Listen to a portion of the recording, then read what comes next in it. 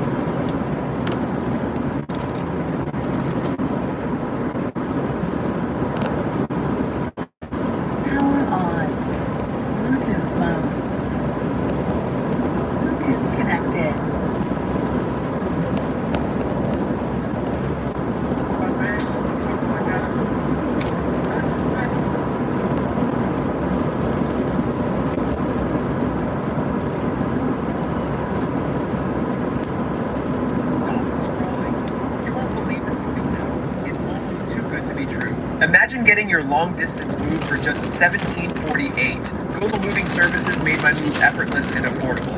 The process was simple. I called them up, got a transparent quote with no hidden fees, and booked my move. Because they're evaluating it. They're evaluating our parenting, or they're evaluating their parenting based on their own. That's the crazy. That's the crazy thing Dad would do. Yeah. But this brings me back to Emma. Emma's trying to raise these boys, and so she's trying to be somewhere between Forever and then the other show that people are talking about, Adolescence, which I haven't watched yet, it gets into sort of the misogyny that young boys are exposed to, and the online, the manosphere. They're getting their parenting. They're getting their online. parenting. They're getting their notions of manhood from extremists. Yeah, extremists. So I'm glad that they finally are paying attention to what people are saying. In UX UI, I've learned in corporate America. In UX UI, I've learned that the best way for you to develop an application or to solve for a problem technology-wise is to create personas based off of real-life experiences, to ask people to pay attention to what is going on in the culture. And for so long, people, politicians, entertainers, all of these people have been putting on the culture what they want, which has led the culture to where it is today. And because they no longer have the impact, influence, or the ear of the people that are determining what happens in the culture, they are now bothered by it. And the fact that they are mentioning the manosphere, mentioning things that we who are in control now of what happens in a culture, and people are starting to pay attention. Now they want to start getting concerned and speaking to single mothers and having a conversation on a podcast with Obama and Michelle Obama and her brother. And they want to start talking about what men need, what boys need, how it is that they need to be moving when it comes to who is going to marry the daughters or, quote unquote, the single mothers. The reality is that there is nothing wrong with masculinity. For so long they've been labeling it as toxic masculinity. I still remember, I don't forget because I covered it extensively, especially during this past election season. I don't forget the fact that Obama tried to scold black men, because they're talking about black boys in particular, tried to scold black men for not voting for Kamala Harris.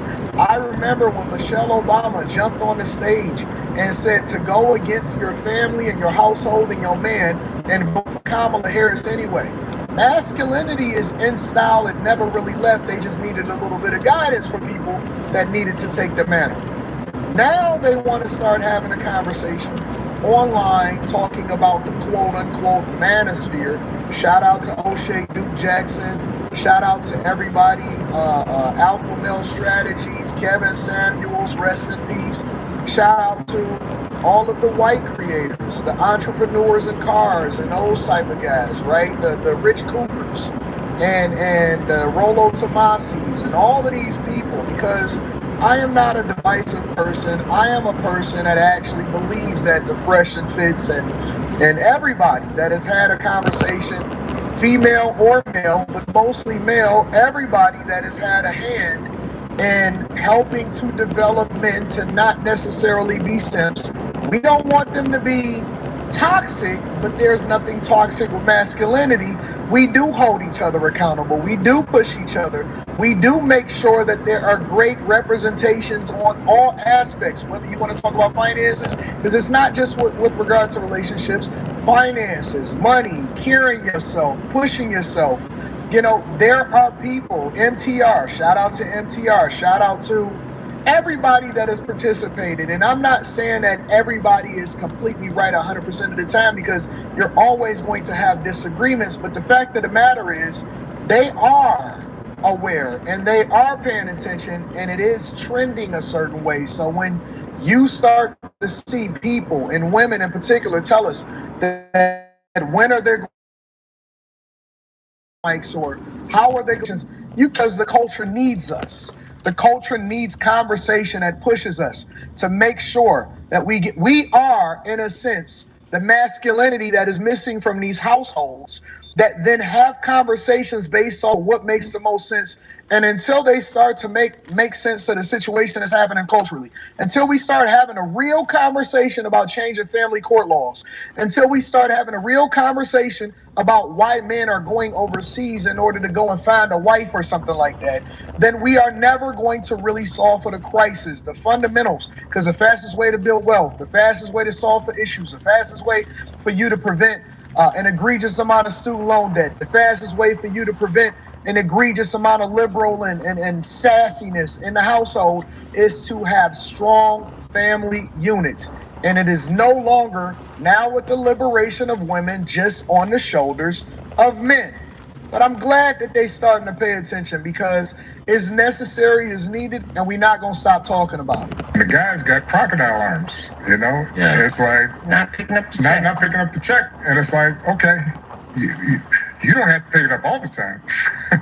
But if you're never picking it up, Right. that's a That says something problem. about you. If you're never opening a door or pulling out a chair, because that's just common Kindness. courtesy. That's And just it's- being kind, and it's right? kindness. So for those of you who do not have sons, so Emma, we are rooting for you, because those of us with daughters, We need good men. we've got to have good guys out there, not necessarily to get married, but to make sure that what we're learning, I think, is that when we don't think about boys and just assume they're going to be okay because they've been running the world, and they've got all the advantages relative to the girls, and all of which has historically been true in all kinds of ways. But precisely because of that, if you're not thinking about what's happening to boys and how are they being raised, then that can actually hurt women. And I would argue that some of the broad political trends we've seen, not just in this country, but around the world, have to do with this sense of, boys, men not feeling as if they are seen, feeling as if they count. And that then makes them more interested in appeals by folks who say, you know what, the reason you don't feel respected is because women have been doing this, or this group has been doing this, or that group's been doing this. And and that is not a that's not a healthy place to be. And I will say, as quote unquote progressives, What if one simple chew could turn constant itching into complete comfort? This is what would happen if you gave your dog a Porphy allergy and immune chew every day for 2 weeks. Within hours, you'll see it. Less frantic scratching and fewer licks. That's quercetin, nature's Benadryl, soothing their skin from within. By day 7, the hot spots fade. Oozing pores start to heal and soften. Colostrum works to strengthen their immune system, so harmless triggers no longer spark allergy chaos. 2 weeks in, your dog is sleeping peacefully through the night again.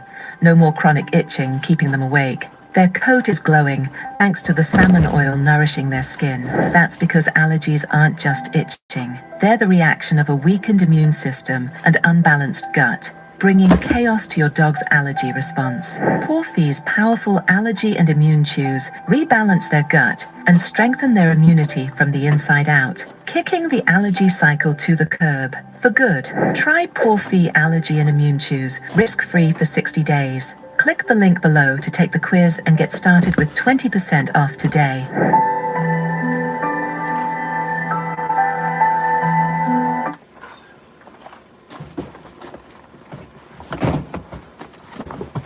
Trust isn't hoping, it's knowing. With a world-class network where technology brings visibility to every step. One more reason, UPS is the most trusted shipping brand. UPS, be unstoppable. Democrats, progressive parents, enlightened ones, we've made that mistake sometimes in terms of our rhetoric, where it's like we're constantly talking about, what's wrong with the boys instead of what's right with them. We rightly have tried to invest in girls to make sure that there's a level playing field and then they're not barred from opportunities.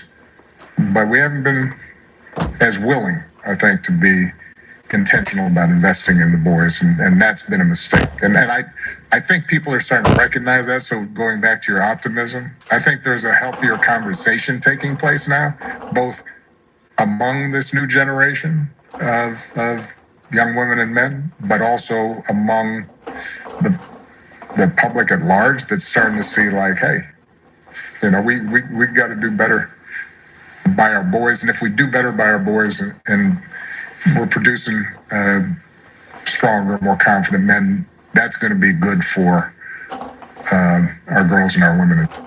So basically what they're telling you is that they are paying attention. And let me help y'all to understand something, because I want y'all to draw your own conclusions. Obviously, we're going to have a conversation about this on After Hours tomorrow. But I want you guys to draw your own conclusions as to what you think about this conversation. My biggest takeaway here, because you know what my position is, you know where I stand, I kind of sort of already stated it in this video, but my position here is this. Let me go ahead and get this off the screen. My position here is this, is that I know that y'all don't think that we making as big as waves as we are, but we are. I know that you don't think that we're as impactful as we're common. We're only at the tip of the iceberg. We're going to change more lives. We're going to impact more men. We're going to have more meaningful conversations. And the more uncomfortable that people get that don't see things the way that we see it, the more it's going to be difficult for them to have success, because we have the blueprint for what it takes in order to be successful. Most of us. Some of y'all have to have some fine edges smoothed out. Some of us have to refine ourselves a little bit more, myself included. But we working. Let me know what y'all think inside of the comments.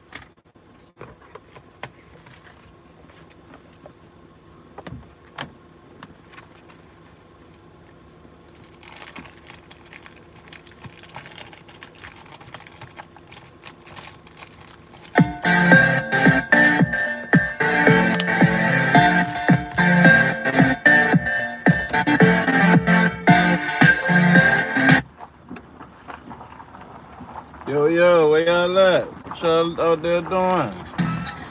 Happy kids are successful kids. 2 in the morning. When you choose a tuition-free K-12 powered online school, You join more than 2 million happy kids empowered to take their learning into their own hands.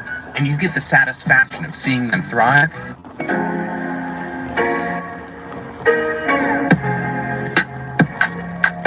What's up, YouTube? It's your girl Dee Dee. Welcome and welcome back to the channel. So I am back with another reaction video for you guys. Before we get into the video, if you are new to the channel and you have not subscribed and you like the content, go ahead and hit that subscribe button. It is free to subscribe, share and like the video, and hit that notification bell to be notified when I upload new content. In this particular video, women in this video are talking about financial issues. Some of the women in this video are having financial problems, and some of these women, according to sources, say that a lot of women are broke and living in U-Haul trucks. And we know a lot of the homelessness rate is going up, and a lot of people are having a hard time affording rent and just regular everyday bills. And so we know that there are a lot of individuals who are living in their cars, living in shelters, living in storage units and things of that nature. So I wanted to bring this video to your attention, and we're going to kind of talk about it and go through it. So let me know what y'all think in the comments below. I definitely want to hear what you have to say,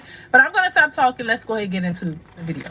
So this morning I ended up having a mental breakdown, and I pretty much was talking to God about how stuck I feel in everyday life. And I don't know if this is just an American thing, but you know, just trying to make it, trying to like fight this uphill battle. And it just felt like I was stuck, or I'm stuck in survival. Like I'm not really living life.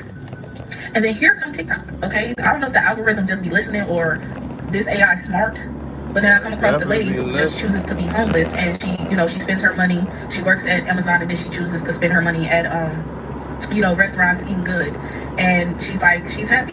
Then I scroll some more, and somebody else was talking about how she don't want to be a doctor, she don't want to do anything, she don't want to be a lawyer, she don't want to get a degree, she just want to exist and thrive. Then I scrolled some more, and then another lady was talking about how we view stability a certain type of way.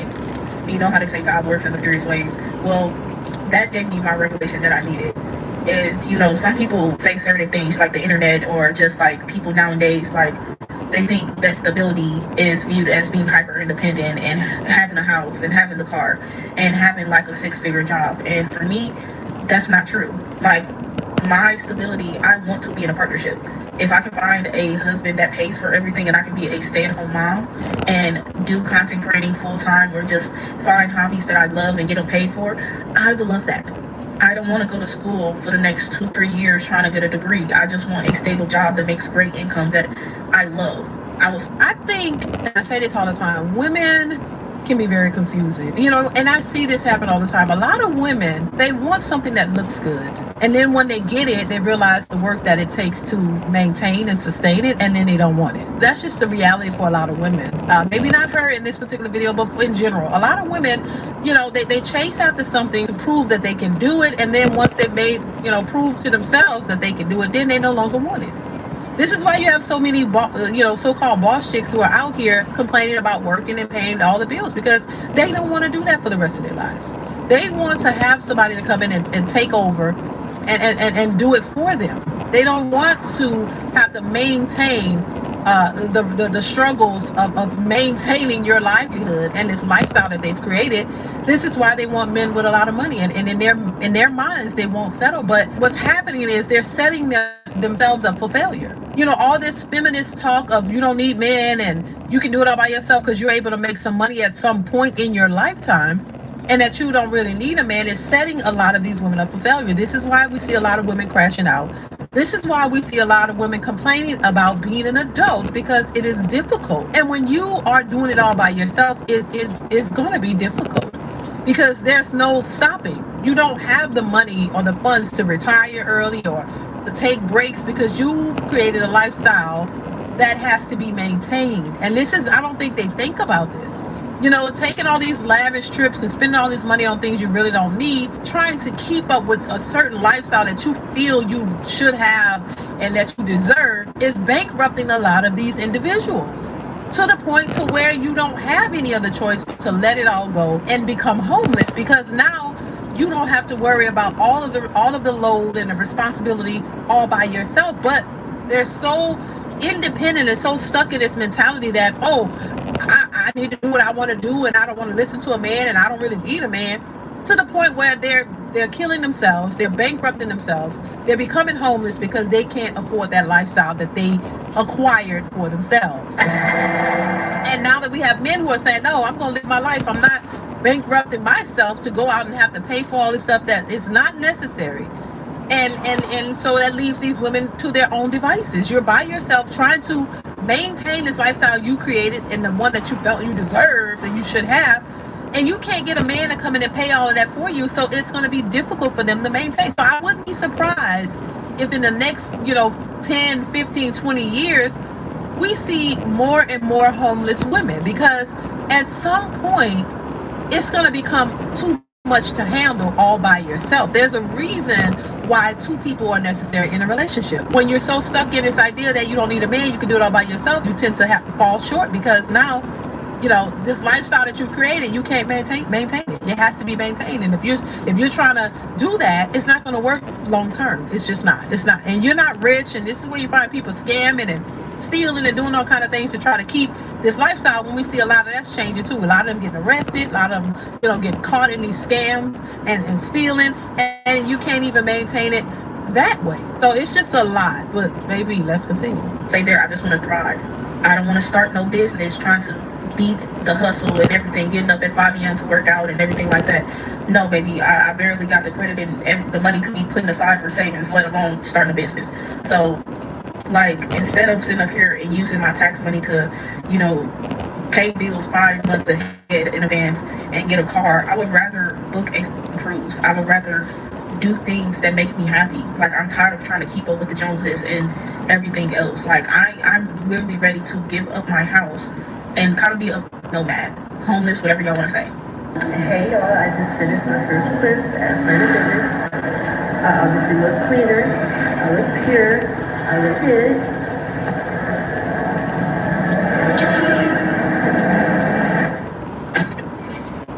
Taking a shower. This is all Planet slang. Fitness. I'm sorry about that.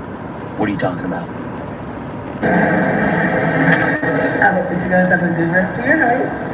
And I'll catch you next time.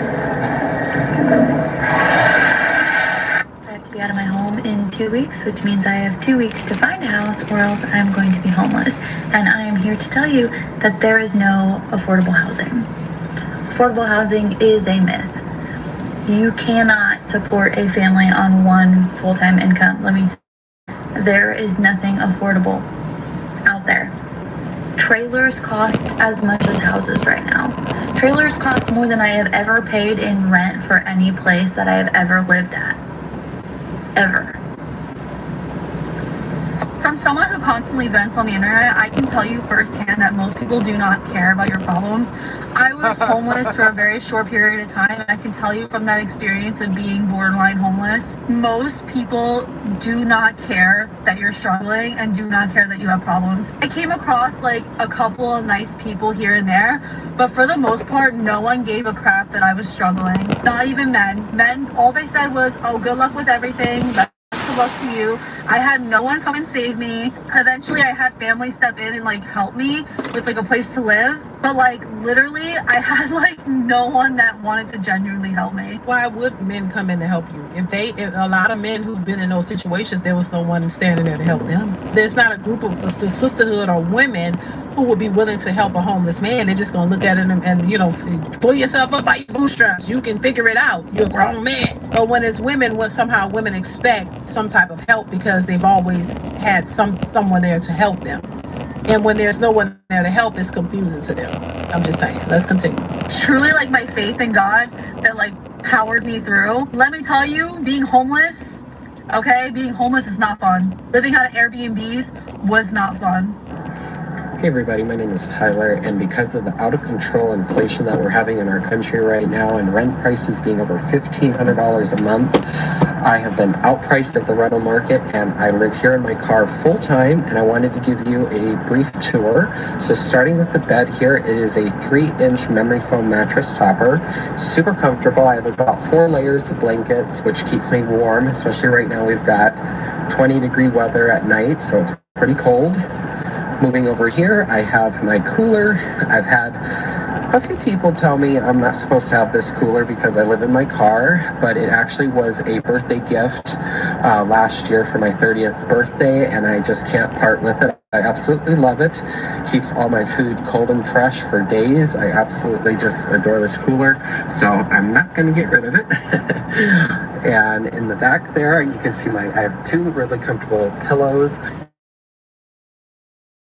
Because I've been homeless, and I finally signed the lease, and I'm in my apartment, and so I'm gonna show you my crib.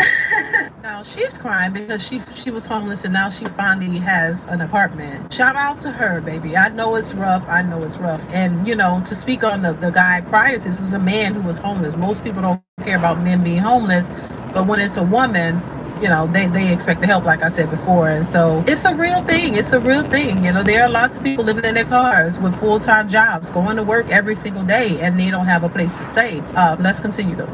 Sorry, I'm really emotional. Thanks to the help of some friends and the community and crowdfunding and asking for help, I was able to get into this apartment. I'm so incredibly grateful. I haven't had a lot of things recently, and so I can finally get back on track, and I'm so excited and I'm so grateful, and I wanted to share this moment with you all. So for the people that have helped me and sent donations, thank you so much for getting me into this apartment. Onward and upward from now on, and I'm working full time, so I can't wait. Thank you, everybody. God bless you, and happy holidays. I'm homeless, and this is how I date. I shower and get ready at the gym, and then I take my stuff to storage since it's not that far. I Uber to and from the date, even though they usually ask to come and pick me up. I don't mention being homeless until the second or third date, but it hasn't been an issue so far. If you have a problem with me dating, just remember I'm homeless by choice, and unlike you, I don't have any rent to pay. Do you think that if you're homeless, you should be dating? I think women will quickly disqualify a man who is homeless. But is it the same for men? If you met a woman and you found out that she was homeless, would you continue to date her? Let me know in the comments. Let's continue. Y'all being homeless and camping is crazy as hell, but thank you so much for the setup thing. It's actually crazy in here.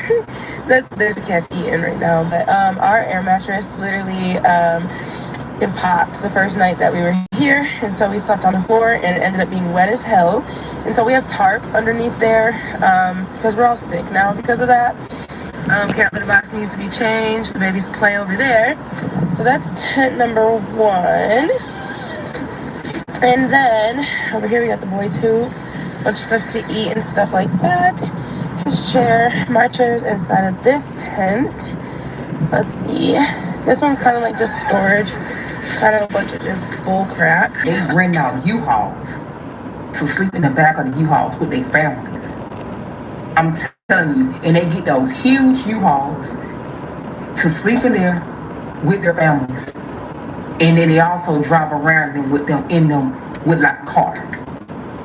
Okay, they also sleeping in storage units. So they rent out storage units to sleep in them. A lot of landlords off, but I don't really care at all. But I'm gonna read to y'all the qualifications that this person wants for this house. And it ain't an amazing ass house. We're not talking about anything super expensive. The rent, like I said, is $16.95, $40 application fee per adult. They want you to make 3.5 times the rent. Standard for whatever reason is 3 times the rent. When majority of Americans don't even make 3 times a $1,600 a month rent. I don't know where people just get off and be like, oh yeah, we're just gonna make this a national standard that people have to make 3 times the rent amount. Now, this is where I like to chime in, because you hear a lot of women who claim that they're boss chicks. And all these women are making all this money and they're making so much more And the average black man, which I think the average black man, I don't know, what is it, 50 something thousand, 40 to 50,000. And these women are supposedly making way more and out earning these men. So you would assume that a lot of these women are making 100K or more because that's what they always claim and that's what they say the men have to make. But when we know that the majority, she just said it, the majority of people don't have 3 times the rent. They don't have $1,600 3 times. So where's all this money coming from? And why do we see the homelessness rate rising amongst women? So where is all these boss chicks making 6 figures or more that can afford these bills? Where is that the majority? Because from what we're seeing and what statistics say, that is not the majority. So that's maybe a super small percentage of women who can afford that life. The majority of them cannot. So I don't understand why they like to push this boss chick mentality when in actuality, a lot of these are struggling. Let's continue. Majority of people can afford 2 times the rent on a specific basic home like this. But this person is going even further. They don't want you to have 3 times the rent. They want you to have 3.5 times the rent. They want the last 2 years of your W-2s, the last 3 months of your check stub, driver's license or ID, social security card. They want you to make 2 months worth of rent as your security deposit before you even move in, and you have to have a credit score of at least a 670. I'm trying to tell you off the bat that disqualifies so many people from to be in a home that is decent. Let's add that up, why don't we? Off the rip, you have to pay first month's rent, $16.95. You have to pay $40 application fee per adult, and let's just say the standard adult is 2 adults, right? You have to pay, if you have a pet, which majority of people in Houston do have pets, dogs, it's a $250 non-refundable fee per pet. So let's just say you have a pet. We're going to add that up. And then you have to make 2 months of the rent to equal the amount of the security deposit. So that's $16.95 times 2. All right. And on top of that, we're not even talking about your utilities and all the things that you have set up. They want you to have rental insurance before you move in. Standard rental insurance is probably about $25 a month. Let's just say that. Before you can even move into this house, sitting in a savings account somewhere or just idle money, you already got to come off of this amount of money. I don't know at what point we stop being human, though. Even as an investor and a landlord, at what point did we stop being human and we say money trumps everything, including people? I don't get it. Day 7, living in a homeless shelter. Start my morning off with journaling my thoughts and my feelings and what I'm thankful for. Meditation, because I'm really starting to lose my damn mind in here. The positivity is truth going out the window. Get my suitcase out, figure what I'm wearing, and also get my toiletries out so I can wash my face and brush my teeth. Deodorant, of course, cannot smell. Put my pajamas up. These things actually starting to make me sweat every night. Place one of my bags on top of the other to make it easier before I change my shoes. I put on different shoes today just because, why not? And put all my stuff in storage. So lay my edges down. Of course, this is all I have for breakfast. The food here has honestly gotten to me. Come do my voiceovers for my TikTok content and whatever else I need to finish up for the morning. They actually told me I gotta stop coming up here, so there's that. I gave myself a tarot reading and pretty much told me that everything was about to happen. It's another rainy day. Which means so much that I'm going to be able to do. I usually like the rain, but what's going on lately, I'm just kind of over it. Maybe just downtime was needed. I'll go to the 7-Eleven to figure out what I am going to eat because, like I said, I'm so tired of that food. I'm thankful, but I'm definitely tired of it. Once again, and I'm not putting this on everybody because this is not everybody's situation or everybody's talking points, but this is why I think a lot of the so-called boss chicks are doing the majority of individuals are injustice. You're making these women think that they should be expecting more from a man by being unrealistic.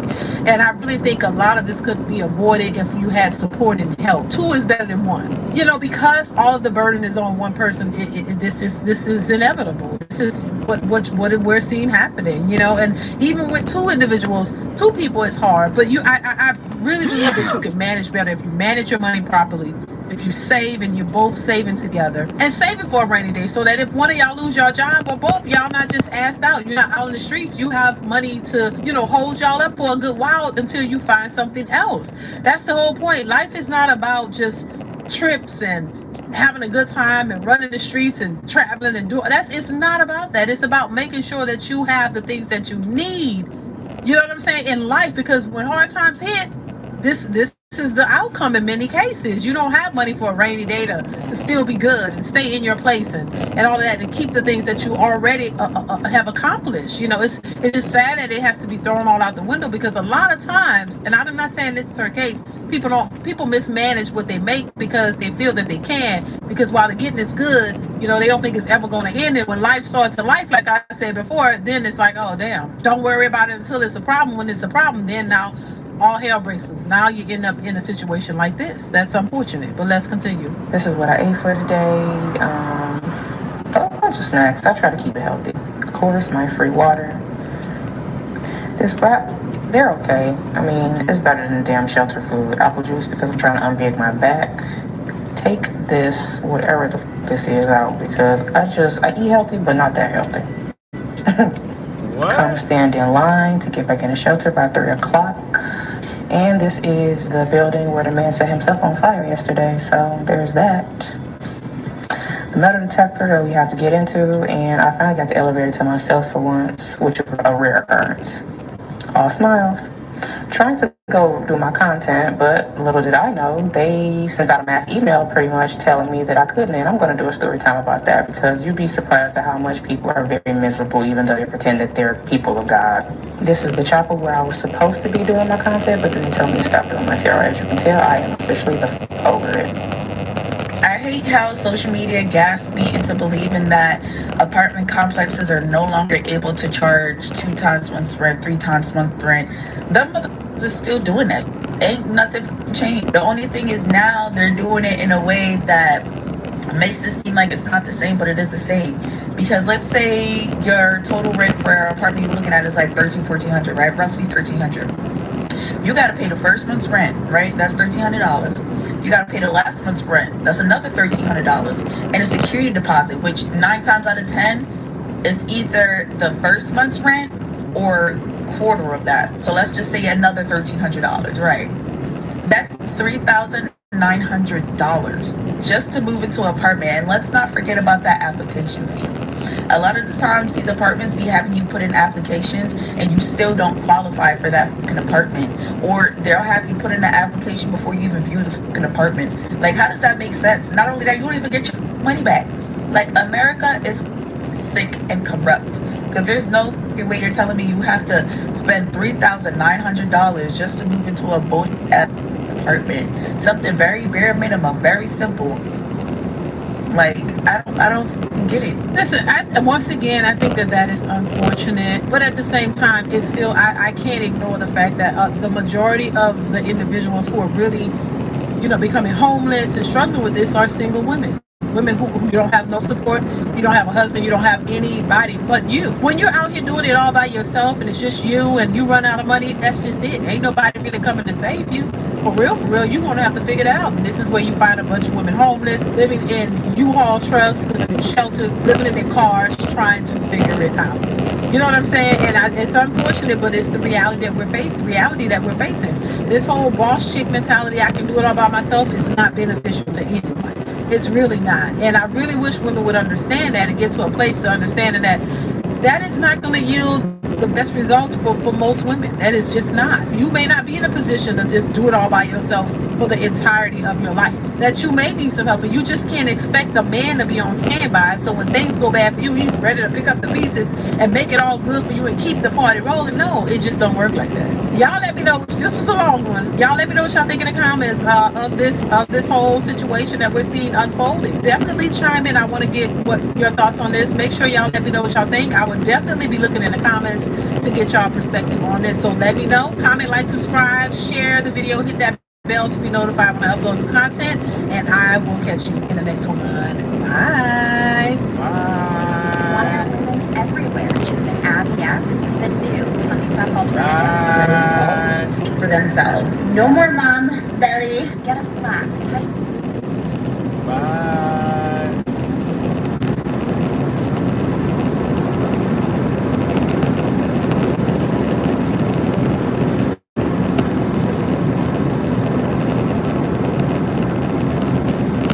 to Mental Groove. Today we've got a Kevin Samuels clip lined up that's guaranteed to get some strong reactions, and you already know we need to talk about it. Before we jump in, hit that like button, subscribe if you haven't already, and stick around. I'll share my take right after the video.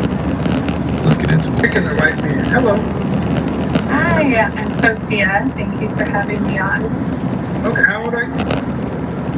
I'm 25, so a bit younger than some of the people you've been having on. Well, did you have a question or do you want to talk about the topic? Both. So one, I haven't been listening to you for a super long time, but I've come in and out of different lives. And one thing I was noticing is you don't always necessarily talk about the like monolithic woman in maybe the best light, and I would love to know like what do you like about women? The monolithic woman in the best light. I feel like you act like women all act the same when like they don't necessarily, and so I would love to know like what do you like about women? Just a second. Audience, I want you to picture your eyes on the screen over here. Everyone is special. No one can be generalized. All that to say. You think women act more similar or different? I mean, I think just overly, I don't like I don't care what you say, right? Ma'am, hold on. I want you, let's do this. This like your comment. You're an educated woman? Yeah. Okay. Are generalizations valid? To a point, but we need to be specific of like, I assume you're talking about women in the future. You have a Bluetooth or something? Are you on Bluetooth? No, you know, weird feedback too. I can move you. Does that sound better? Well, yeah, it was a smart thing. Are generalizations valid? You said what? I think I referenced that Are generalizations valid? in specific to the area you're making a generalization. So we're talking about women. It's hot in Arizona. Is it always hot in Arizona? For the most part, yes. But it's not always. It's a generalization valid. Yes, for sure. Okay. All right. So what I talk about is broad generalizations of all the truth. Why do we need to go into the tangential or the nuance? I think for me, I've been waiting to see someone that has a similar train of thought or belief system as me on your show, or you talking about someone like me that makes specific or broad. So, for example, a lot of times you have women on your show are 30s and above with kids, like in and out of relationships. That's not me. And so when I'm going into the show, I'm like, is he going to talk about someone like me? And so that's what does that mean? Someone like you. Someone like me. I'm waiting to have sex till marriage. So when dating, me dating looks very different than something Ma'am, I did at least 7 shows at that very time. And I did say I was new, so I definitely missed it, and that's on me. Yeah. Matter of fact, there's 3 or 4 videos up for this year. Okay. Is this a religious belief? Yeah, for the most part. It's like a promise I made to God. So yeah. Are you a Christian? Yes. What I'm doing is I'm asking at 25, you're waiting till marriage to have sex, right? Yes. Okay. And what I'm trying to understand is where that belief comes from, one, and how strongly it's attached. Very strong. All right, so you attend church regularly? I just moved to DC about a year ago during COVID, and so it's been pretty hard to find churches. But I've worked in ministry for a while, and I'm still very part of my church back home in Seattle, just online, so not a physical church. So the answer is no.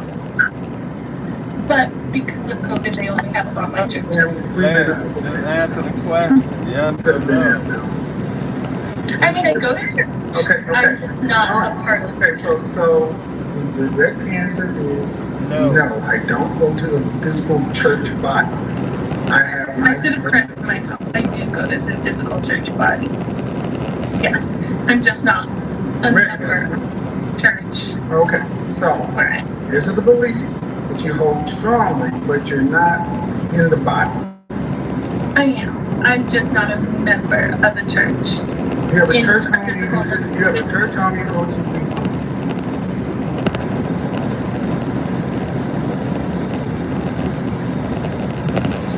What's going on with your camera? Because you're coming in. Do you have a church home that you go to weekly? Yes. Is there an active singles ministry? I just started going to it around Easter, so I'm not sure. I don't think so, but I could definitely check it out. It's a very small church. Stop. Then we're already getting to the problems. You don't go to a church regularly. The church you go to doesn't have an active singles ministry, so I'm sure they don't have a ministry that's actively promoting marriage. Why did you pick the church you attend? Oh God. Can you get close to the window or something? Because your Wi-Fi is doing something. I don't know what's going on. Here. You got people calling you or something? Yeah, let me just turn my phone off. So I was going to one church in a different part of the DMV, and I noticed some of the things the pastor believed. How are you supposed to find out? How are you supposed to find out? I'm a member of a Black professionals networking group, and so I'm there. Christian. It's not Christian. Or it is. They have how are you supposed to find? How are you supposed to see? It comes down to. May you let me finish, please? No, because you go on and go on. I was trying to tell you. No. That's not how that's going to work. It's not how that's going to work. That's not how it's going to work because I've given you plenty of latitude. You don't answer directly. The bottom line is you can have your belief. But I'm asking this fundamental blocking and tackling. How are you supposed to find Mr. Right? How are you supposed to find me? And if you're in if you're in the dating environment with non-Christian people, being able to hold your chastity into a marriage in a worldly dating environment, not likely. Sort of what I was going to say is in these Black professional groups, they have different singles ministries for Christian, and I'm in those. And again, who's leading you or guiding you in your quest to be found by your husband? My pastor back home in Seattle. Your pastor back home in Seattle, but you're not in Seattle. Correct. And I do have a pretty close group of friends. When I talk about Christian feminism, I've talked to women like this, and if you guys recall, the 42-year-old woman that lived in Seattle, the virgin, she was retaining herself. At the end of the day, you can have your belief, but unless you're dating from a pool of men who share your same belief, the likelihood of running into a man that's going to wait until marriage. How long do you think after meeting a man before you would accept his proposal for marriage? 1 to 2 years. So a man is going to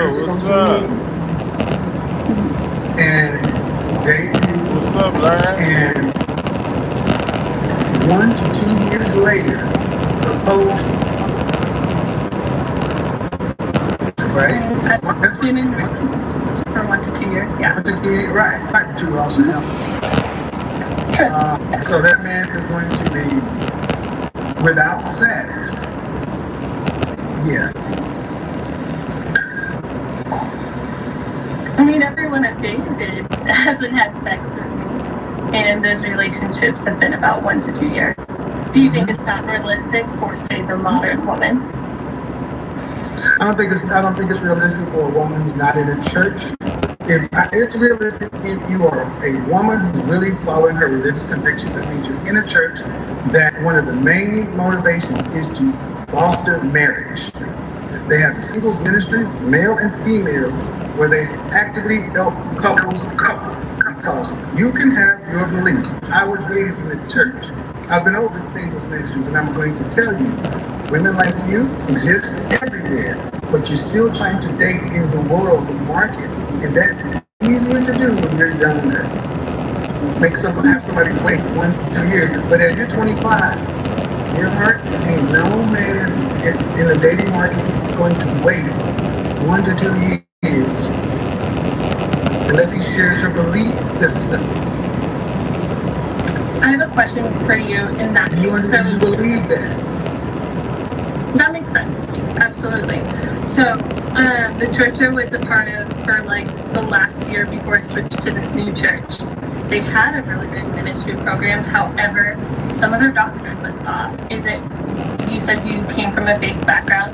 Do you think it's worth it going to church just to be part of the single young adult thing? You're going to mainstay. Yes, because where else are you going to find? Where else are you going to have a high amount of men who are going to be willing to do what you're asking? And especially in a hookup culture, you're not going to meet any husbands. And then husbands ain't going to wait 2 years. Why do you need to wait 1 to 2 years? I mean, in my head that sounds right, but I think in my heart, there isn't no set rule when it comes to love, when it comes to finding a partner and someone to build with, you know? Well, first off, you're not looking to find. That's where you really just fell apart. Christian feminists. Partner ain't got nothing to do with Christianity. Love, what love got to do with it? We didn't fall in love before we got married. We got married and we got used to one another because we didn't date prior to the 40s and the rise of the Beers Company and Hallmark and all that stuff. The great-grandparents jumped blooms. There was no 1 to 2 year dating. Lastly, building is another modern woman fantasy. So, I think that many women, I know many women in church are of faith who are not living that life. Yeah.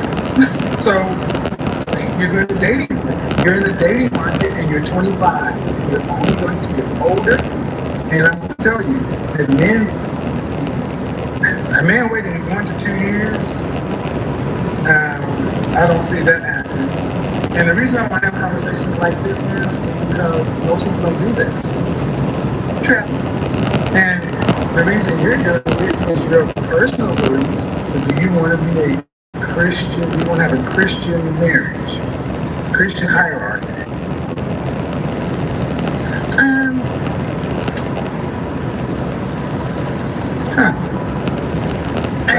Funny how that pause happened. Yeah,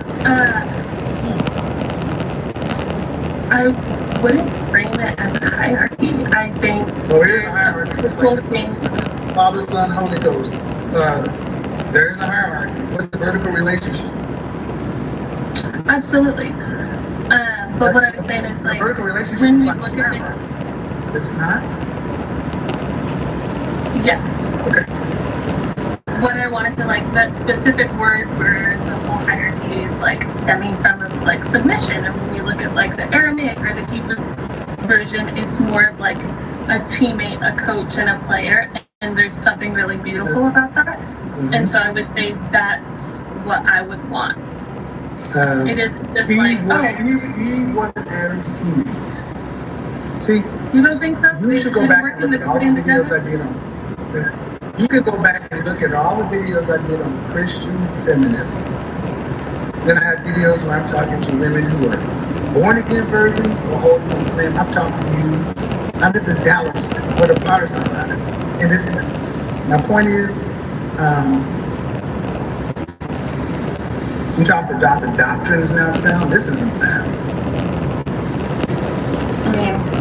This is basically you making up what you want. No. I'm going to seminary. I continue to study, and I'm reading both the old text as well as the translated English text. Okay, but in order to, but your husband has to still be a believer. Yes. Okay, then where are you interacting with these men? There's a group called the Sexless Tribe, and so I've talked to some guys on there, and then in different singles groups. Yeah. Mm-hmm. And you're 24. How much time do you think you have to waste? I don't want to waste. I don't think life should ever be wasted.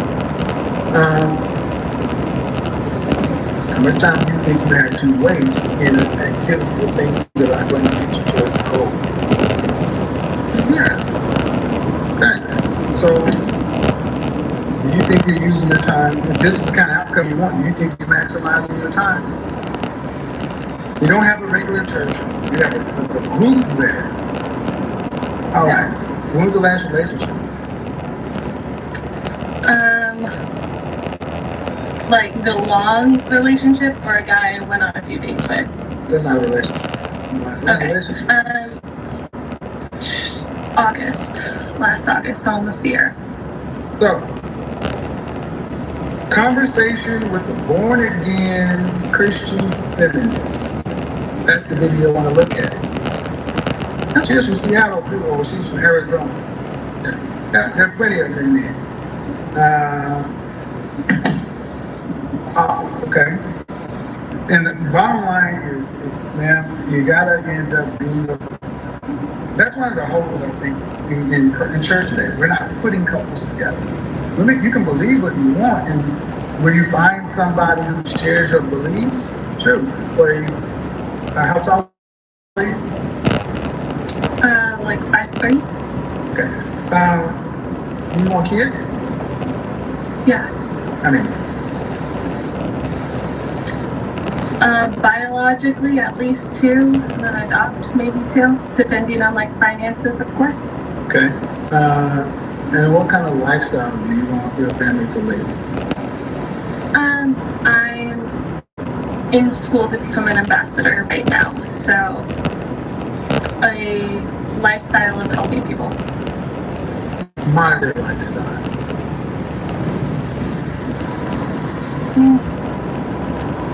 To make sure that my kids don't have to worry about money and that we're able to help. So do you want to be able to pay for their college?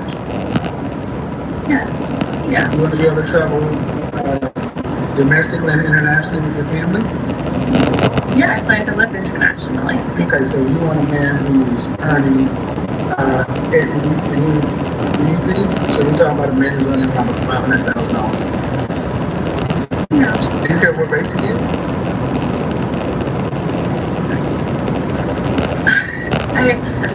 This is black. Yeah, black. Okay. What percentage of black men Sorry, say that again? What percentage of black men earn $500,000 or more? A very small percentage. I don't know the percentage of that. Give me a number.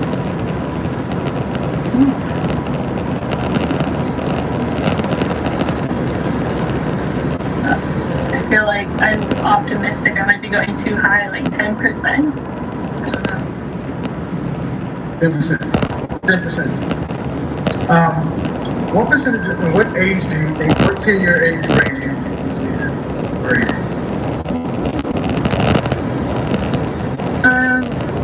Like, right. No, in the 40s. ever thought of like, oh, I need a guy who's making this big of a salary. That's the problem. That's the problem. Y'all don't think of it, but you want the lifestyle. I put potential parameters to it because you don't have to think of the dollars, but you do want the lifestyle. Men hit their financial stride 45 to 55. Are you prepared to marry a man 15 to 20 years your elder? Nope. I think 15 would be my limit, maybe. But once again, I'm very optimistic. All right. So the number of men who make over $500,000 for black men really less than 1%. Less than 1%. So we're talking roughly. We got about 150,000 black men who did that nationwide. Now, I want to hold on. We already running out. We're already. And the thing is, what 45 to 55-year-old black man is going to wait 2 years, and he's making $500,000, and almost all of the women won't be in this category. Why is he going to wait? Only if he has the same devotion to God that I do. So he's a 45 or 55-year-old virgin. Which makes, I never said they have to be a virgin. Well, that's the only way he's going to wait. He'll have the same devotion. And I think that's like the reason I do my program this way is because ladies, you talk about it, and you don't put practicals. You don't even. It doesn't make any sense. A man who's that age is going to wait. Man, pay attention to that.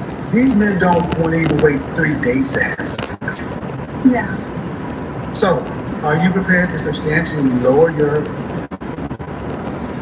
lifestyle anticipation or expectation? Because here's the reality: the kind of men who have that kind of faith, they're typically not making that kind of money as single men. And I'm not asking them to, though. I think that's a different thing, is obviously wanting someone who can provide, but I don't want to ever... No, you don't want somebody who can provide. You want a luxury lifestyle. That's a luxury lifestyle. Man, $500,000... Because I would be working as well. Like, I would never... Say that, I want you to understand, man, it sounds good. Mm-hmm. I talk to women like you every day, and it sounds... Listen, I talk to 7 women last night. It sounds good, but I'm going to tell you, the men who I meet next week, the 30-plus black men who are in that $300 to $1 million category, they don't do that. And you're saying... something? Sorry. I don't know if this also adds to my thoughts on like men and finance. This might be a little skewed, but I was raised with my parents have still been together for like 36 years now. And my dad was a stay-at-home dad. I don't plan to marry a stay-at-home dad by any means, because I saw how that hurt his pride a lot. But I think that also could play a role in where I'm okay with making more, but I don't plan going into a relationship thinking I don't want that.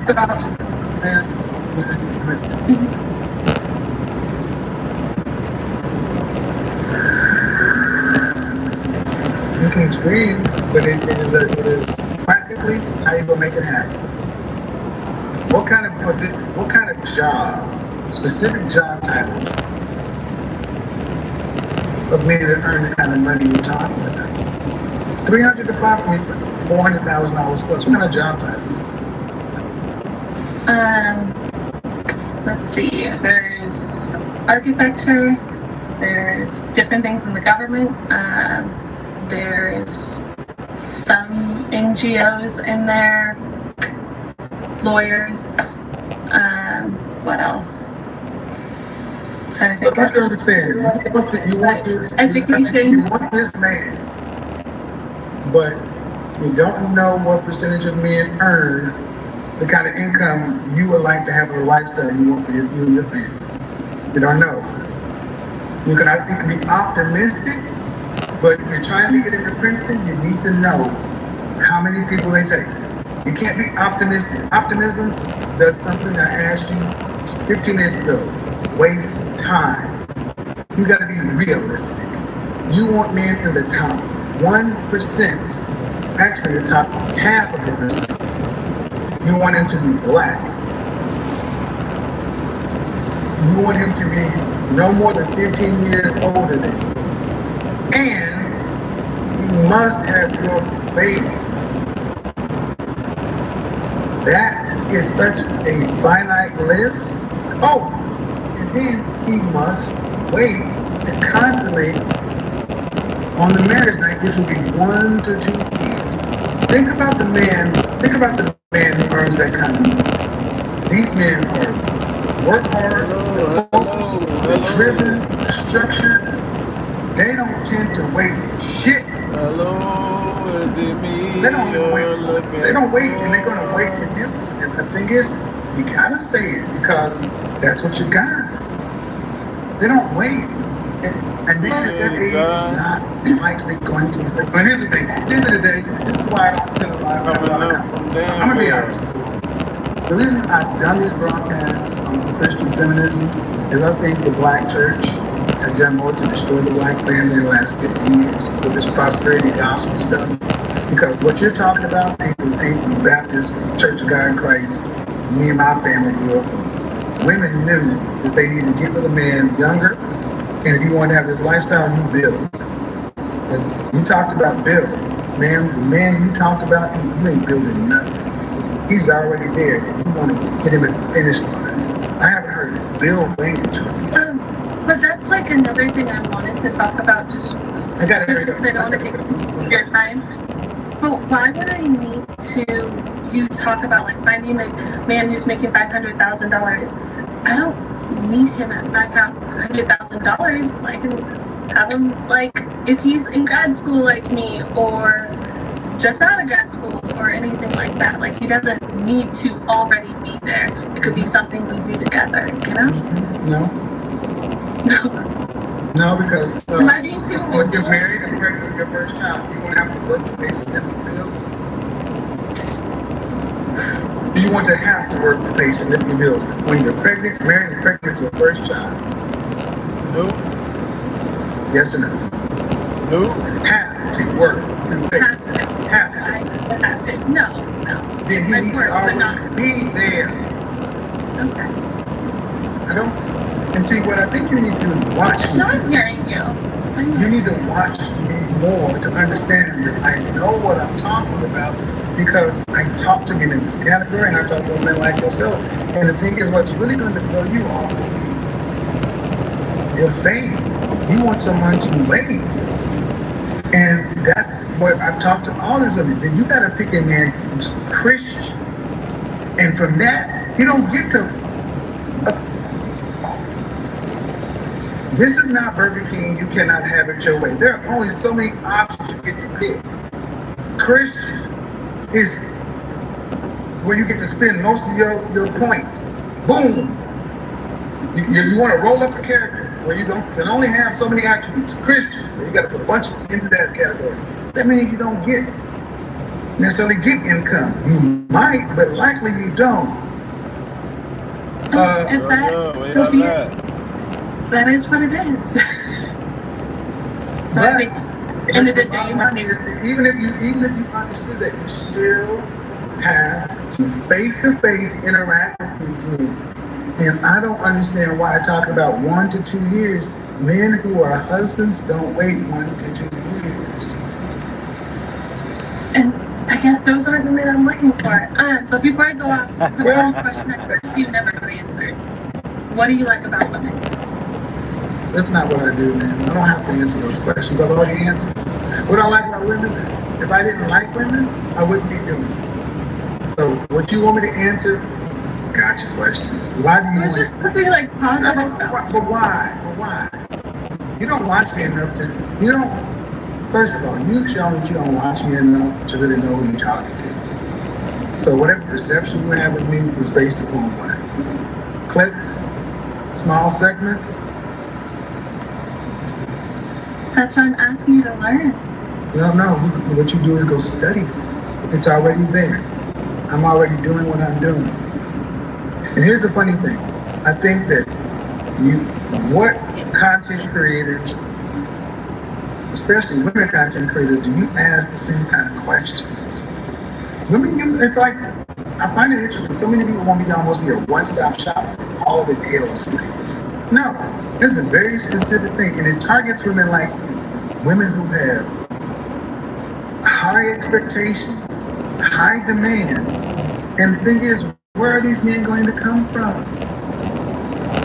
Men get to pick who they propose to. Are you what the kind of men you want all across the board? And I'm not looking all across the board. I'm only looking for men of faith. So I think that I know my quantum is wrong. But you got a lifestyle, you want to be a grad student, an ambassador, international this and that. It sounds good. But can you live at $41,000 a year? A man making $41,000? $41,000 a year. You live with a man making $41,000 a year. Yeah.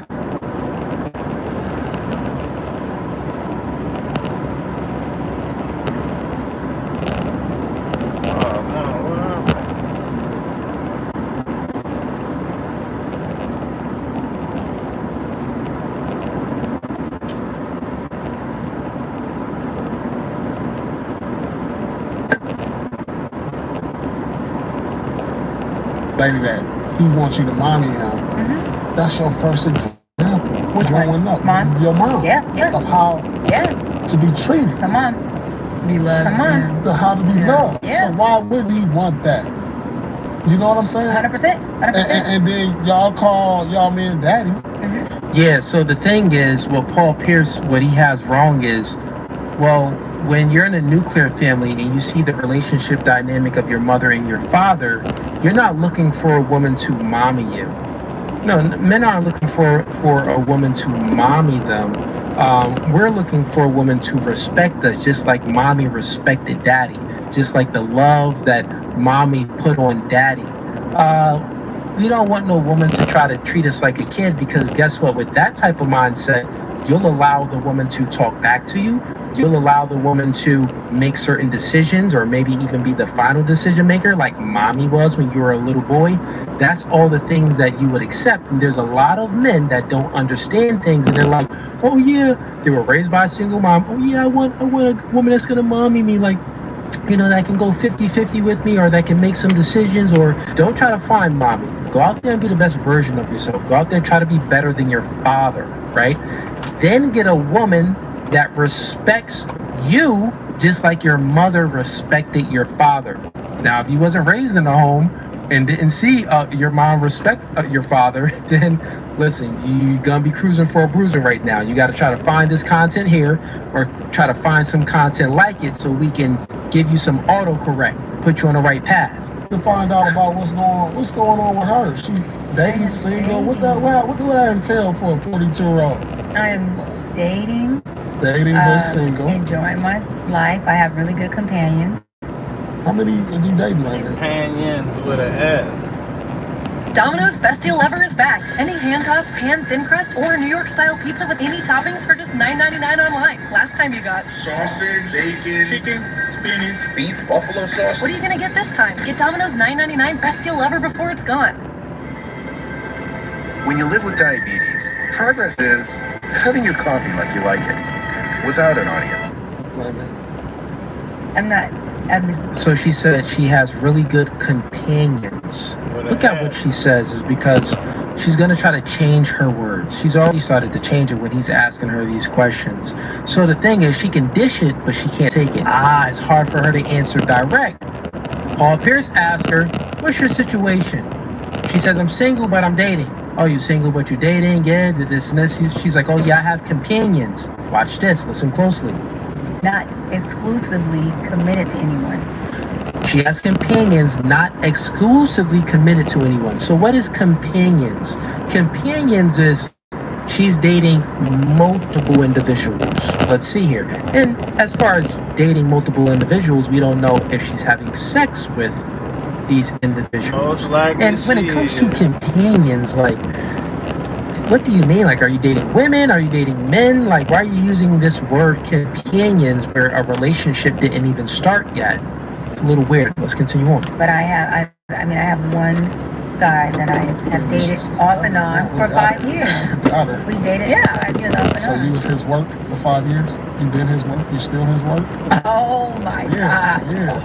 I know what's going on now. I'm all about the, we don't take this sheep clothing off. Good job, Paul Pierce. Ask those questions, but I would ask it direct. You got someone that you having sex with, so he been smashing you for 5 years? What's going on with that? Don't say work, Pierce.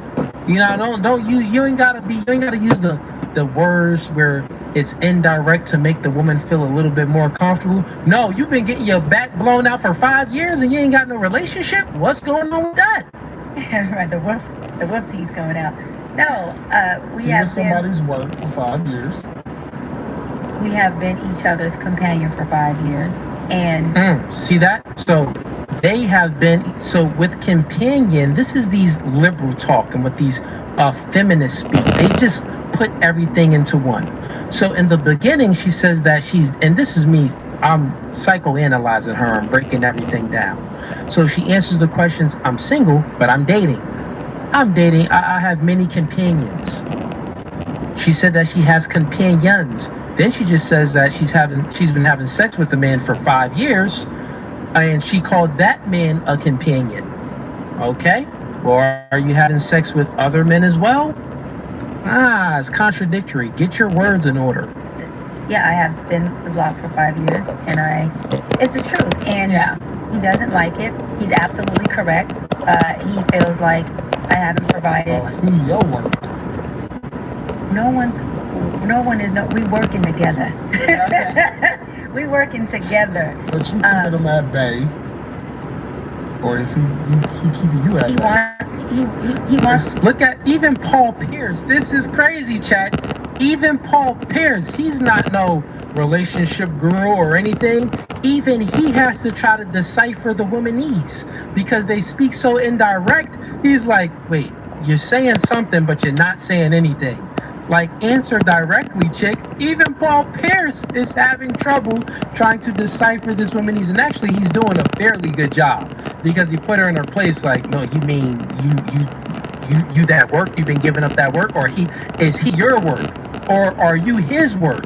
You know what I'm saying? So let's continue on. He wants a relationship. He wants to be committed. You just like the sex. No. Oh. Let's keep it 100. How you keep somebody for 5 years? That's like for real. You can't keep nobody at a distance for 5 years. I ain't never done no shit like that. I am not vitamin D deficient. She says she's not vitamin D deficient. That's just stupid. Okay.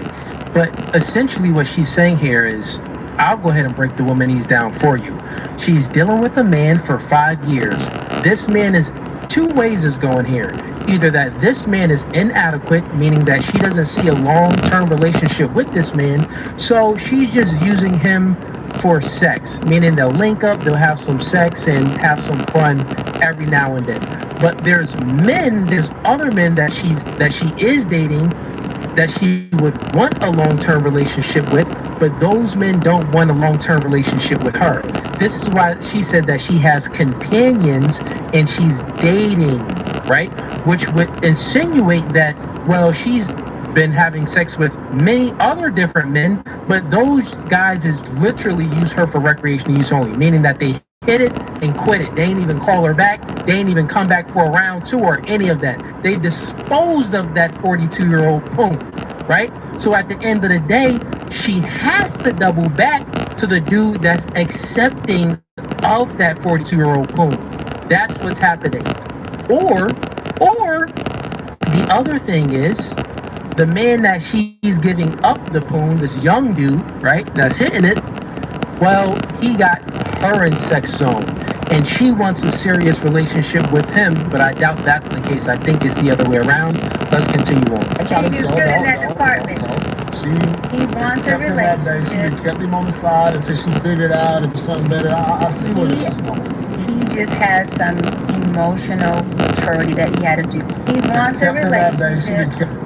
See, she said it right there. He wants a relationship, so she just confirmed. It's the first way that I said it. He wants the relationship. She doesn't want a relationship with him. The man that she's having sex with does not meet her long-term requirements. There's other guys that she is dating, though, that she did have sex with that do meet the long-term requirements, but she doesn't meet the long-term requirements for them. And this is how it happens. When you're 42 years old and you hit the wall, the guys that you want don't want you. But the guys that you don't want, they do want you. Kept him on the side until she figured out it was something better. I see where this is going. He just has some emotional maturity that he had to do. We're 9 years apart. He's 9 years younger than me. And so we both had to work through things, but he's had to work on his emotions and his intense insecurities around. Get a hoo-hoo. Is he always this extra? Only when we make crescent rolls. Why does he move like that? He's all in the hips. Being in a relationship. You've been waiting on it. Like what's the problem? Why y'all not together? Just because of that, So you're waiting on that. So she just confirmed that she's dealing with a younger man that has some inadequacies. Well, he has some emotional problems and he's not mature and stuff like that. So she just confirmed it. She's having sex with the man for 5 years that she doesn't see a long-term relationship with, right? So she got a man that she don't really want, right? But the men that she do want, this is why she's still dating and looking for marriage. She literally has a guy that wants a relationship from her, but she doesn't want a relationship back in return. So she's dating and sourcing out other men and other dudes. Listen, if you're the other guy that's been smashing for 5 years, move on, bro. She don't want you. It's stupid. You're in a position where you're getting some box, but it's like it's 42-year-old. Like it's not any good box. It's like it's old box, right? Just go out there, work on yourself, increase your value, and get some younger box, some better box that can give you some kids. This shit can't even give you no kids. You're not gonna be able to leave your legacy or anything. Let's continue on. No, I'm not waiting on it. And I don't have him waiting. So the D is good. Oh. Let's keep it. I mean, let's No, it isn't. It isn't. It's like it just gets the job done. It just on the lonely nights because the guys that she want don't want her. It's like this. She will meet a man out or get a guy that slides in her DM, and it'll probably be like a high status guy. And these high status guys probably hitting her up, like the high status older dudes. So they'll take her out, they'll smash, and she's thinking like, oh, I was just with this A-list celebrity. This is the guy that I always dreamed of being with. But they'll dispose of her. They'll just use her for recreation use only, just maybe 1 night or 2 nights, max of 3 nights. And then she'll realize like, wow, like this guy's a jerk. This is all he wanted from me. So then she'll call up Kenny. Hey Kenny, yeah, how are you? I'll be over. And Kenny waiting. Kenny on the other side of the phone. Kenny was looking at his phone the whole time. He had it right here, like, oh, here she goes. She called. Yeah, you can go ahead and come over. Oh, you want me to come over? I'll be right there. So Kenny is just the simp that's just with her for all of these years while she's getting her back blown out by men that she adores, but they don't adore her. And then she just settles back for Kenny because she doesn't want to be lonely. That's what's happening. And guess what? Women, if you're watching this right now, if you wait this long to lock in and get married or have a serious relationship with a man, this is going to be your life. It's going to be your life. It's like, dude, He put on his red pajamas and feel like he's supposed to get spicy tonight. This is clear. Oh my God. I know she's from Long Beach. Don't try to come with the suit jacket, boots, and the glow. You know what I mean? You still from Long Beach. I'm from Inglewood. I can see that. I'm from San Pedro, a small community. I asked you. I asked you about his job and all that. He does well in all areas. Okay, she answered that. He does well in all areas. Emotionally I don't know. That's a broad question. All areas. You're a man, so you answer this question. Emotionally. She's dumb. Okay, so Paul Pierce asked the question, is he good in bed? She didn't want to answer that question, so she said he's good in all areas. Financially, he's good in all areas. But the area that he's not good in, he's not. She's still saying that he's not emotionally there. Like, he doesn't have the ability to regulate his emotions. But she'll say something like, he's not emotional intelligent. He'll get upset about things, or he'll be vulnerable to me, and he'll whine. And guess what? I'm 42 years old. I got a lot to deal with. I got multiple businesses. I don't want to be trying to mother a boy. I don't want to try to be mothering a boy. And guess what? This is the same advice that she just gave a minute ago. She just said that, well, there's these men out there, they're looking for a woman that's going to give them love like a mother and mother them. You don't even want to mother the man that you've been dealing with for 5 years, right? A mother is okay with their little son being vulnerable, but guess what? A grown woman isn't. So wake up to reality, Cheyenne, and guess what? Men and women are different. You don't want no vulnerable man. So any man that's watching this right now, just know, don't be crying to your woman. Don't be telling her your problems. Don't say anything to your woman. Only give her the information that you think that, not even that she needs to know. Give her the information that you would, not, let's use a better word, not even want her to know. Man, just give her a little bit of information. Less is more, chat. Less is more. The less the woman knows, the more you look better. But these niggas be over here pillow talking after they got some phone. Like, yeah, baby, you know I love you. You know the last girl I was with, she cheated on me. Yeah, she said she was this. When my family member died, I wanted to off myself and take my life. Dang, she like, dang, this nigga, well, your last shit broke up with you. You was vulnerable and you wanted to kill yourself, nigga. Who are you? You ain't no man. I don't feel secure. The more vulnerable you are with the woman, the less she feels secure in the relationship. I repeat, the more vulnerable you are with your woman, the more you're whining and crying, or, you know, not really showing that you can protect and provide, or you have the emotional stability to guide her, the more likely she'll be like, oh, this dude is a wimp. I don't really feel that secure with him. So less is more. He goes back and forth from, this is all that's left. Sorry about that. What are you talking about? The TV stage, okay? Like DED. Maybe because you tried to solo move a 75-inch flat screen with oven mitts and a dolly from Dollar Tree. Hey, the mitts were insulated.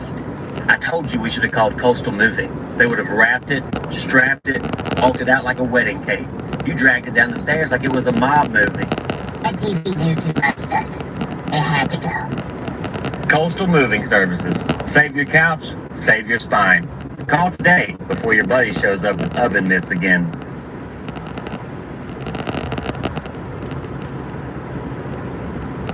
You know, zero bachelors in 2.5, I feel like that means opportunity.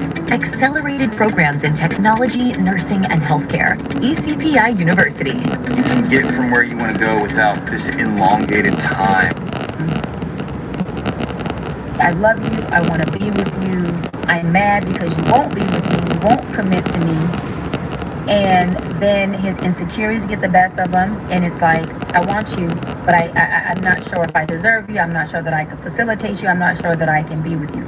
So when I... Bro, she just embarrassed the dude that she's been with for 5 years. She basically called him a simp. I love you, I want to be with you, but I don't know if I can handle, you know, your lifestyle and stuff like this. I'm insecure and all of this. Like, chick, you just embarrassed the dude that you've been dealing with for 5 years. I hope he's watching No Fugazi podcast. Run, bro. You're a simp, actually. Well, the truth is that you're a simp. The reason why she embarrassed you because we all know that you've been simping for this 42-year-old chick. Meanwhile, you're what, 32 years old? Or 33 years old? Come on, man. Move on and stop smashing this old desert poon. This is cemetery poon. Stop smashing this cemetery poon. You can't...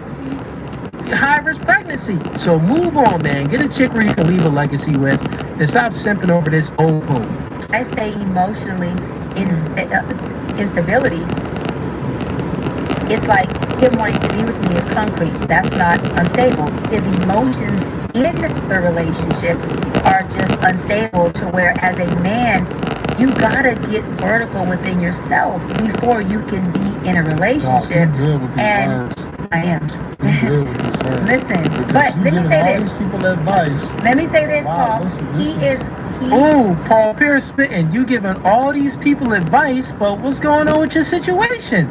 Like, you can't even attract the man that you want in return. No, you only attract the men that don't want you, or you attract the men that only want you for a night. Right? Like, Paul Pierce, he doesn't have like the vocabulary and like the background to really speak on these things, but he should have invited Cooley here on this podcast, because I would have gave Cheyenne a spanking. She would have cried. She either would have cried or walked off the show, or tried to throw hands like some ratchet chicks from New York that I be having on my podcast.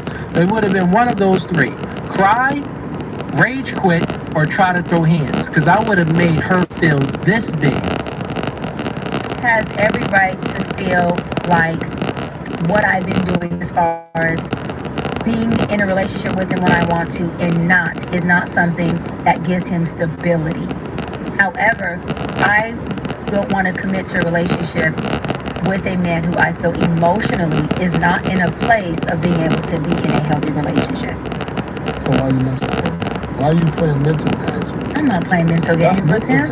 It's not mental games. It's all transparency. Why is it still sex involved? How do you know he's sexing? You just said that you're sexing. You just said that you've been having sex with this man and you've been spinning the block for 5 years. This chick is dumb. And these things have to be pointed out. I'm tired of her going on podcasts with people that's not able to articulate themselves in a way to combat the nonsense that she's saying. I'm tired of it. She needs to have someone like me on a podcast with her.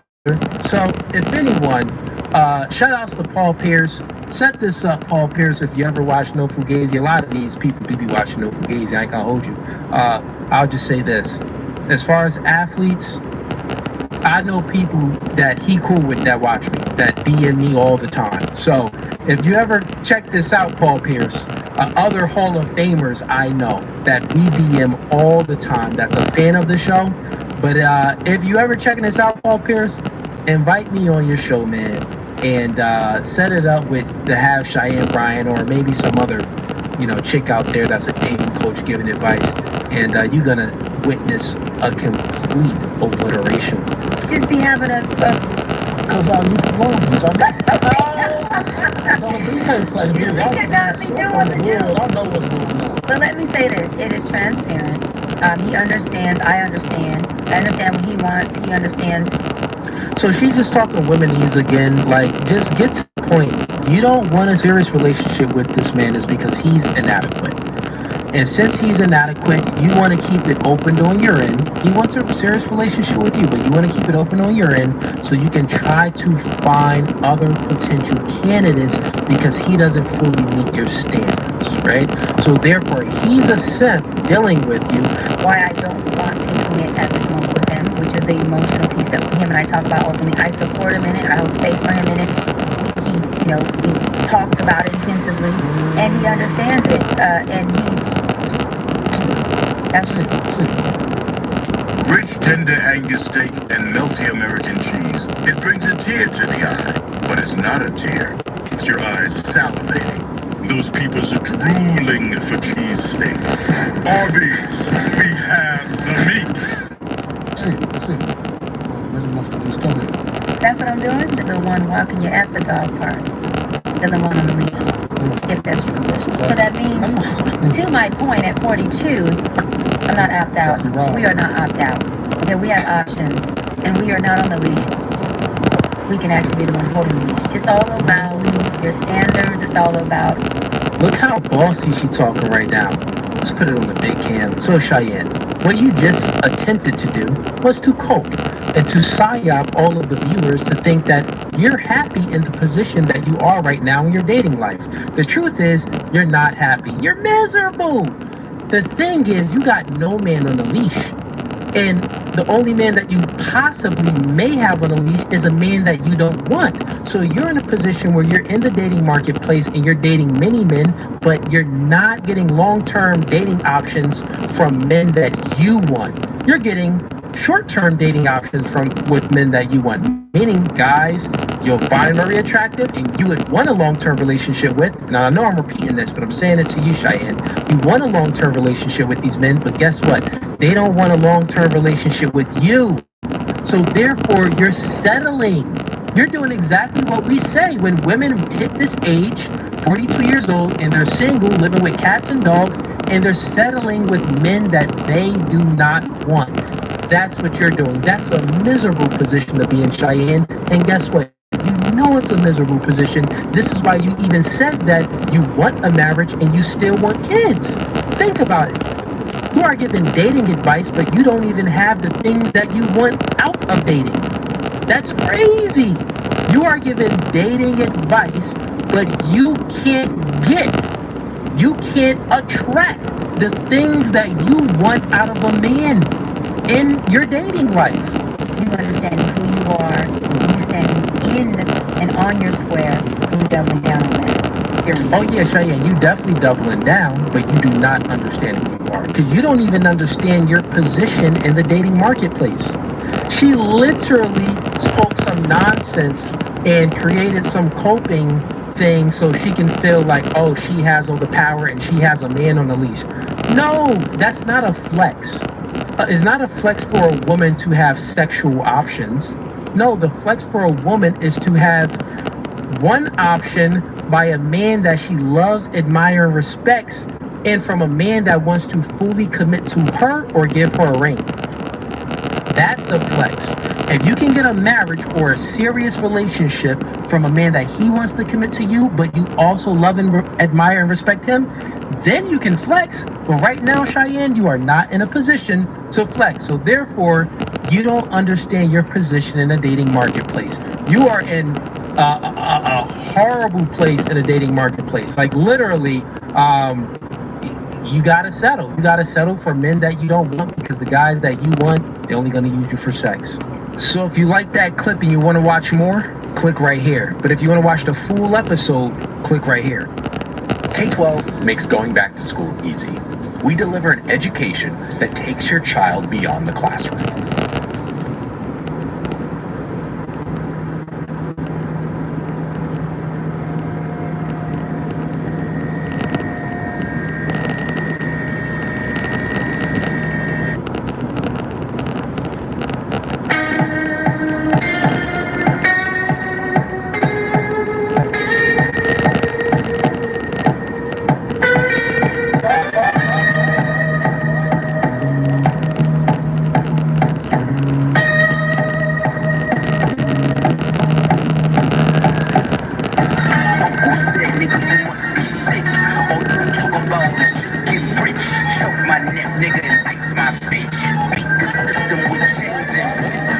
This is culturally inappropriate.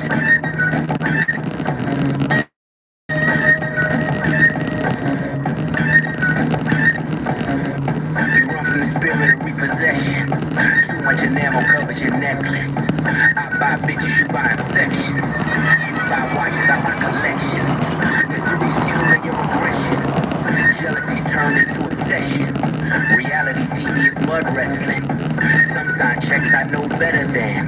Beware of my name that there's delicate. You know I know where you're delicate. Crush you to pieces, I hum a breath of it. I will close your heaven for the hell of it. You think it be valor amongst veterans. I'm watching your fame escape relevance. We all in a room, but he's the elephant. You're chasing a feature out of your element. And those lab diamonds under inspection. The question marks block your blessing.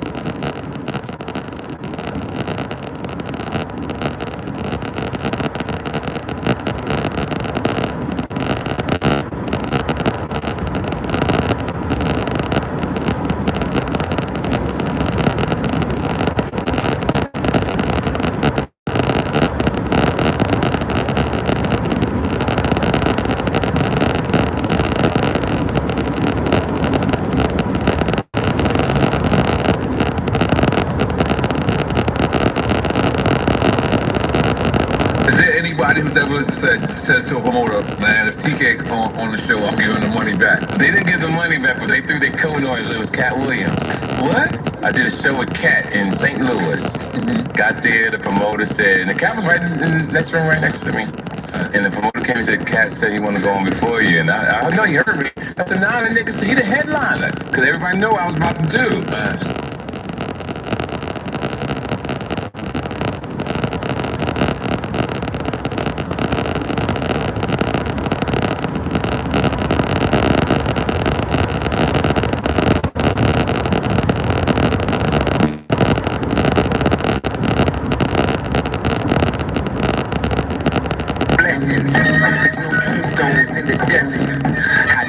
Now you get the message. Uncle said niggas you must be sick.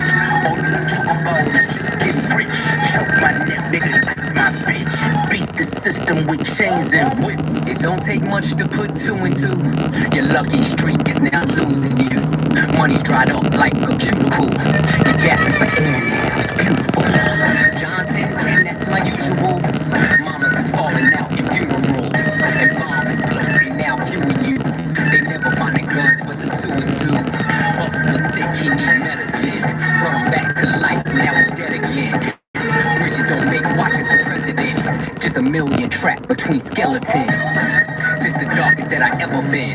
The diamonds make you taste peppermint. You ain't driving the snow like it's the Revenant. And send orders back down to keep shoveling. Uncle said niggas you must be sick. All you talk about is just getting rich. Choke my neck, nigga, and ice my bitch. Beat the system with chains and whips. Side to side, like what the they say, and they ain't the Rolls Royce, and then you realize that the I'm not the candidate to vibe with. I don't fuck with the kumbaya shit. All that talent must be God sent. I send your ass back to the cosmics. The things I seen under my eyelids. Kaleidoscope dreams, murder and sirens. Let's be clear, hip-hop died again. Half of my props may go to Rakim.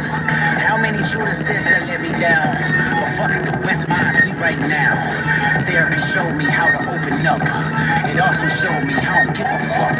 The two-time Gemini with the genocide. I'm generous, however you want it. I'll be the gentle kind. Gentlemen and gangsters connect. The agenda of mine. Move niggas up out of here.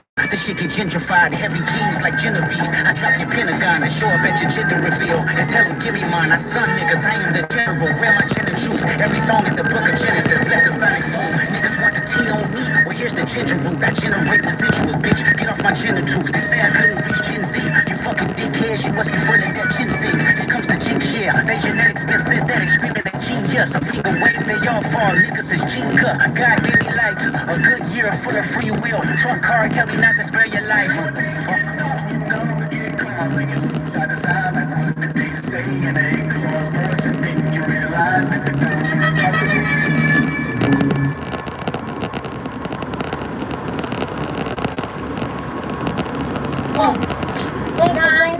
You know what I keep in the line. Niggas better stay in line when you see a nigga like me shining. Grinding. You know what I keep in the line. Niggas better stay in line when you see a nigga like me shining. Grinding.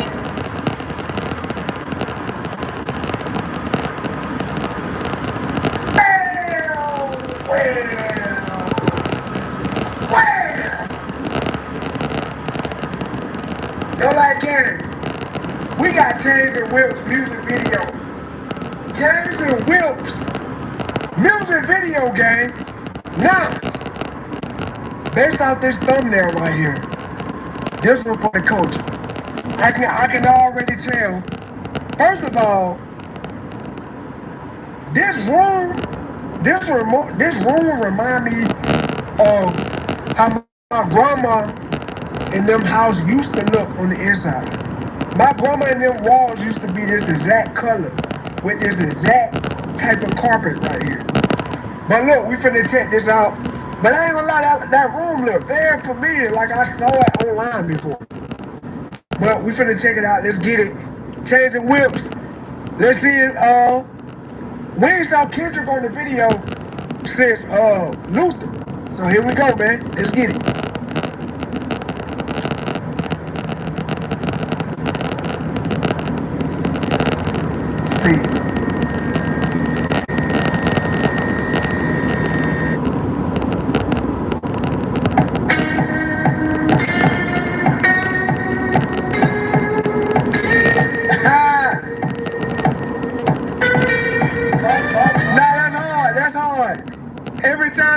guitar playing.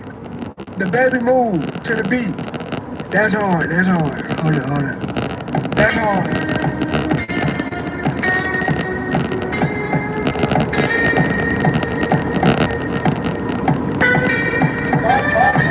That's hard.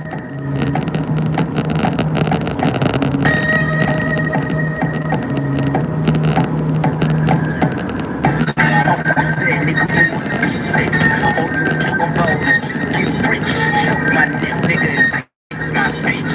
Beat the system with things and This is culturally inappropriate.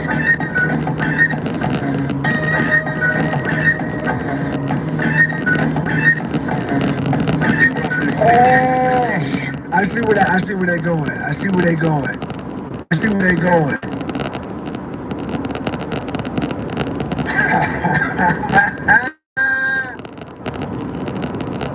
Headliner, because everybody know I was about to do. I said, nah, that nigga the headliner. He closes the 75 years. That's how much time you get if you're lucky.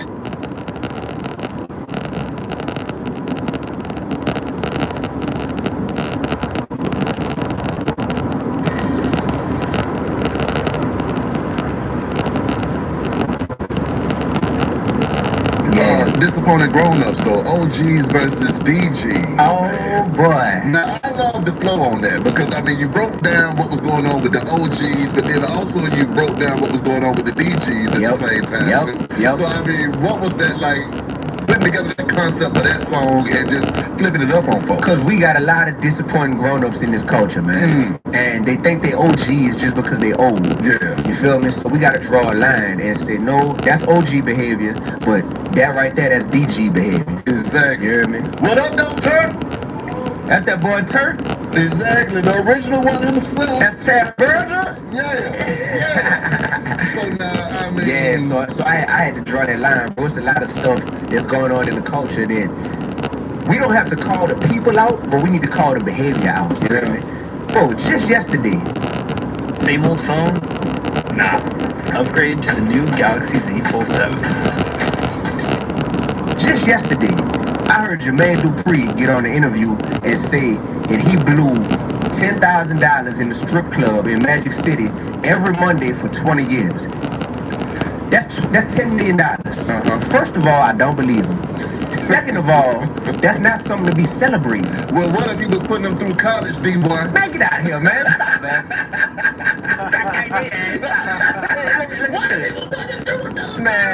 Bro, that as a 50-plus-year-old man, which JD is at this point, we gotta learn that, yo, that might be part of our past, but there's a difference between celebrating that versus saying that was actually irresponsible, and I done learned from that. You know what I'm saying? Well, see, I think in the JD's case, when you spending that $10,000 every Monday to make sure that record get played, I think that was more so of a marketing budget that he done spent in over the course of 10 years that he was giving away in the club to make sure that those records were getting broke. He said 20 years.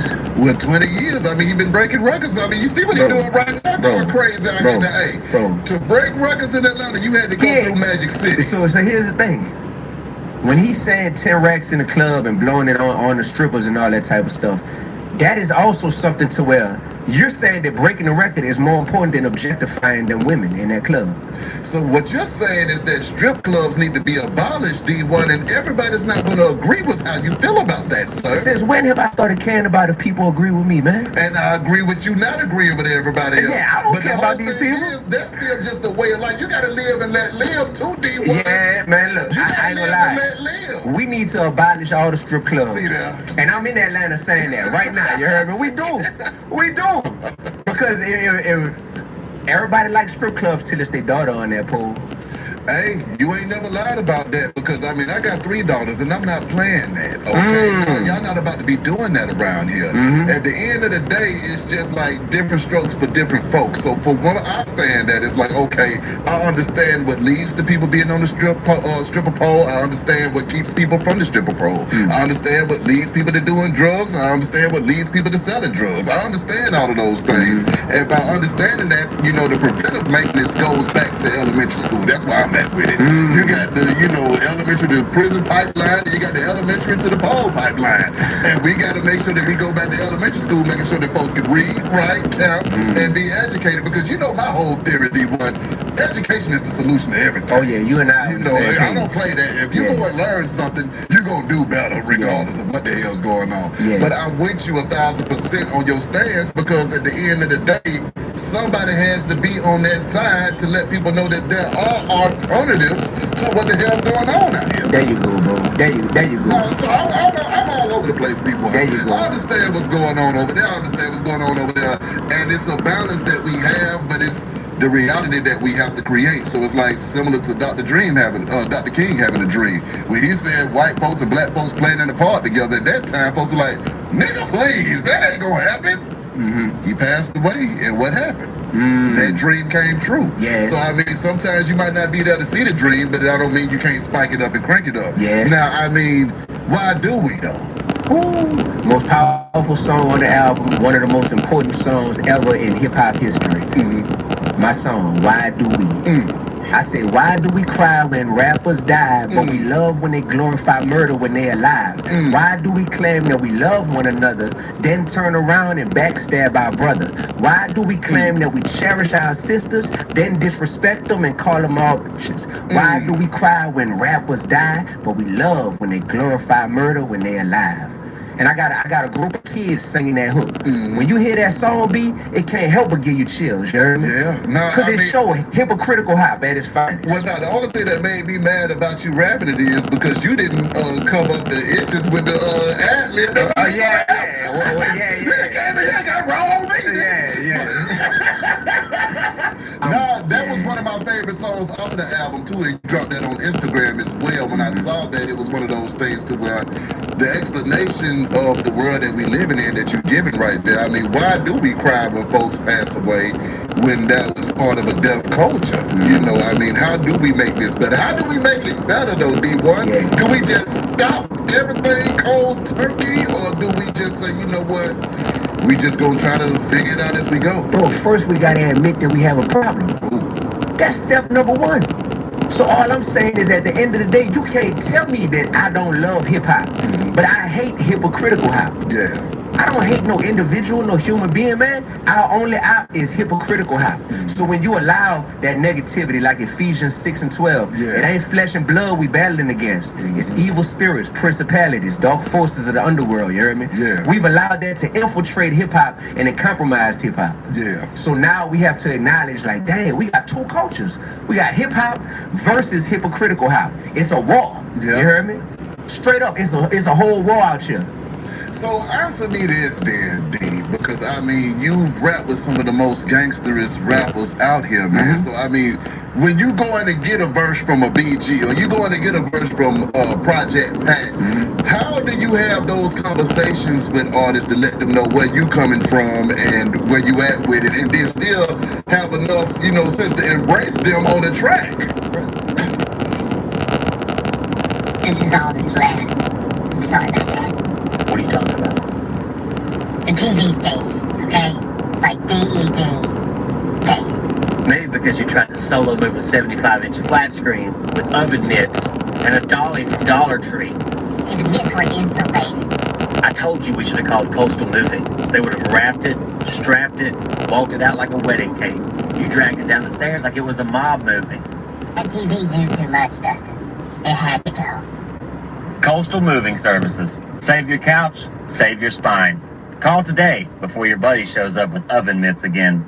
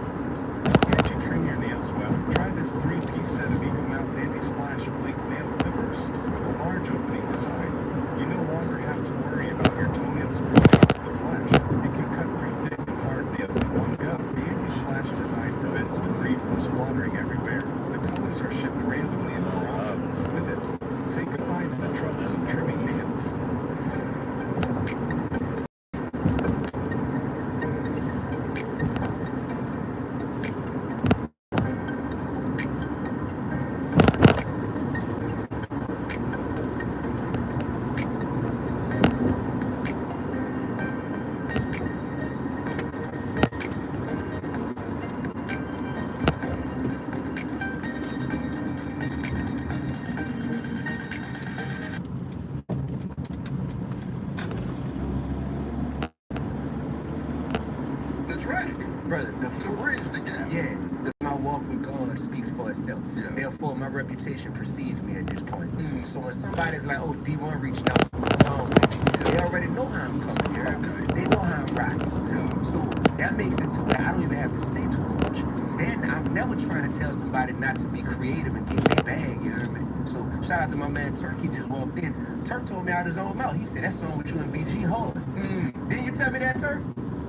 See that? He said, that song with you and BG hard. Yeah. I'm like, man, I appreciate that, bro. Because a lot of people are just see the two names on there, D1 and BG, and they'll be like, there ain't no way this gonna sound good. How this gonna mix? Yeah. You know what I'm saying? But when people listen, they realize we are way more similar than we are different as human beings. Yeah. It's about finding those commonalities and saying, now we could use our creativity to build on that. Man, that song, My Enemies, then when we shot the music video for it, and just the conversations me and Jizzle had, like off camera, man, it leads to a positive fruit-bearing relationship. You know what I'm saying? And that's what I'm in this thing for. So at the end of that conversation, did you say, BG, you better not ever rap about no more gangster stuff from here on out because you need to jump on this side of the train? No, I don't have to tell somebody that. Then what are you doing then, D1? Because that's what you come here doing. But I'm telling that to the whole culture through my music, through being the example. Okay. You feel me? Yeah. Like, that's the thing, bro. When we try to draw these dividing lines and say, if you on some positive stuff, you on some negative stuff, y'all should never interact, them things ain't gonna never change. So we gotta mix and mingle. How you think I get light skin? Because it was obviously different races that mixed and mingled. You heard me? Straight up.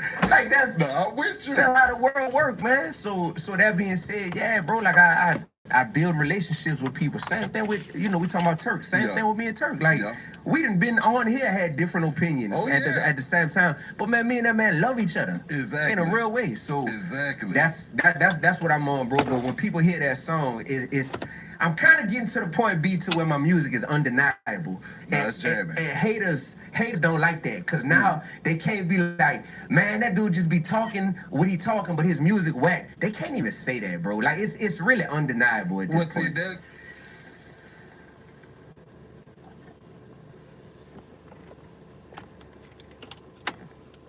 Breaking news. The #1 cause of heart attacks and strokes isn't hypertension. It isn't cholesterol, too much red meat, or salt. It's actually this. Every 40 seconds, another American has a heart attack, and most of them received a clean bill of health from their doctor. Dr. Luis, MD, an award-winning lipidologist, wanted to know why thousands of seemingly healthy people are dying without warning. What he found shocked the medical community, because the real killer wasn't hypertension or cholesterol. It was something far more insidious, a condition called coronary artery calcification.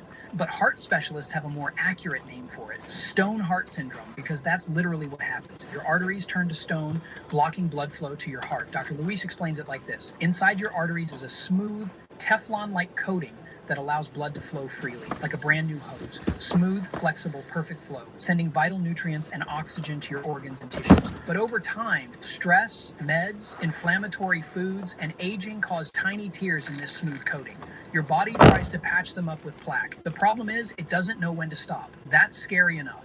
But then something even worse happens. Calcium, yes, the same stuff that makes your bones and teeth hard, starts getting trapped in this plaque, like debris caught in a filter. It starts silently in your toes where you don't notice it, then it creeps upward, slowly turning arteries stiff as stone. And that's lethal. Why? Your arteries must be able to expand and contract to regulate blood pressure and control blood flow. Without that flexibility, you die. According to the Cleveland Clinic, by age 70, a whopping 90% of men and 67% of women have stone heart syndrome. For years, doctors thought this was just part of getting older. Then this happened. Groundbreaking research revealed stone heart syndrome is a disease that literally transforms your arteries into rigid bone-like tubes, and it gets worse. In some cases, jagged rock-like nodules form in the most dangerous places. The arteries lead to your heart. When these rocky formations rupture through your artery walls, it's game over. They trigger instant blood clots that are catastrophic. The scariest part, you won't feel it happening. One minute you're fine, the next you're clutching your chest, struggling to breathe, wondering if these moments are your last. This exact scenario happens to... I didn't notice that I had a hot temper until I got with Jeezy, when I would spew some of my old habits, and he was like, like, That's not flying here. It's that button and boom, the dragon comes out. Have a list of property that you're going to pick up today? I have what has been boxed up, and I'm not being permitted into the house to access the further things that are inside the house. I'm gonna do my walkthrough. That's the court order. Let me do my walkthrough, and what I'm personally checking is my belongings. But let me finish. It doesn't matter if they handled mine, but if you didn't pack it yourself, then you also don't know what I'm asking. What's up, guys? It's your girl Riva, and I'm back again with another video. Now, I thought the Jeannie Mai and Young Jeezy saga was gonna be over. Okay, Nope. I thought that we were past it. I thought that we are now, you know, it's over. The relationship is done. They're gonna figure stuff out, and we're gonna move forward. Unfortunately, that's not what happened. Apparently, Jeannie Mai went over to Jeezy's house to go get some of her stuff, and he told her he don't want her up in his house. So what did Jeannie Mai decide to do in that situation? She decided to call the police. Man. Well, the police recording has now been released, and so we're going to go ahead and listen to it. I'm going to give you guys my thoughts and my opinions on this entire situation. K-12 makes going back to school easy. We deliver an education that takes your child beyond the classroom. With interact. Emergency. My name is Jeannie Mai, and I'm calling because I have a court order to be able to enter my old home. I'm going through a divorce right now. My old home, and I'm here now, and the owner isn't permitting me in. So I wanted to ask if there's an officer who can help me come out and make a report of the situation, or at least try once more to see if there's a way with the police here to possibly allow me entry into the home. Gotcha. And just repeat that address for me, please. Gotcha. Is this a house or an apartment? This is a house. Gotcha. Can I get your phone number? Yes, ma'am. We can get an officer out there to assist you. Is the other occupant of the home there, or is it just you? No, I'm here with my assistant and security. Movers are going to be on the property in about 30 minutes, and he has a house manager here. So he's not on the premises. But you are at this time, correct? But I am at this time, correct. And you're trying to gain access into the home? Yes, that's okay. Gotcha. And how long have you been there again? How long has what, sorry? How long have you been on the property again? I've been here since 9:45. Gotcha. Yes. I'm sorry, a.m. No, hold on 1 second. No problem. You told me that they're not on scene right now. He has a house manager representing him here, but no. Okay, and can you tell me your name again? M-N-I-E. My last name is M-A-I. Gotcha. Okay. We're getting units sent out to you now. Did you say that again? Yes, ma'am. We're getting units sent out to you now. A route unit now. Okay, do you have an idea about how long it would be just so I can kind of prepare? We don't give out EPOs, but they're on her to get it to you as we speak. Okay, all right. Thank you so much. Of course. So we heard, okay, I got to give you guys my first thought. My first thought is she has a court order, obviously, to go retrieve her things. And it should just show the amount of turmoil that this man has gone through with all these divorce proceedings, that she had to have a court order just to be able to even retrieve her things. This man basically was like, I don't want you up in my house. I don't want you touching my stuff. I don't want you anywhere near my premises unless a judge says that you are able to do so. Now, as we know, they have frequently been in the news because of all of this drama going back and forth. You know, it was also recently that this situation, so here we see a recent news article, and it says, Jeezy tells judge he does not feel safe allowing ex Jeannie Mai to walk around his home. It says, Jeezy said he fears his ex-wife, Jeannie Mai, walking around his home and wants the court to put up boundaries for her upcoming visit. According to court documents obtained by In Touch, Jeezy, 47, and Jeannie, 45, were going back and forth in court about furniture purchased during their marriage and various other issues. Jeannie claimed that she had property at Jeezy's home that needed to be picked up. The exes faced off with each other and testified at a hearing in November. So this is like, you know, recently. This is November as in two months ago. And then it says the judge ruled that Jeannie had 21 days to pick up the items that Jeezy placed in boxes, including her Emmys and other trophies, makeup, books, photographs, handbags, shoes, and other personal items. Jeannie won a Daytime Emmy in 2017 alongside her co-host on the now canceled talk show The Real. Now, Jeezy asked the court to step in before there are issues. He said the court order allows Jeannie to walk around the entirety of the marital residence with an escort selected by Jeezy to ensure all personal items are collected. And again, so this is the property manager or the house manager that is there that is assisting her looking through all the stuff. It then says Jeezy's lawyer said the entertainer is perfectly fine with Jeannie coming to his residence to retrieve her personal property. However, he said, Jeezy had legitimate concerns about Jeannie being able to walk through the whole house. He claimed that he had issues when she came to the home in September 2023, shortly after their split. He claimed she downloaded part of the security system footage showing him locking all his doors while holding his peace, okay, for lack of better words. He said Jeannie used the footage in a further effort to justify withholding their daughter from having custody time with him. Very nasty, very bitter baby mama, very vindictive, very cruel if that's the truth, okay? It also said Jeezy does not feel safe having Jeannie in his home, given Jeannie's history of attempting to destroy Jeezy's career with misleading information. Jeezy would have no way of knowing if Jeannie is planting listening devices or cameras in his home, his lawyer said. So just think about this. This is the length that he's willing to go to not have this woman walk around his place. Okay, just think about how nasty, disrespectful, distasteful you have to be for a man who you were married to and have a child with, to have his lawyer say, I don't feel safe around this person.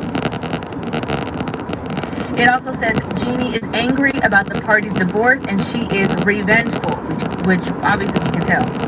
In addition, the mere presence of Jeannie inside Jeezy's home and personal space after the highly contested nature of the divorce case would absolutely destroy Jeezy's peace and tranquility as well as invade his privacy, his lawyer added. Jeezy asked that Jeannie not be allowed to walk around the home freely and for her to just collect the boxes he had packed. Jeannie's rep responded in part to the claims, stating it is particularly cruel given that Miss Mai uprooted her entire life from Los Angeles to live in their shared home, only to now face unnecessary obstacles in gathering her belongings. The rep added, however, Jeezy's actions have made this unnecessarily difficult. Now, we know nobody wins with Family Feud. You know, it would be great if they were able to stop being in the news so much with the drama and the foolishness that's going on back and forth.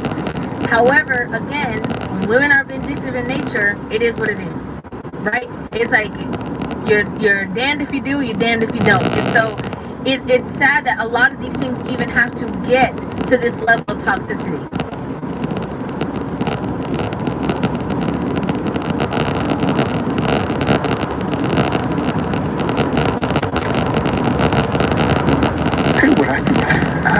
Much better human being. These are your streets. No, they're your streets to keep safe. You keep your own office going, but you're gonna run mine. Shut this bitch up. Of toxicity. As previously reported, Jeannie filed a petition for contempt in September. She accused Jeezy of failing to comply with certain terms of their divorce settlement. Jeezy and Jeannie executed the divorce agreement in June. In her petition, Jeannie claimed that Jeezy had failed to pay for $4,000 in daycare and school expenses, did not put $500,000 in an account for their 2-year-old daughter Monaco, and failed to pay $92,000 for her rent. Jeannie's filing also claimed Jeezy did not transfer the titles to 2 cars, a 2021 Range Rover and a 2022 Ford Bronco, to her as required in the agreement. Jeezy scoffed at the accusation. He said it was disheartening that Jeannie would make such blatant misrepresentations in her filings. He admitted he was responsible for paying Jeezy's rent for a period of time following the divorce. However, he claims Jeannie provided him with questionable lease agreements that he had trouble verifying. So this would mean that maybe maybe she had some kind of lease that he felt like was doctored up to make it seem like her rent was a certain amount, and he was unable to verify if whatever place that she was living, if that rent was actually the price that she was telling him that he had to pay. It also says Jeezy claimed Jeannie had failed to provide receipts for the child care expenses and that the DMV was taking longer than expected to transfer the title to the cars. Jeezy and Jeannie wed in March 2021. It also said Jeezy filed for divorce in September 2023. He asked for joint legal and physical custody of their daughter. The split turned ugly, with Jeannie accusing Jeezy of having a temper and getting physical with her a couple of times during their union. He denied her claims, which is very interesting because we've heard her, frequently talk about the fact that she had this dragon that she had to tame, and she had temper tantrums or temper issues. I didn't notice that I had a hot temper until I got with Jeezy, when I would spew some of my old habits, and he was like, that's not flying here. It's that button, and boom, the dragon comes out. I'm gonna give you guys just my opinion on it. Basically, in my opinion, I believe that the only reason why she did that is because she was hoping that somehow it was going to grant her full custody, and he would only have maybe visitation with his child with a supervisor. I believe that she was trying to be as vindictive as she can within the situation because, as she said before, she's mad that he did not want to stay with her through her trauma, her drama, the arguments, the tumultuous relationship the two of them had, through the attitude. This is something that we know for a fact that a lot of these women do. I'm not saying that Jeezy is innocent, and that he didn't have a part to play in the demise of his relationship. However, one thing I know for sure to be true is that a lot of times when these women do not get their way in the relationship and they have a child with that man, they are going to do anything within their power to make things difficult for him. Okay? Again, whether that is try to get full custody, whether that is try to sever the relationship between man and child, whatever it is that they have to do. So going back now to this 911 call being released, again, in my opinion, I think Jeezy was like, last time you was over there snooping around trying to find evidence on me so that I can't have my child with me. So since you're going to do that, no. What's the property you're going to pick up today? I have what has been boxed up, and I'm not being permitted into the house to access the further things that are inside the house. There's nothing to tell. It's all in the garage. Do you know my personal items that I need to? It's mine. I'm just asking. I don't want you in my house when I'm not there. You might have a court order, but I also need to be present all up in that house so I can see what rooms you're going into, what you're doing, what stuff you're taking. I need to visibly be able to see you. And I gotta be honest with you, I don't think there's nothing wrong with that. Court order or not, let me be in the house at the same time you do it. Not the house manager that you can walk around and say, I'm entitled to this because I used to live here. No. Because who's to say that you did not purposely decide to go to the house on that day because you knew he was not around? Who's to say? And I don't blame Jeezy for making this situation any difficult when it comes to his home that he resides in. Because if you're willing to go so, vindictive and have all these allegations against this man, making it seem like, his child is unsafe in his care, what else would you be willing to do? You just want to check on the furniture that you came with. Is that correct?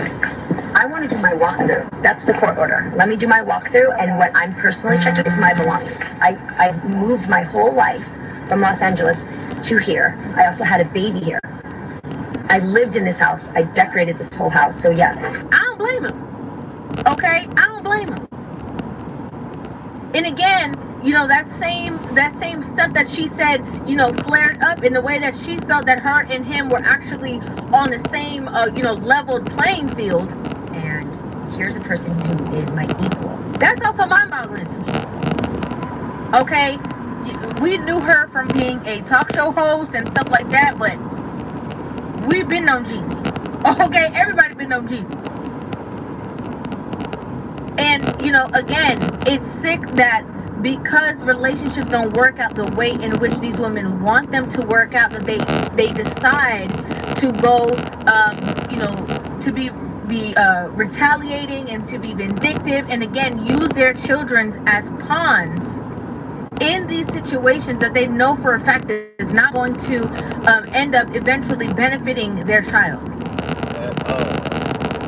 It's sick.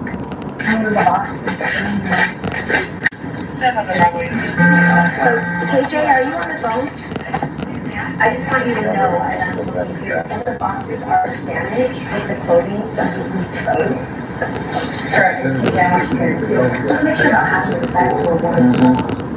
Just think about that. You know, like, you can't leave that discussion out of the house. Yeah, I'm trying to at least get pulled aside and let that be known, because last thing I want to do is add to someone's divorce paperwork. But let me finish. It doesn't matter if it's candlelight. But if you didn't pack it yourself, then you also don't know what I'm asking. So for you to tell me, that is your supervisor. Okay, then can you go to Dropbox and ask me a question? Like, P079. That's fine. This is like, so P079, 1 through. I gotta say it again. I don't blame him. Okay, I don't blame him. I don't know about you. I personally don't blame him. I'd like to know your opinions in the comment section down below, your thoughts on this entire situation. Make sure you guys hit that subscribe button and give this video a thumbs up, and I will see you guys in the next one. Love you. A secret vampire is about to inherit a legendary weapon. Quinn is more powerful than everyone at his school, but for now, he's just a punching bag. An energy blast sent Quinn flying onto his back. Rex, the ringleader of Quinn's bullies, looked down on him. Still breathing, huh? You should have stayed down. Quinn got back up. He wanted to fight back, but vampires were hated and considered monsters. He smiled. Stay down and miss out on your charming personality? Rex's powers blasted and Quinn was knocked backward. His system chimed. Warning. Low health. Activate battle mode to survive. Quinn shook his head. He couldn't let on what he was. If anyone even suspected he was a vampire, they'd kill him. Ability users had hunted vampires like Quinn for 1,000 years, and Quinn was surrounded by ability users. But still, his whole body screamed at him to strike back.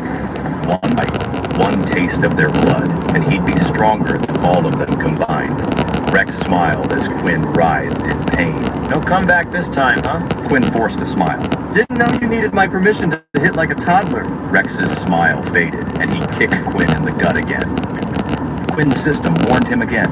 Health points are 1 out of 100. Drink blood now. Quinn clenched his fists, humiliated. Could end this in a second, but he didn't fight back. Pathetic. If you had any dignity, you'd get out of the academy, loser. One of the other bullies called out. Finish him off!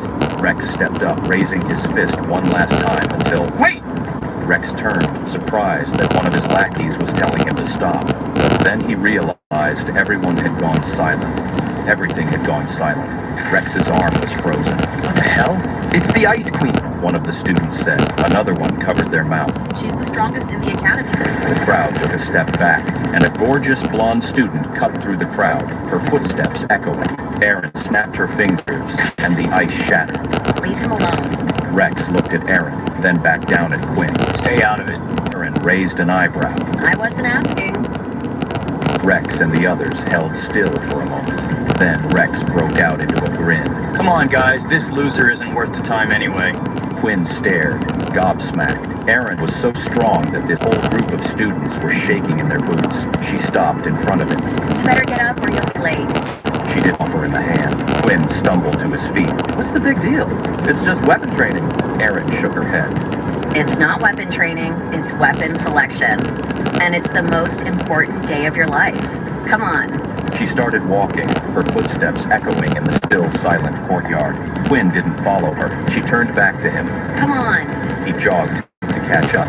Quinn came eerily close to revealing his vampiric abilities. Will he be able to keep his secret? And just what is weapon selection? Everyone had talked about weapon selection, but he didn't realize what it was until he entered the ceremony in the armory. Rows of weapons lined the walls, some ancient claymores, some ultra-modern laser rifles. Whoa, this place is incredible. Erin nodded. And now, we get chosen. Quinn looked at her, confused. You mean we choose a weapon? No, we get... Before she could finish, a voice erupted from the center of the armory. Students, this is no ordinary day. The speaker was a 7-foot-tall, broad-shouldered, rugged man in a military attire. I once stood in your very shoes, and for me, This was the first day of the rest of my life. The students murmured to one another. That's Master Leo. No way, Master Leo? Quinn studied the man, curious why everyone was so interested in him. He's a legend. Master Leo clapped his hands. Now, you may pick up a sword and think it's right for you, but if you don't know it's right for you, then it's wrong. Now, pick your weapon. Quinn looked at Aaron. We do get to pick. Aaron grinned at him. You'll see. What does that mean? That's all from me. I'm gonna change into my fighting gear now. Students were swinging blades, putting ammo into rifles, laughing at the power humming in their hands. Quinn surveyed the rows of weaponry, eyes finally landing on a sleek, curved blade. Let's see if you're the one. He grabbed the sword, lifting the blade until the blade shattered in his grip. Other students looked over at him, gasping. Quinn took a step back, embarrassed. Okay, definitely not for me. If it breaks, it was never yours to begin with. Quinn zeroed in on his next target, a spiked flail.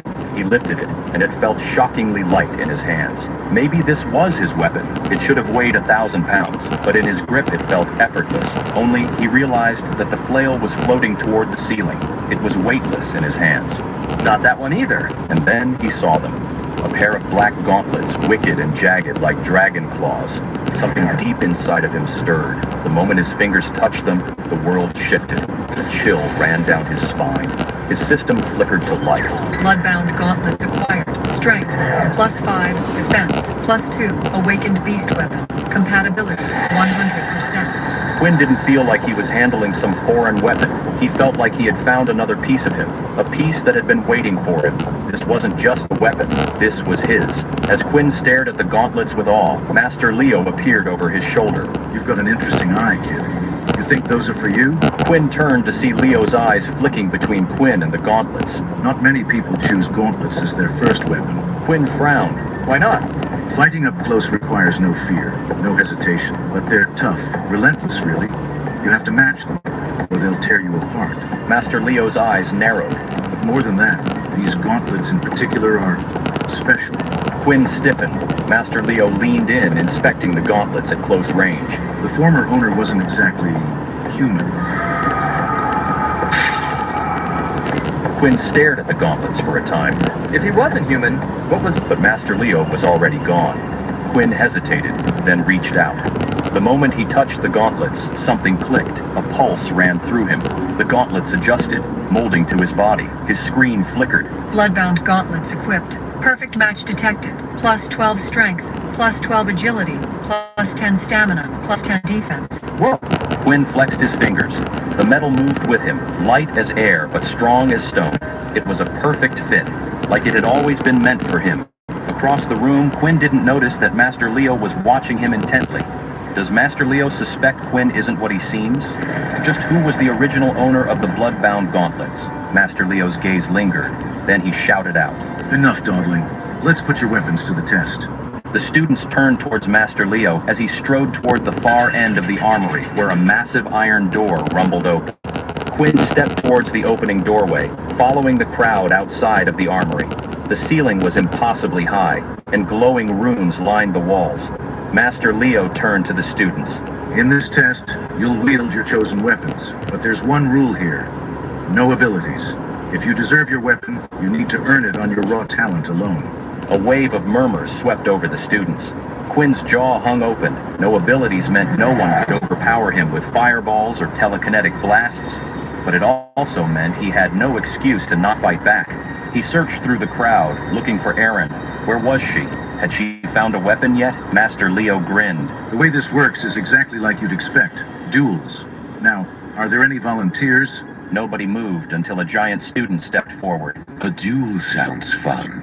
He didn't look like he belonged in the crowd. He was massive, wielding a battle axe. Man, shut up.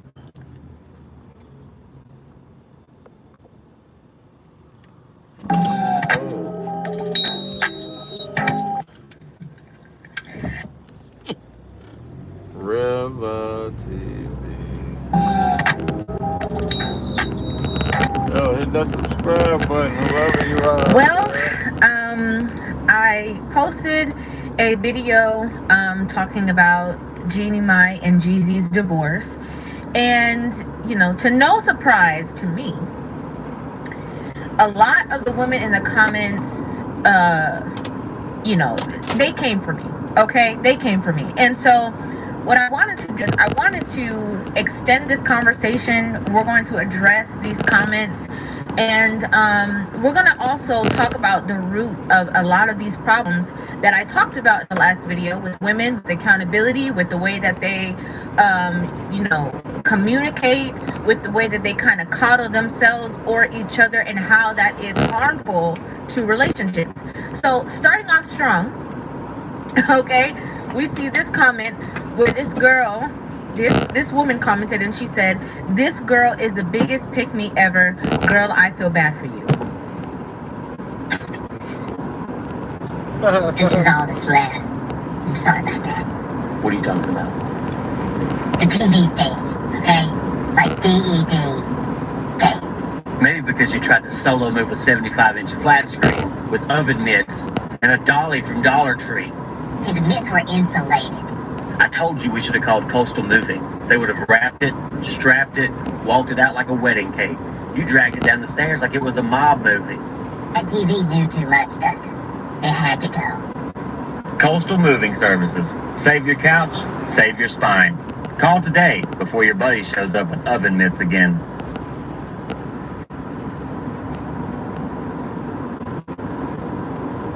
Do you know what eating cabbage can do to your heart? Cabbage is a cruciferous vegetable that resembles lettuce and can be red, purple, white, or green. But what many people don't know is that it can have a serious effect on the body's inflammatory response. Is it healthy? Here's what you need to know. I'm a doctor, and I quit.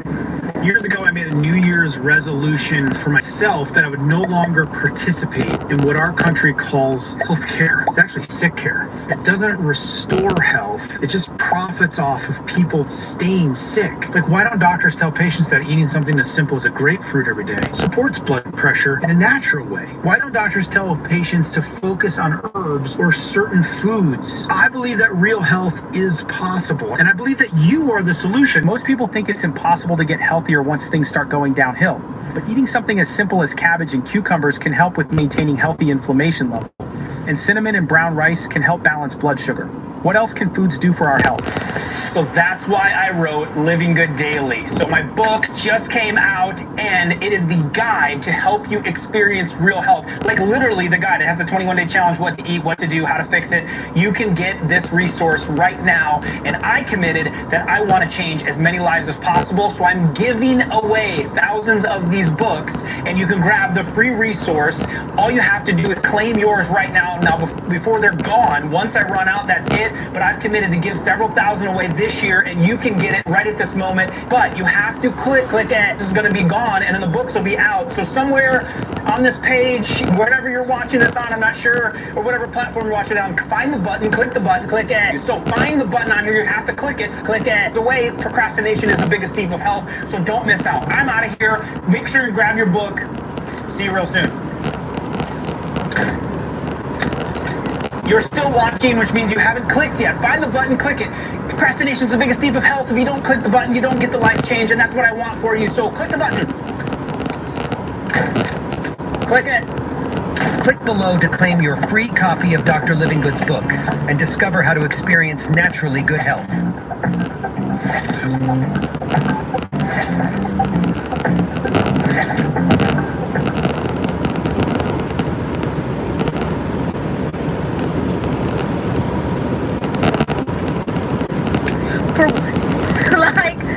For what, ma'am? And what's ironic is that a lot of these women who say things like, "Oh, I feel so sorry for you," or "I feel so bad for you," in turn, it's actually that they feel bad for themselves, right? Because the my ability to be so free and communicate the knowledge that I have of understanding my counterpart makes them feel some kind of way. Because they're not to a space mentally or emotionally where they can understand that everything is not revolving around my feelings, my my how it makes me feel, or my opinions. It's actually about the reality of situations. And once more women come to terms with the reality of how relationships can work effectively, despite your feelings, despite the movies that you don't watch, despite, you know, what your mom and whoever told you how a man's supposed to do, but they don't have the results in their life. When we come to grips with reality, we will have better functioning relationships, healthier relationships, longer lasting relationships. So feeling bad for me is a stretch. Okay, but we're gonna move on to the next one. This other woman commented and she said, "This is dumb. Everybody has a temper. She's not perfect and neither is he. I have never heard her talk down about him." Now, this is something that I really, really wanted to address in terms of her saying that everybody has a temper.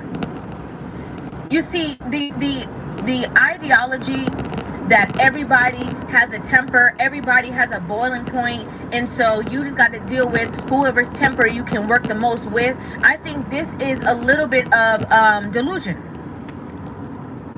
Because everybody may have the ability to be angry. But when you say a temper, that's saying that everybody goes buck wild. Everybody curse everybody out. Everybody hits below the belt. Everybody, you know, says demeaning things or emasculating things in an argument. And that is just blatantly not true. That's not true. You see, saying everybody has a temper, what it's doing is giving a pass to the people who are communicating ineffectively and saying, well, you know, I'm going to lend you some understanding because I know that we all have a temper. Instead of saying, get rid of the temper. Doesn't mean that you can't be angry. But saying and walking around saying, I have a temper, is holding on to the very thing that can keep you bound. It can mess up your relationships at your job. It can mess up your romantic relationship. It can, you know, make it nobody don't want to be around you because of your temper. Oh, we know how she get. So I told the girl, I said, well, do me a favor, put the money in the bag.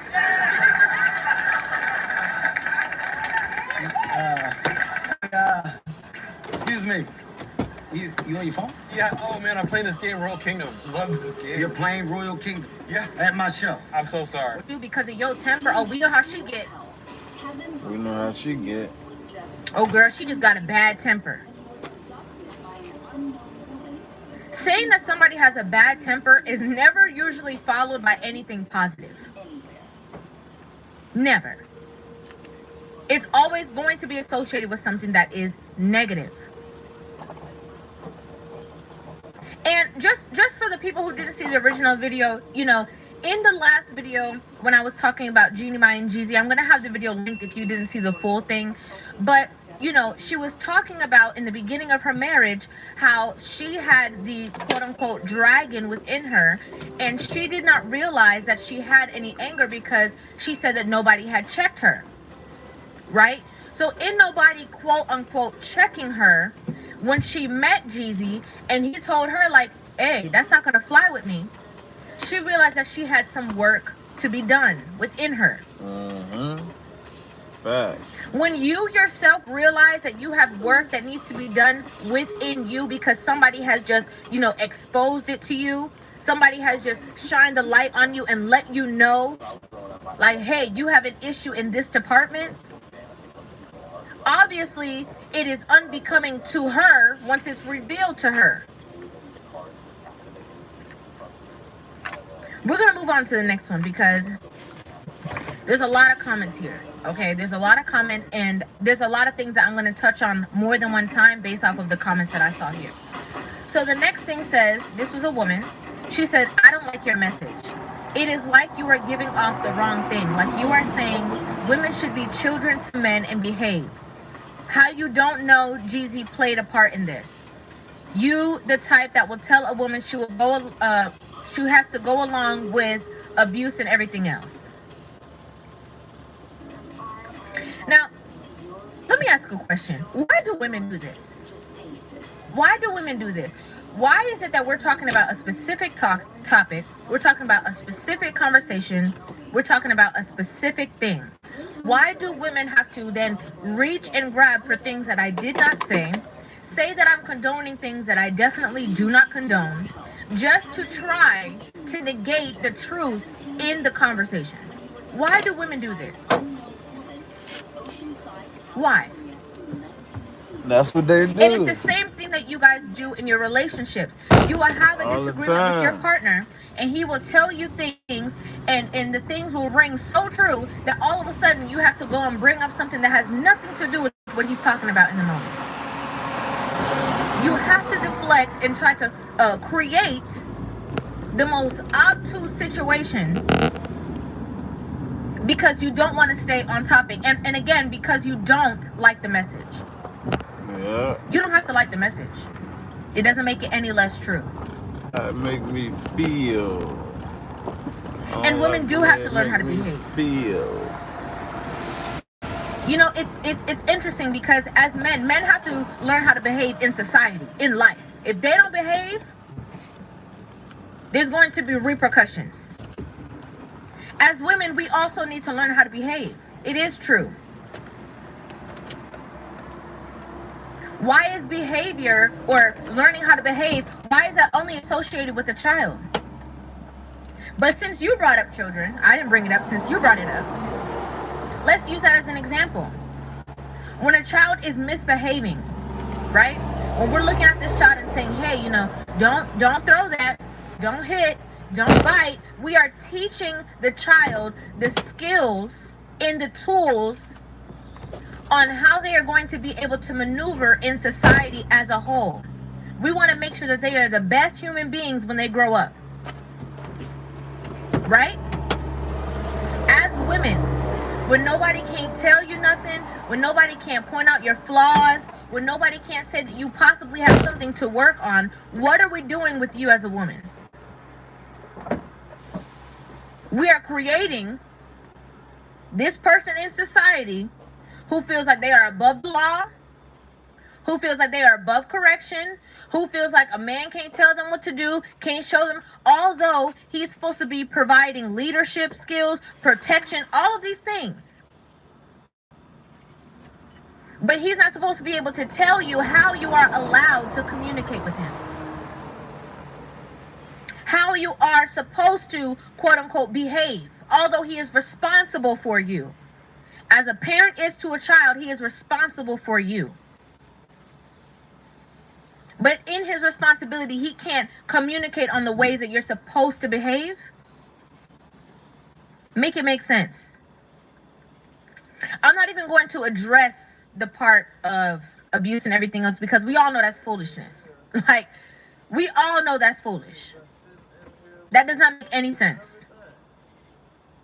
You'd rather talk about, you know, oh, well, you know, you're the type to tell a woman to go along with this. But at the same time, you're saying that everybody, you know, the last person said everybody has a temper. And you're saying that you know, women are supposed to be, you know, they're not supposed to be controlled or taught how to behave. But at the same time, if a woman is using her mouth to verbally or emotionally cause harm to a man, he's supposed to deal with it. So only people who are supposed to be covered or protected from something like, you know, harm, emotionally, physically, or whatever, is women. But men are immune to it. This is how I know what you're saying don't make no sense. Like, this is how we know what you're saying don't make no sense. Okay? This video, I love this comment. This comment said, I think this video is for clicks. Women always hold other women accountable. K-12 makes going back to school easy. We deliver an education that takes your child beyond the classroom. With interactive curriculum, innovative technology, and personalized learning tailored to your child's needs. Forget the stress of shopping. We send you everything you need to start the school year off right. Just open the door, open the box, and open up your whole world. K-12. Enroll today.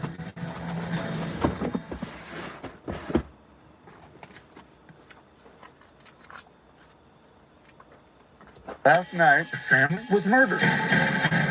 They're your streets to keep safe. People are going to be looking here now. You could die, okay? You know how death works. Yeah.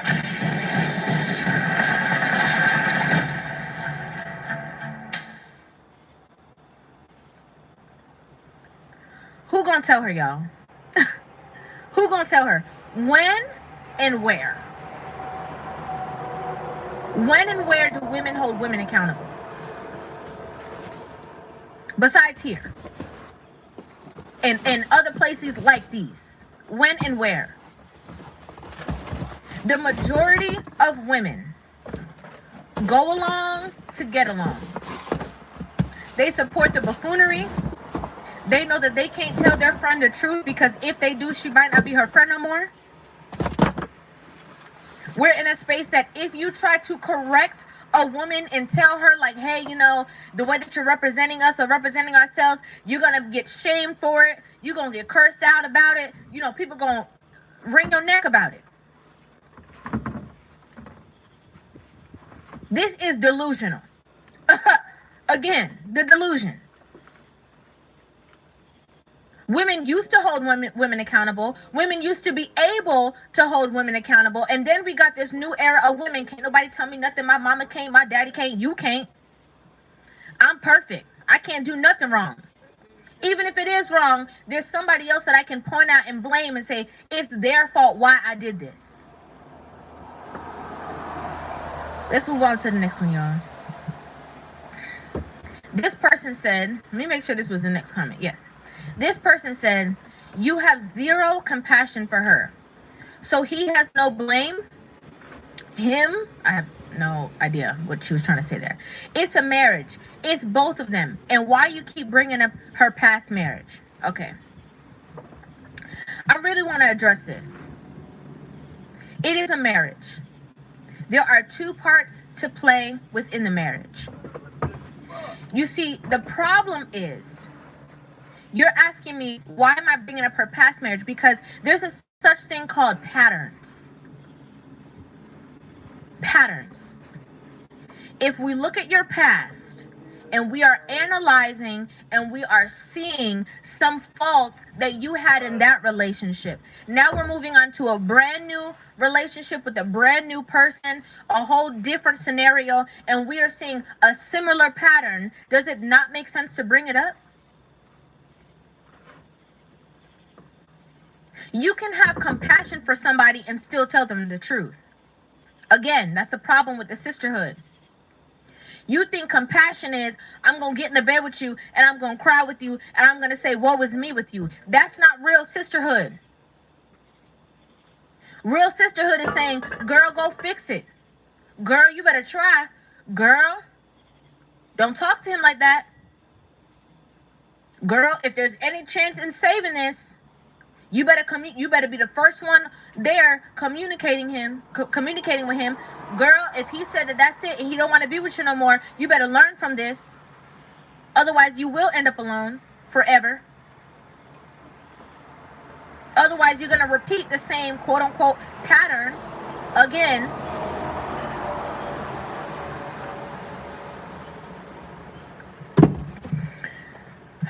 Let's move on to the next one.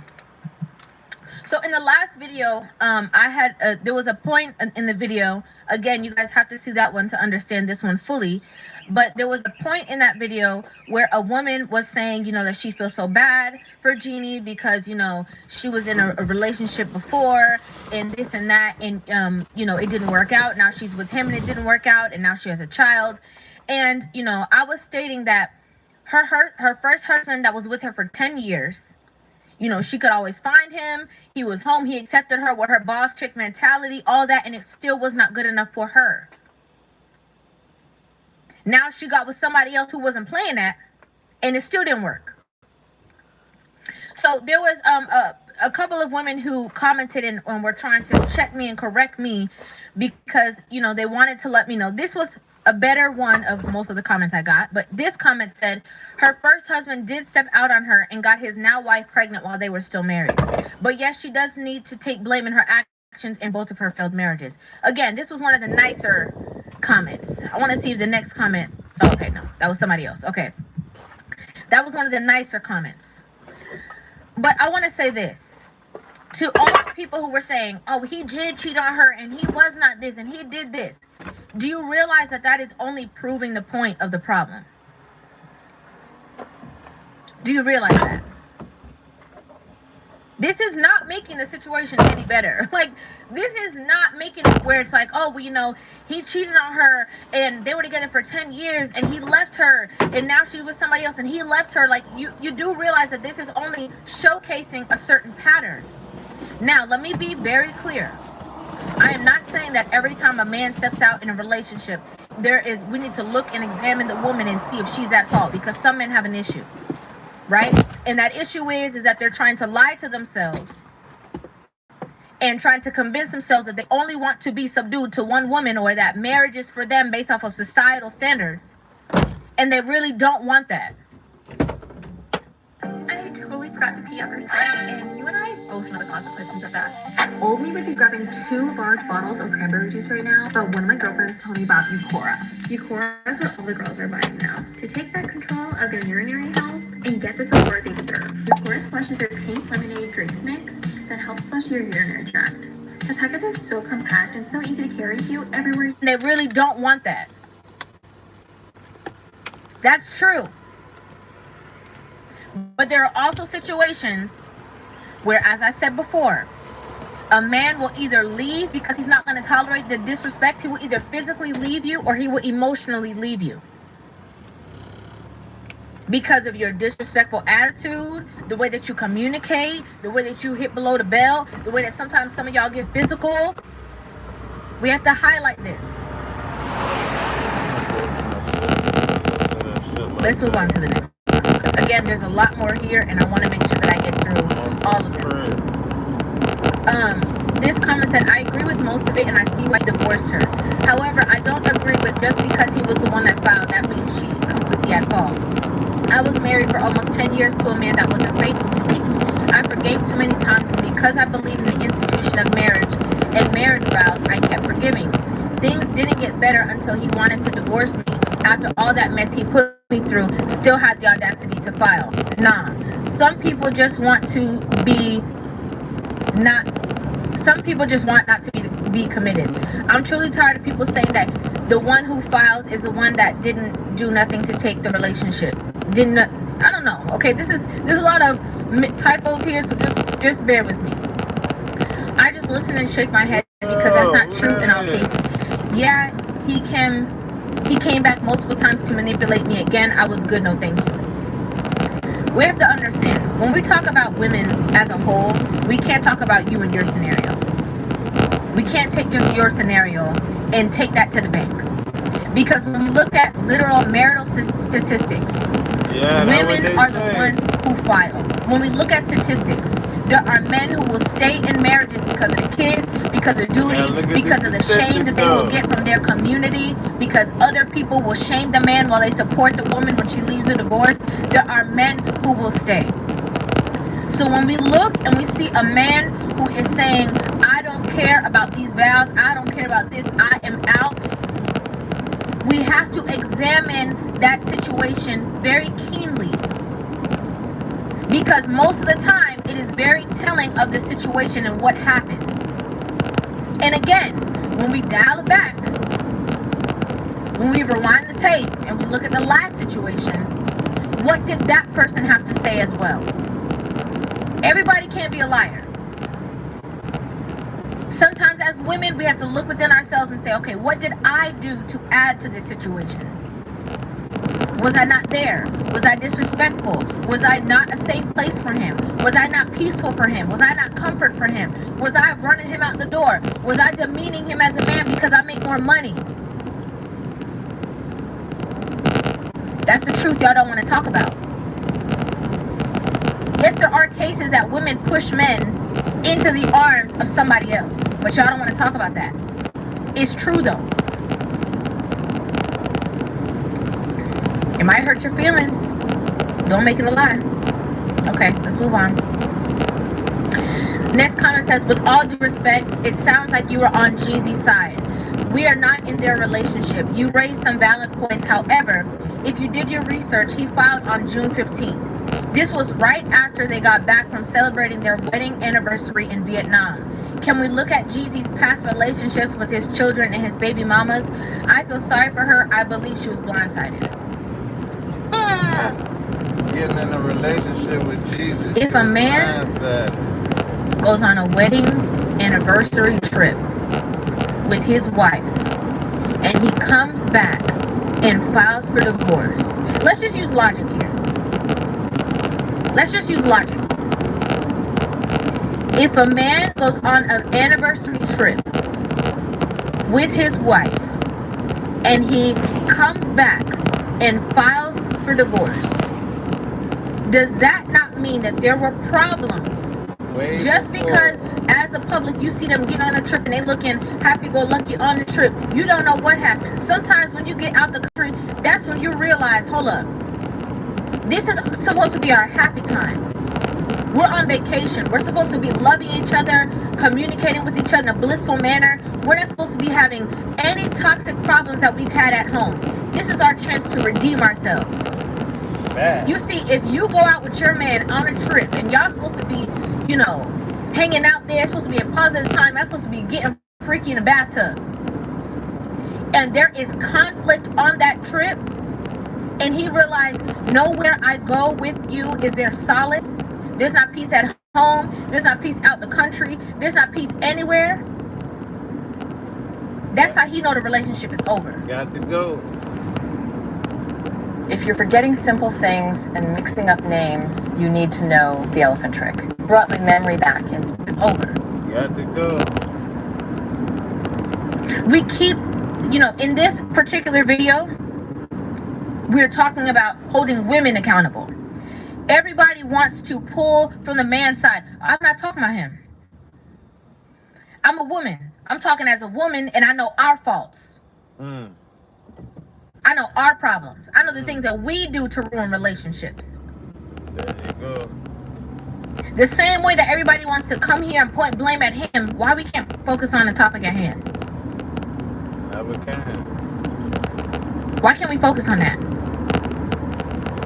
You say you believe she was blindsided. Maybe you believe that by yourself. Because a lot of women play the fool when the relationship is over. They play the victim when the relationship is over, but they know why the relationship is over. They know what happened. They know what they did to contribute. They just play the victim for everybody else. Always make it look like it's the man's fault. Let's continue.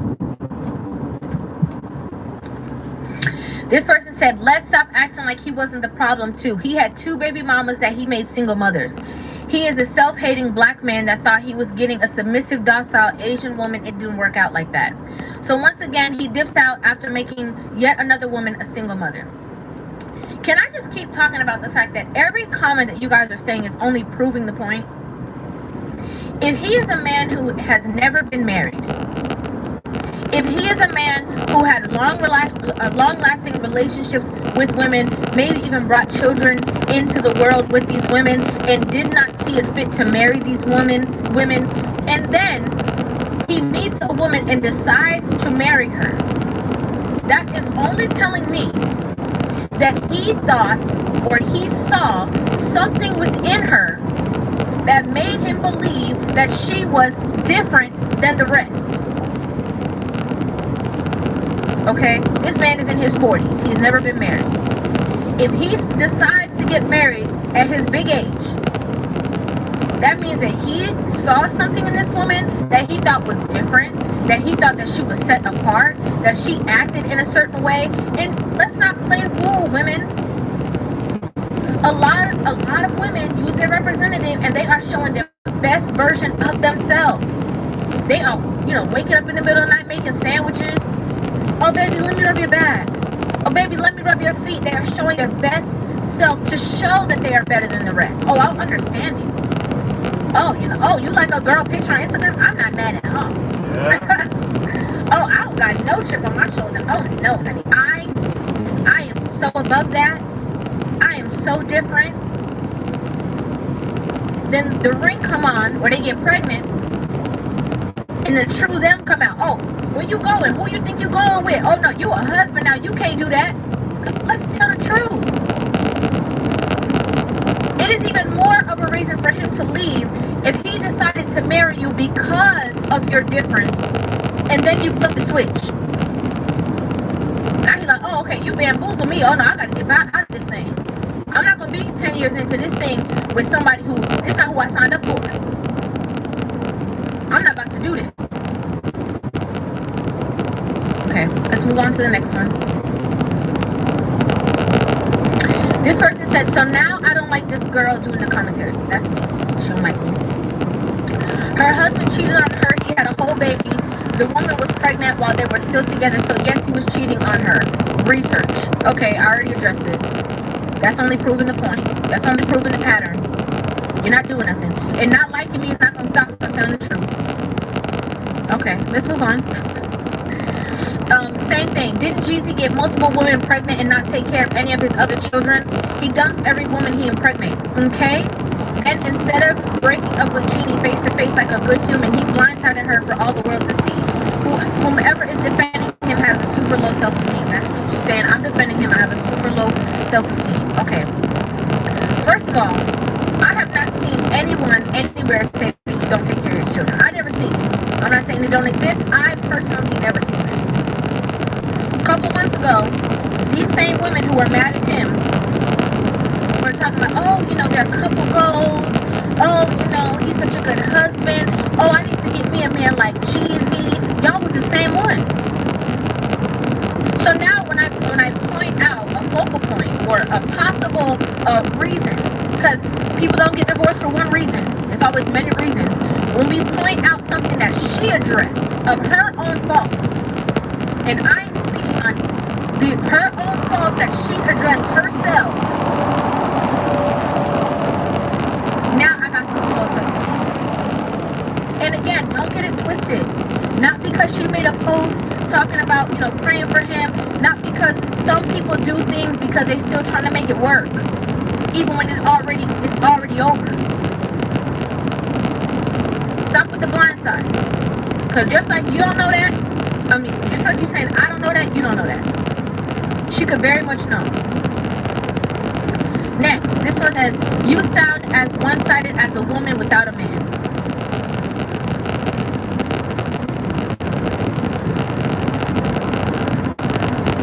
News, this Department of Efficiency is finally into action and had a major crackdown on insurance companies for hiking premium rates. A new website has been released with which drivers will get full coverage auto insurance for only $19 a month. Every American is eligible. But the drive will be ending soon. Click the link below and claim your rate before the deadline passes. Okay, let's just slide past that. Okay, let's just slide past that. You have no idea what's going on in that relationship. If they wanted to be together for the long haul, no one capitulates. I have no idea what that word is. I'm not gonna lie to y'all. I don't know what that says. And lose their identity to a relationship. They compromise and grow together in their love.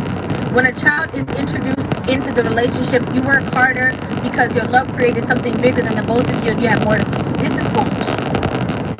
Okay. This, first of all, let me address this. Okay? Let me address this.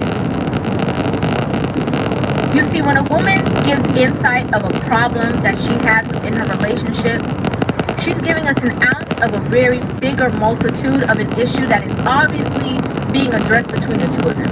Okay?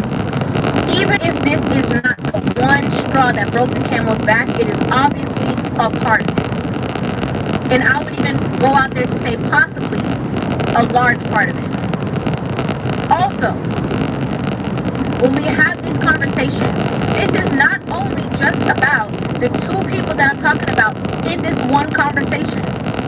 This is also for a lot of women who are on the brink right now, who have this ego that is unchecked and are possibly going to ruin the relationships that they are in and are going to end up like this situation. Whether that man leaves emotionally or physically, they're going to be alone. That's what this conversation is about. It's always so interesting that when a man decides to leave a woman in a relationship, that's when women talk about, oh, you know, you got to think about the children. And, you know, that's not fair. That's very selfish. You know, you got to make sure that you know, do this for the kids. But when a woman leaves, it's like, oh, yeah, well, those kids are better off because he was not a good man. Make it make sense to me, because it don't. Okay? It don't make sense. Moving on. Next, this comment says, I think Jeannie Mai was actually admitting to her temper. But if you read Jeezy's book, he also deals with trauma from growing up, and he has abandoned both of his baby moms, so he has not healed. And I think you have to realize people have to heal in order to have a healthy relationship. You can't always blame the women. So what do you want me to do? Blame Jeezy?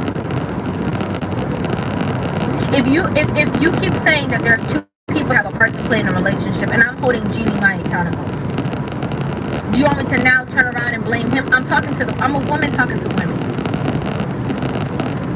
That's what I'm doing. Can we go over it one more time? He filed for divorce. Is that normal? When we look at statistics, do we normally see men file for divorce? No. Men usually stay. Because society will tell them that they're wrong. Oh, I can't believe you left your family. Oh, I can't believe you do this. Men carry the burden of what everybody else will say to him if he decides to leave a relationship. He don't want to be at fault. Women have no problem leaving. Admitting to your temper does not mean anything. Just because she is the one who admitted that she has one does not mean anything at all. You can know that you have a problem and still continue the problem. You can know that this is a major issue and still fight to work on that issue because of you being, so independent for so long, nobody checking you for so long. It becomes a burden to you. This is why I talk to women from now. Don't get stuck in your ways with this burden that you have a hard time fighting because you're so used to it or it's comfortable for you. What happens to your skin when you soak in baking soda? What happens to your skin when you soak it in baking soda? Baking soda is an alkaline powder that most people keep in their house for cooking and deodorizing. But what many people don't know is it can have a serious effect on the skin. Is it safe? Well. And let's just go with this, right? Let's say, for example, he did abandon both his baby moms. Let's just say that, for example. Okay, because since I've seen it more than one time, let's just say that is true. That wasn't a problem when she married him. When they were your couple goals, none of y'all brought that up. None of y'all had that issue. So why is that an issue now? Okay, let's move forward. This one said, sis, you started very well, you made good points, but you lost me the longer that you spoke. Respect in a relationship should be mutual, then submission will be earned and well-deserved by the man. So men have to earn submission. Respect should be mutual, but men have to earn submission after the respect. Okay, so let's just keep this clear. Respect is mutual, correct. Very, very mutual. However, what women want in return and what men want in return out of a relationship, it might look the same, but it's different. Men at the top of the totem pole is respect, is peace. Someone who is cooperative.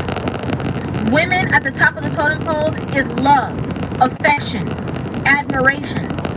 But there's no way for a woman to get this if she's not giving this. So one has to come before the other.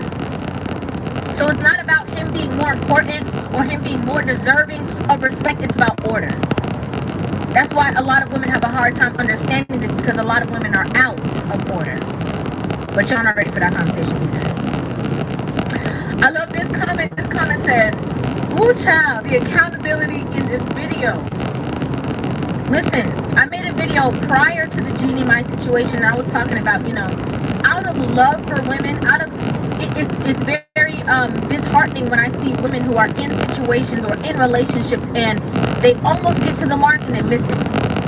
Because of ego, because of, their friends around them telling them, girl, you don't need to change for no man.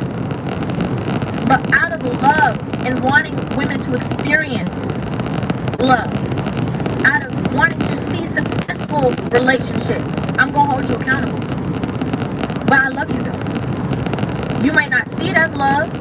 You might feel offended at first. You might have to watch, 4 or 5 videos before you realize, oh, wait a minute, she's actually telling me stuff that's going to work in my relationship. But it's out of love though. Genuinely. Okay. This woman commented, and she said, as a woman, I totally agree with you. We are called to submit to our husbands and respect them. Our man is our leader, and submitting to him doesn't mean that you're a doormat. Ooh, girl. Marriage is a covenant and should be your greatest investment. A man's heart is very fragile. I suggest to every woman to educate themselves on how men function. It will save you a lot from heartaches. This is a woman who gets it. And I'm gonna even go to a certain length where she says a man's heart is fragile. I would say I think a man's heart is actually less fragile than a woman's heart. So I would say a woman's heart is fragile, but I would definitely say that in terms of what men tolerate, I would say it is fragile. You see, a woman, we are nurturing, we're caring beings. We tolerate. You know, well, so we say. We say we tolerate because, you know, a lot of these women these days, they get up one day and talk about, you know, the spark was gone, they leave the relationship and tolerance is out the window. But as women, we say that we tolerate more. This is what we say. But you see, men, they have a cap. They have a lid. Once you get up to that lid, there's nothing else that we could do. Right? Once he say that's it, once the respect is gone, once you're challenging his leadership, once he can't tell you nothing, once you get to that cap, the relationship is over. And he can't see you as he once saw you. He can't be attracted or intimate with you in a certain space or manner or love you the same way once he sees that in you, because every time he sees you, that's what he sees.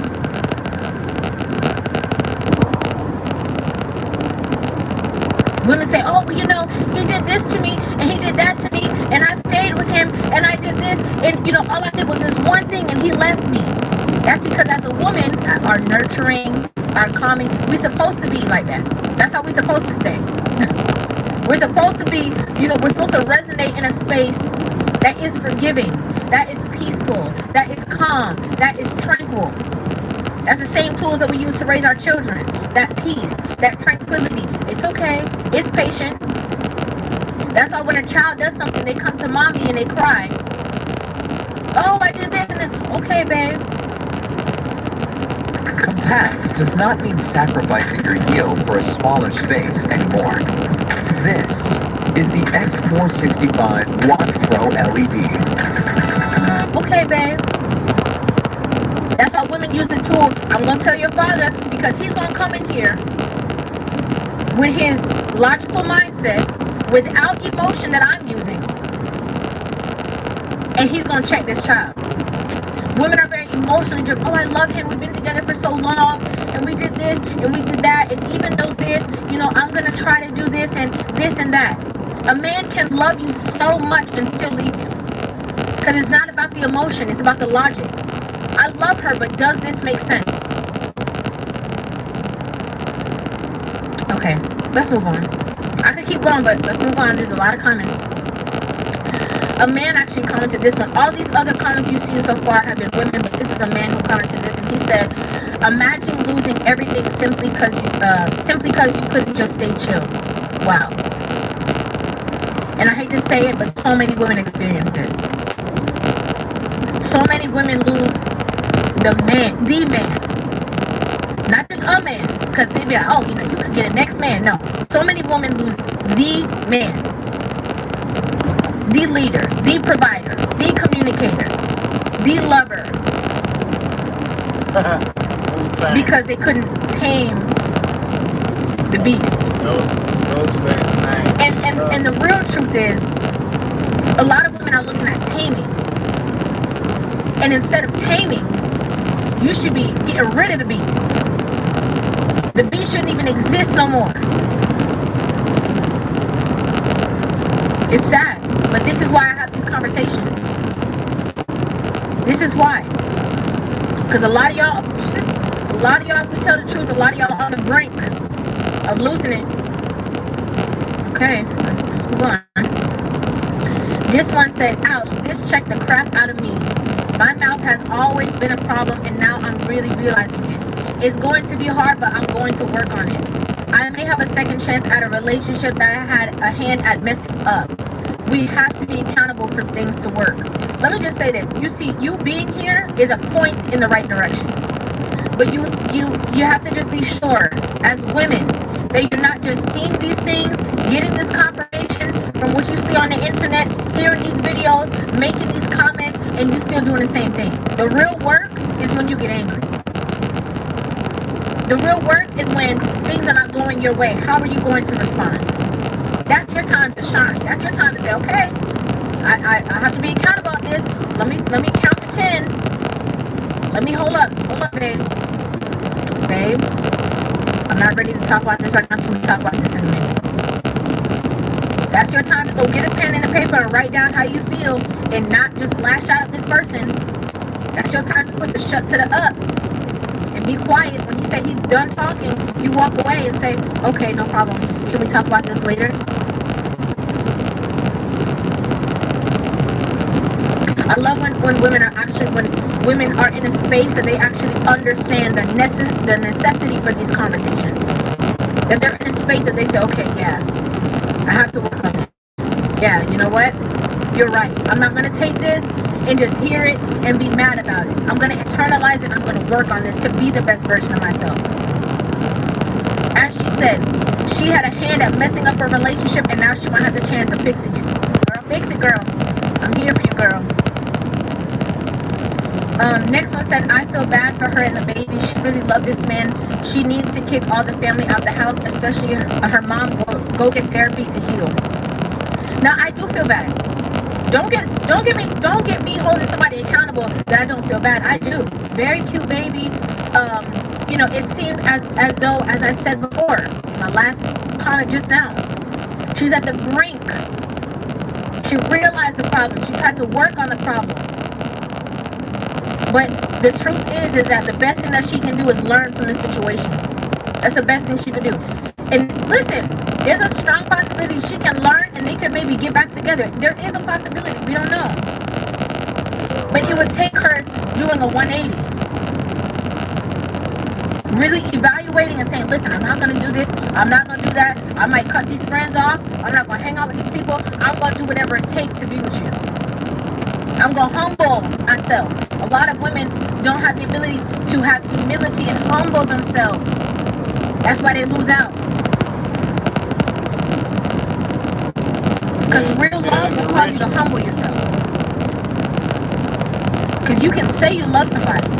You can be attracted to somebody. You can have feelings for somebody. But true love will cause you to be humble.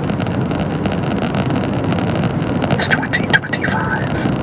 AI can build a pro-level website within a couple of minutes.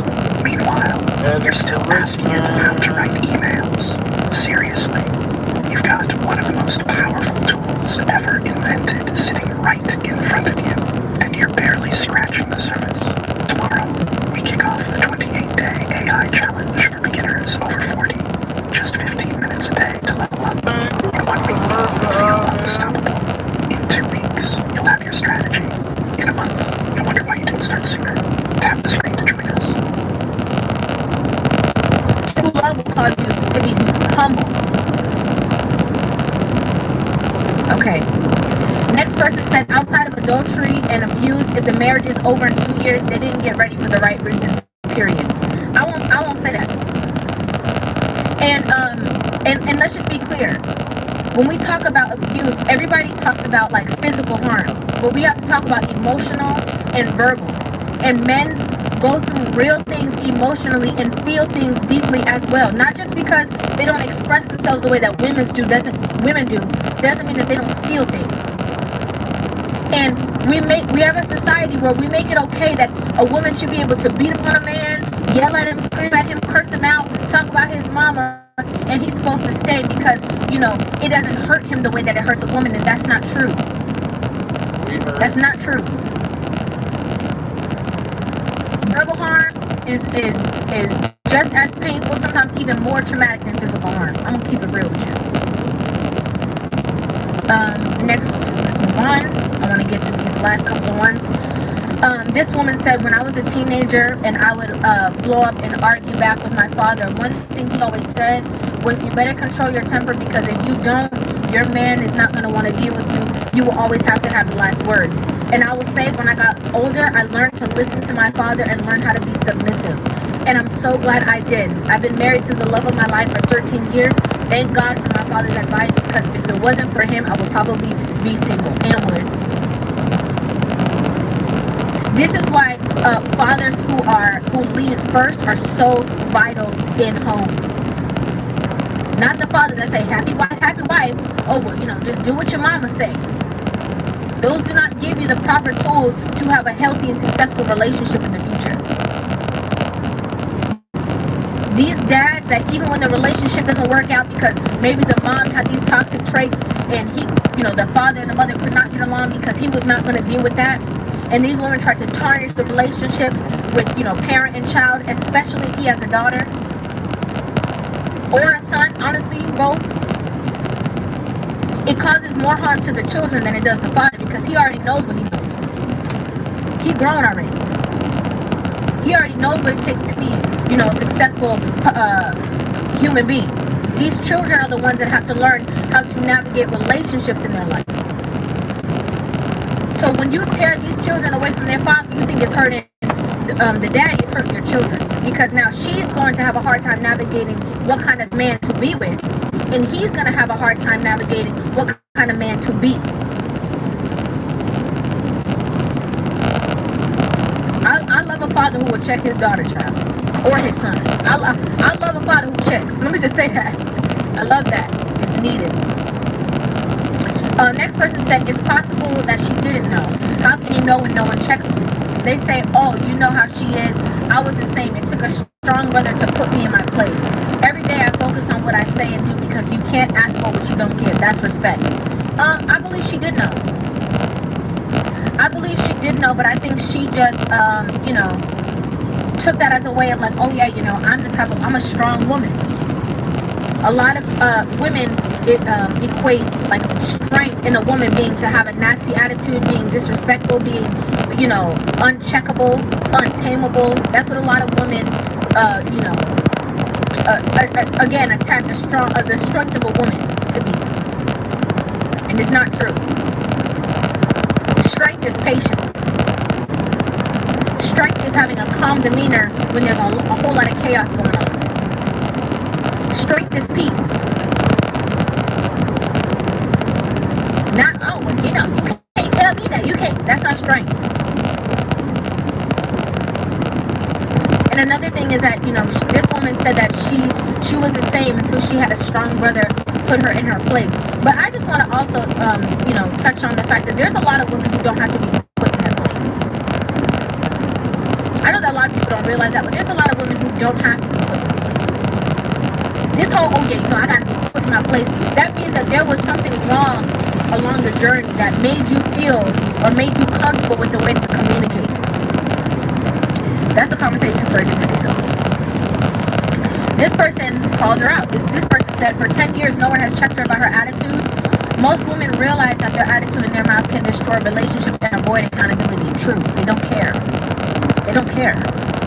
They're like, okay, yes. Okay, so leave then. So go.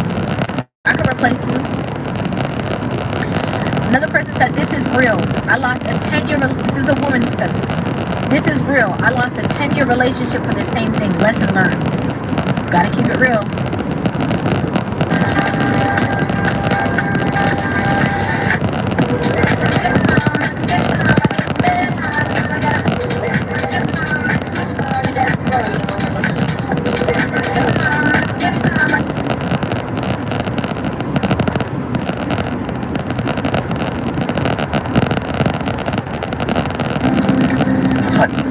We've got to slow down with this online shopping. I mean, boxes are everywhere. They're never going to fit in my car.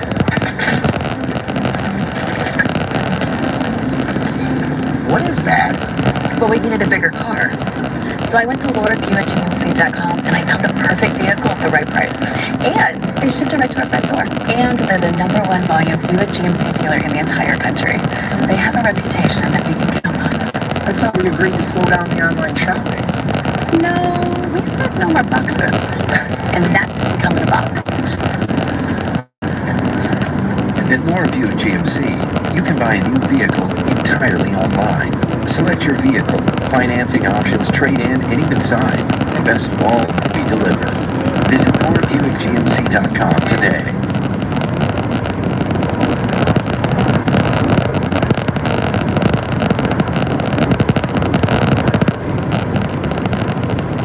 Gotta keep it real. This person said, this is what toxic masculinity looks like. Jeannie thinks she is a dude with a toxic masculine attitude. No man can live with a woman who acts like a dude. Two dudes make doo-doo because they will always be in some, no matter how much you might lose for being a dude chick, you have to dump her.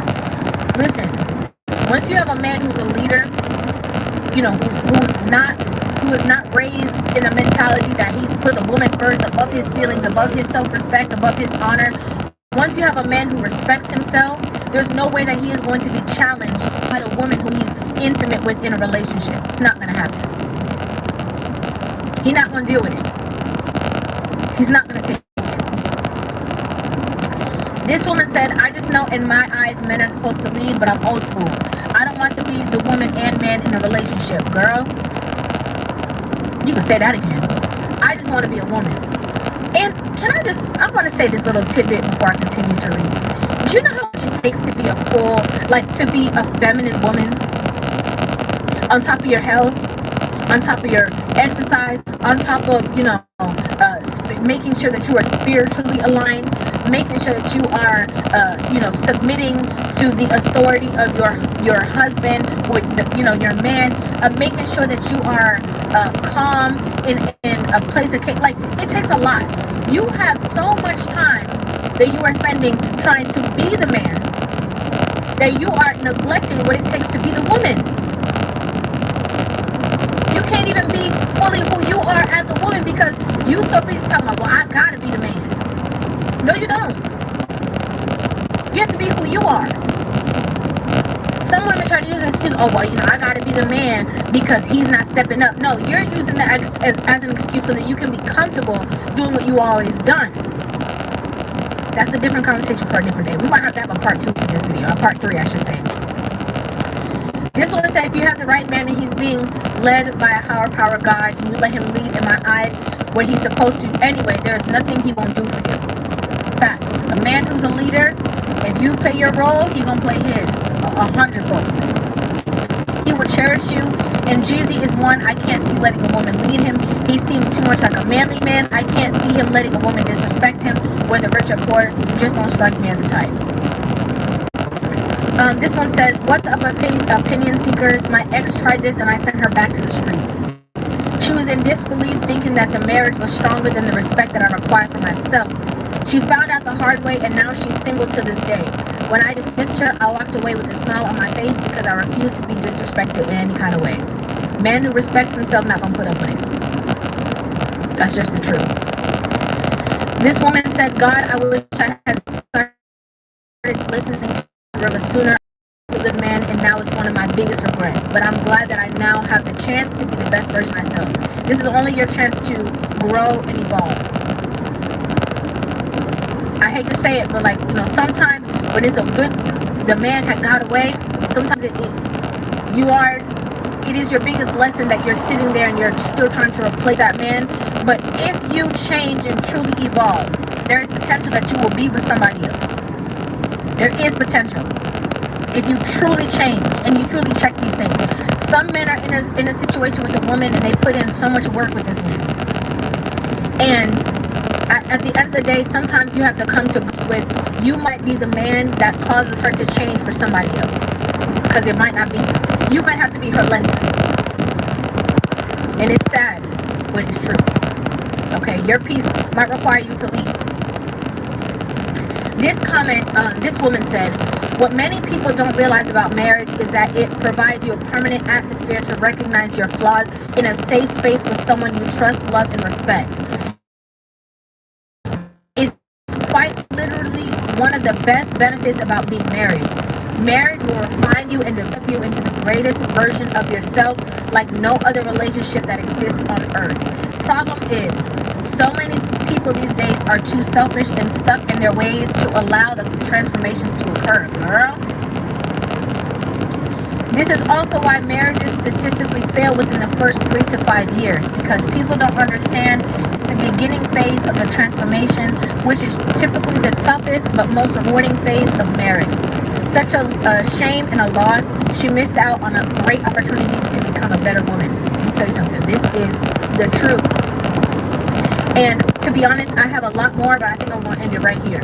This is the best place to stop it.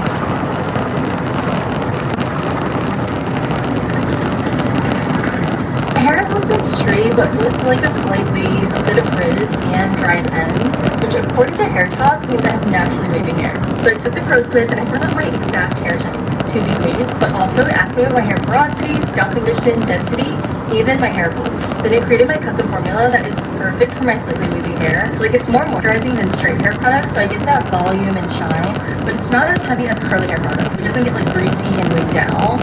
It just gives me perfect shiny waves that actually last. Honestly, I don't even want to think about how much time and money I would have wasted trying random products that wouldn't even have worked with my unique hair type. I'm in love with my natural texture. Rose literally handed me perfect hair on a silver platter. Try Rose. Okay, I'm done.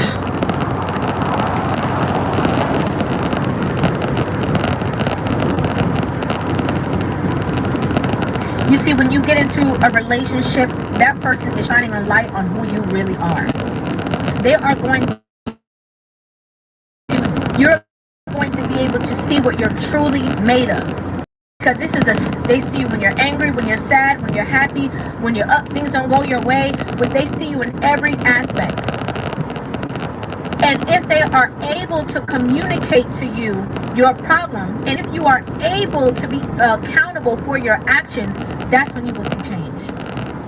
And it's so beautiful. Because you get to open your eyes to who you really are. I saw some comments, I'm going to go over it briefly before we end this video, where people were saying, oh, so this is not just a black woman issue. And I have said this from the beginning of my channel. When I talk on my channel, I never talk about it being a black woman issue. This is a woman issue. Especially in the time that we're in society where social media is so rampant, there's people across the globe, even people in other countries, who we would deem to be more submissive or more, docile and passive. That is not true. A lot of women across the globe are trying to quote unquote fight for their rights, emasculate their men, disrespect their men, put themselves forward. They don't respect families, they don't respect relationships. This has never been a one-size-fits-all. Now, there are conversations that I do talk about that are, kind of, what would I say, different, or I forget the word I'm trying to use, but are, selective to just a black woman issue. Talk about that. As a black woman, I'm going to talk about that. I've seen me cover conversations when it comes, you could be Asian, white, Spanish, black, you could be anything. Because it's a woman issue. And we're going to talk about it. Again, I have to say this one more time before I end this video. For the women who are in spaces that they can learn from this, learn from it, girl. Take this as the biggest sign waving to you to check yourself. Check your ego. Check your attitude before that man leave you. And again, this might not be the only reason why that relationship did not work out. However, relationships don't usually stop over one issue. And respect being the biggest issue, if respect is not there, everything else is not going to be in line. We have to be honest. This is my opinion, y'all. As always. Again, I had more comments, but I'm not going to be able to address them in this video because we're going to be here all day. Let me know what you guys think about this in the comment section down below. I'd love to hear you guys' opinions on this video. Make sure you guys hit that subscribe button and give this video a thumbs up, and I will see you guys in the next one. Love you. A secret vampire is about to inherit a legendary weapon. Quinn is more powerful than everyone at his school, but for now, he's just a punching bag. An energy blast sent Quinn flying onto his back. Rex, the ringleader of Quinn's bullies, looked down on him. Still breathing, huh? You should have stayed down. Quinn got back up. He wanted to fight back, but vampires were hated, considered monsters. He smiled. Stay down and miss out on your charming personality? Rex's powers blasted and Quinn was knocked backward. His system chimed. Warning. Low health. Activate battle mode to survive. Quinn shook his head. He couldn't let on what he was. If anyone even suspected he was a vampire, they'd kill him. Ability users had hunted vampires like Quinn for 1,000 years, and Quinn was surrounded by ability users. But still, his whole body screamed at him to strike back. One bite, one taste of their blood, and he'd be stronger than all of them combined. Rex smiles, Quinn writhed in pain. No comeback this time, huh? Quinn forced a smile. Didn't know you needed my permission to hit like a toddler. Rex's smile faded, and he kicked Quinn in the gut again. Quinn's system warned him again. Health points are 1 out of 100. Drink blood now. Done. Quinn clenched his fists, humiliated. He could end this in a second, but he didn't fight back. Pathetic. If you had any dignity, you'd get out of the academy, loser. One of the other bullies called out. Finish him off! Rex stepped up, raising his fist one last time until... Wait! Rex turned, surprised that one of his lackeys was telling him to stop.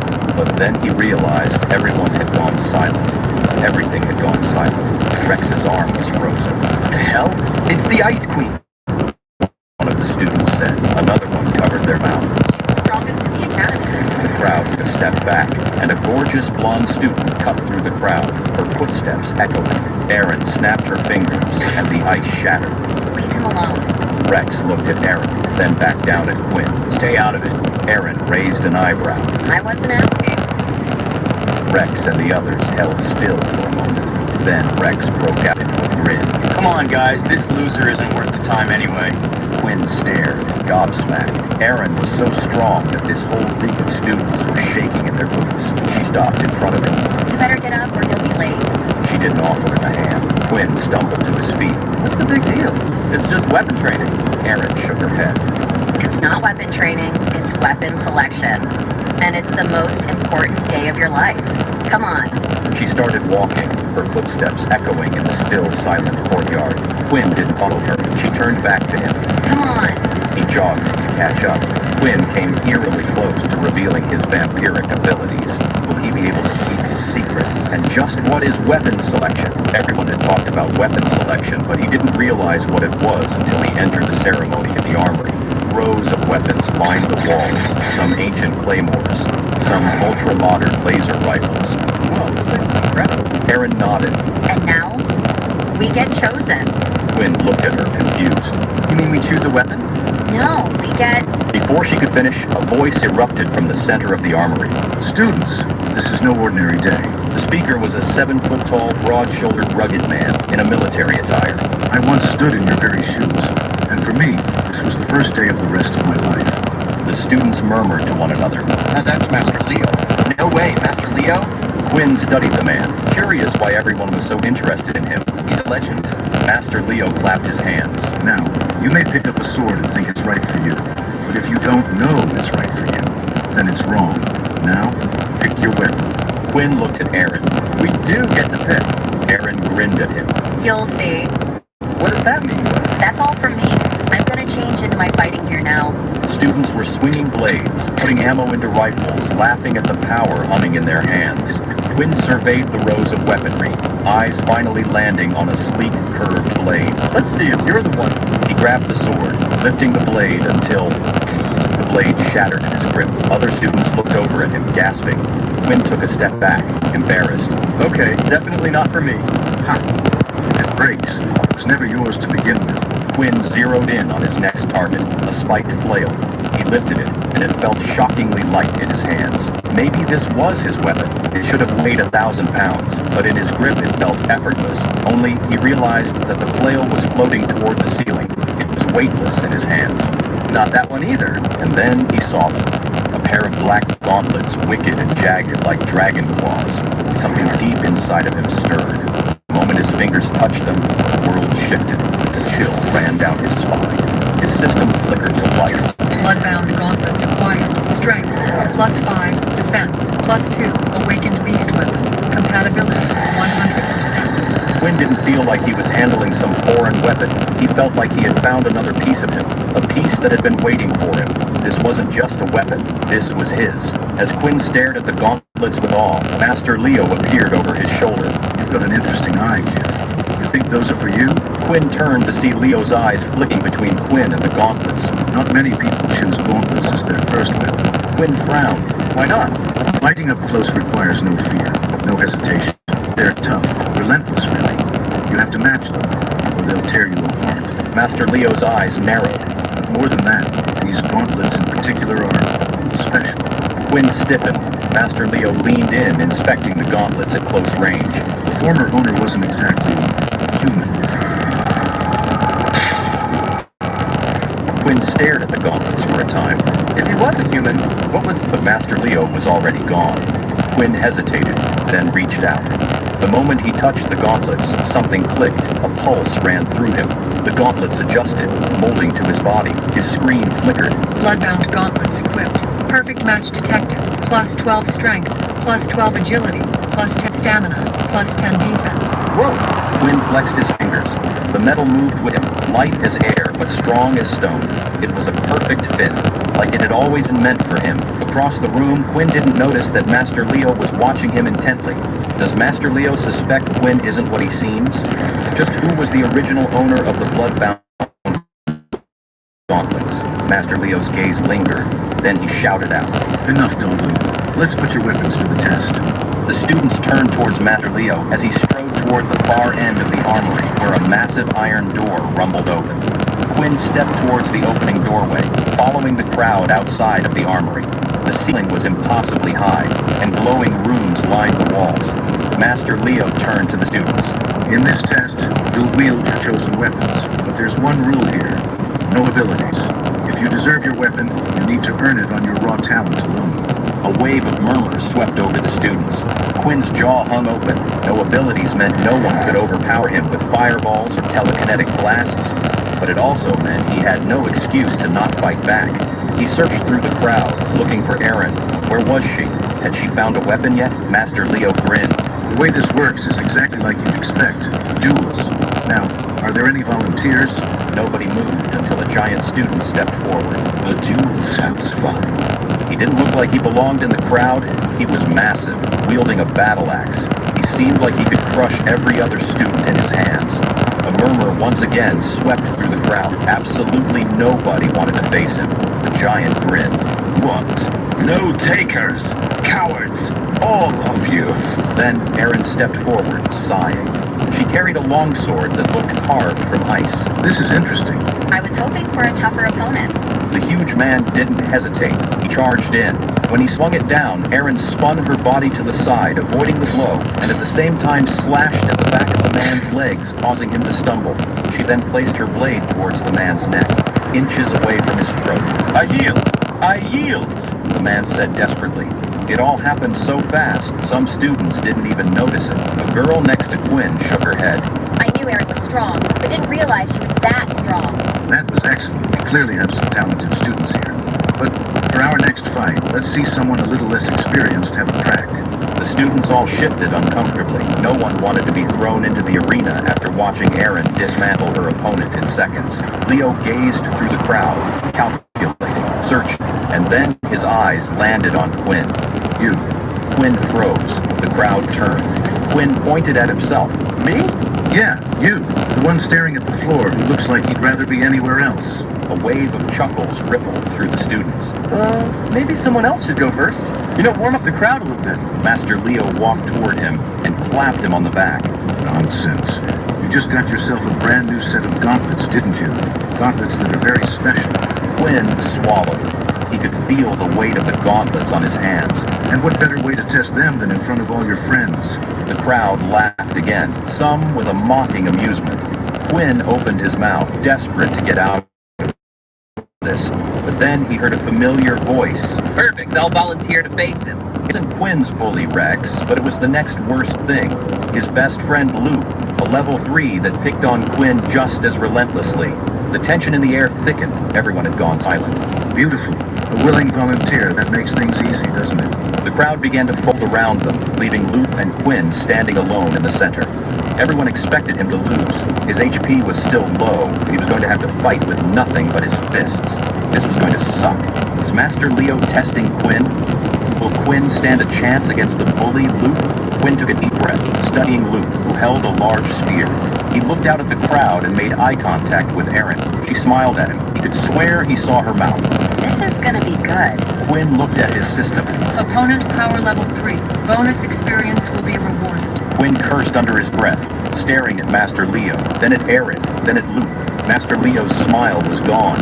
He was dead serious, staring intently at Quinn. It was creeping him out. Begin. Luke charged forward, spear aimed at Quinn's chest. Quinn tensed up, his mind cautioning him. Don't be too fast, don't be too strong, don't stand out, don't let them know what you are. He sidestepped a second too late and felt the point of the spear graze his ribs. Pain flared and the crowd gasped. Luke smiled wide. This is even more fun without powers. Quinn exhaled sharply. He could dodge all day, but he'd need to fight back, or this guy would kill him. But how? Inspect, Quinn whispered under his breath. His system screen flickered. Luke Erickson. Ability. Psychic energy. Health points 5 out of 15. Blood type. O positive. He dodged another stab from Luke. Then he heard Erin's voice call out. Get in close. She was helping him. And he's right. If he got in close, he'd be able to use the gauntlets. But if he stayed at a distance, he smiled. Quinn ducked his shoulder, moving like he was going to charge in close. But as soon as Luke reacted, he leapt back, dodging Luke's spear thrust and catching the spear. Luke's grin vanished. What the hell? Luke pulled at the weapon, trying to yank it free, but Quinn held firm. He was stronger than weapon, even without the gauntlets. He was too strong, too fast. Quinn smiled, but then his eyes landed on Master Leo, watching him intently. Something had changed in the old man, and Quinn felt a cold sweat of nervousness. Quinn needed to finish things. With a single clawed punch, he cracked the spear in half. The crowd gasped again. Luke stumbled backward, stunned. What the hell? My weapon is clearly faulty. Leo didn't say anything. He continued watching, studying Quinn intently. Quinn leapt forward. Luke had no time to react before Quinn's fist slammed into his gut. Quinn followed up with a knee to the chin. I think we should legalize prostitution. Okay. I have been standing on this for decades, and I think that prostitution should be legalized. Okay. They will never do this, but that I think would make it would be a massive solve. And being a woman of substance and means, I can provide that for them. Now there's things that I want in exchange for taking care of a princess boy, and you know, if that is what men are interested in behaving like, I feel like I can do that. I can be that person for you. I can give you an experience you've never had. Man, say it ain't so. None other than Mrs. Peanut Butter Skin is out at Fox Sports. Now, I will say before we get started into the content, I am genuinely surprised at this outcome. Well, let me not say surprised, because men that face allegations of assault in the workplace, of promoting women that are not worthy of said promotion, but do so because she gives him the insides of her body. Typically when men go through this, there's an immediate firing. But apparently now what's being adopted in modern times today is... These are the 5 places I put my money in 2025 once I got my paycheck. My name's Steve. I'm a former public school teacher turned millionaire, now teaching finances online so you don't have to pay for it. First, I would only put enough money into my checking account so I would be able to cover for 2 months of expenses. Nothing more than that. 2, I would use any of these tools here to keep track of my finances and put away around $500 into a high-yield savings account so I can build at least a 3 to 6 month emergency fund. These are the ones that I like, or you can comment savings and I'll send you the best ones for this month. 3, I would contribute up to the company matching my 401k. And if my company didn't have a match, I would skip this step. 4, I would open a Roth IRA with any of these brokerages. Contribute around $500 a month and invest it into a low-cost index fund that tracks the S&P 500 like any of these here. 5, I would open a taxable brokerage account and repeat the same steps in step 4. And if any of this was helpful, follow and we'll grow our finances together this year.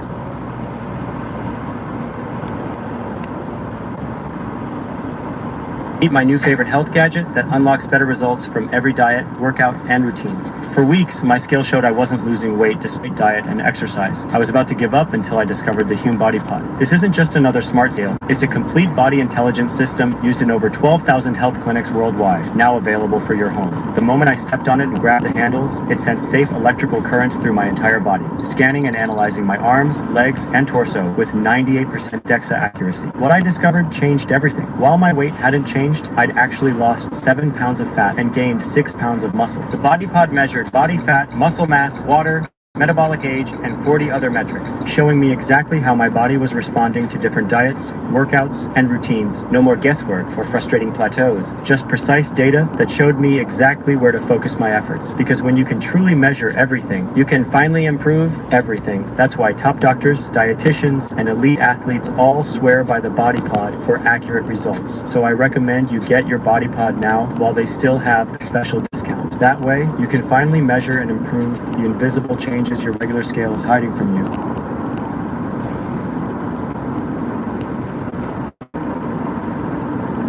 Day is what I'm going to refer to as a sensible firing, meaning the contract was supposed to renew, but it decided not to in the face of allegations and scrutiny. Let's get into the content. Joy Taylor out at Fox Sports cancels 3 shows from sources. Let me make this a little bit bigger so we can have a formalized conversation. Joy Taylor is out at Fox Sports as part of a series of moves that will also see the network's cable arm FS1 cancel Speak, the show Taylor co-hosts, as well as his 2 morning programs. Sources briefed on the decision told The Athletic. The 3 shows struggled to find a huge audience, prompting the cancellations, according to sources. This huge audience thing that, listen, a lot of people that get these nods to the big mainstream shows, hopefully their ego doesn't get so big as to think that people are actively watching the show each and every week because of them, as opposed to some type of different formula within the show. But then what we see now, when we have decentralized media and these people are now having to compete with other people not involved in mainstream, they're finding it increasingly more difficult to be relevant because of how actually hard that it is when you don't have the push of all of these talented writers, scripters, producers, directors. It's tremendously difficult. And I think it begins to make a lot more sense if you compare the numbers that she used to receive on Fox Sports versus her own podcast show directly up on YouTube. Nevertheless, Taylor, 38, has been in the headlines of the past year as FS1 has been embroiled in harassment allegations against its former top programming executive. We're going to re-go over some of those allegations as well so that we're all caught up here. The brother's name is Charlie Dixon, all right? In one of the 2 lawsuits, Nashin Faraha, a makeup artist, accused Dixon of battery. In the suit alleged that Taylor told Faraji to get over it. Taylor denied the allegation. Dixon has been out at the network since last April. Again, man gets accused of something, directly out. Woman gets accused of something, and sensible firing. Even if the woman is not directly involved in the harassment, but is continuing to create a system around the office that adheres to or makes other women feel uncomfortable, it should be taken just as serious. Nevertheless, Taylor co-hosted Speak with Keyshawn Johnson and Paul Pierce. Taylor's contract was up and not renewed by Fox Sports after she had been with the network for nearly a decade. FS1 is also ending the morning show, Breakfast Ball, and the facility. Fox Sports declined to comment. Colin Cowherd's The Herd, which begins at noon Eastern. First things first, with Nick Wright, Chris Broussard, and Kevin Wiles at 3 p.m. Eastern. We'll continue their time slots. FS1 will likely produce new shows in place of all the cancellations. All 3 shows were created under Dixon. Breakfast Ball featuring Craig Parton and Mark Shkreli. And Parkins and Mark Parton's second show on the network is leaving. Yada yada. Nevertheless, after all of this happened, we didn't have to see a response from Joy Taylor. But if you go and take a look at her Instagram, this content was posted.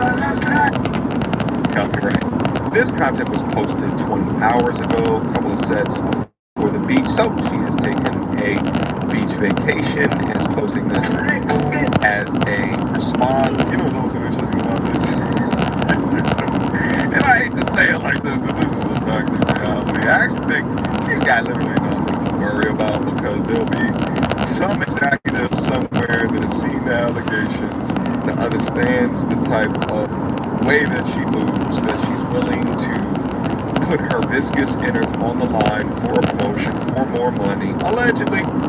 And it's just like, we need a Joy Taylor in our network. I hate to say it, but some of these dudes will this week. You heard? So she will come in and she will fit into that particular narrative, however morally bankrupt and illegitimate that it is. Quick emergency meeting. I was recently searching for a name online and found way too much personal information, which brought me down this weird rabbit hole of how that could have happened. I found out that there's companies out there called data brokers that will sell your data to marketers, scammers, and even stalkers. And it's a nasty, disgusting feeling knowing that there's bad actors out there selling my information, selling your information for profit. But that's why I'm recommending today's sponsor, Aura. Now, I use Aura to automatically remove my information from these sites and keep my information off. But they do other things as well, such as bank fraud and identity theft alerts and access. But guys, utilize my link down in the description box down below for a 14-day trial. At least see if you've been compromised. Privacy is king in this day and age. You should know if your information is out there. So again, utilize my link, aura.com/MTR, in the description box down below to try 2 weeks free. That's way more than enough time to see if your personal data has been exposed. Go now. Can we just keep it a buck? Ready to make a difference this back-to-school season? Dollar Days helps you help others by providing affordable school supplies in bulk, whether it's for a supply drive, donation, or classroom. Find everything you need online. Join us in making a positive impact this school year. Visit dollardays.com and use one of these codes for either free shipping or 10% off your order.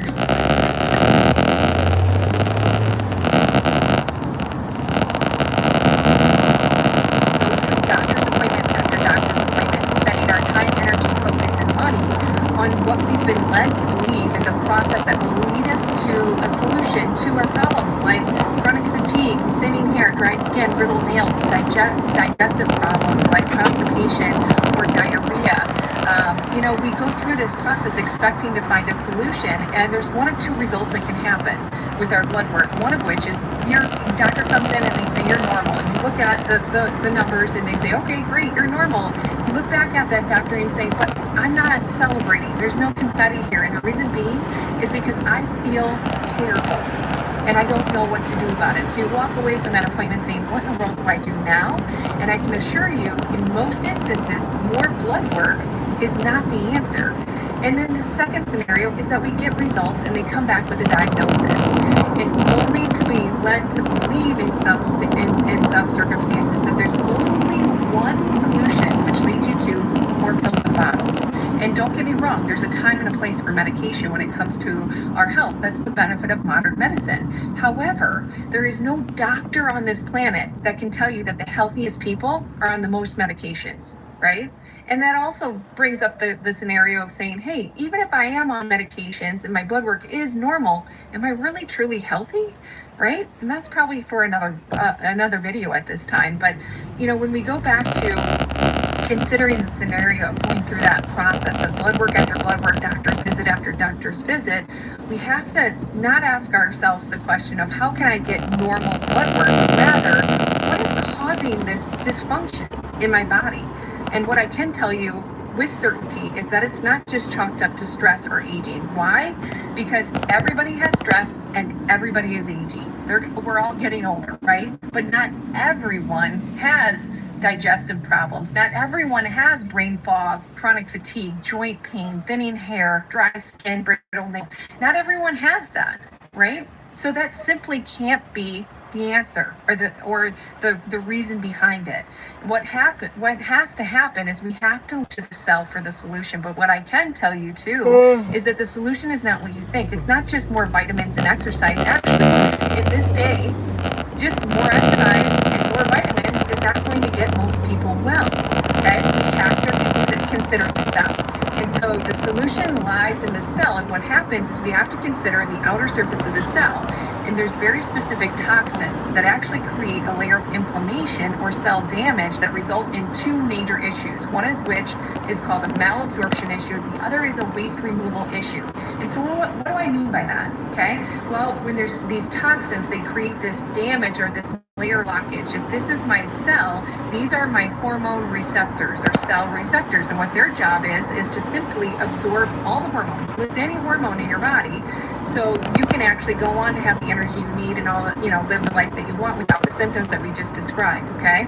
But what happens is these toxins create that inflammatory response or a layer of blockage, preventing all that good stuff, the hormones, raw minerals, and nutrients from getting into the cell where it needs to go to produce the energy that we need to feel great and go on to do the things that we're passionate about, right?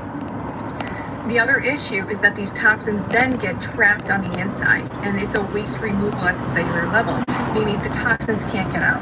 And so if you want to know more about these very specific toxins, and even better yet, what to do about it, make sure you click the button below, because you're going to not regret it. People have been struggling for decades at times when I speak to them, and the solution most certainly lies in the cell. Click the button, share this video. We'll talk to you soon.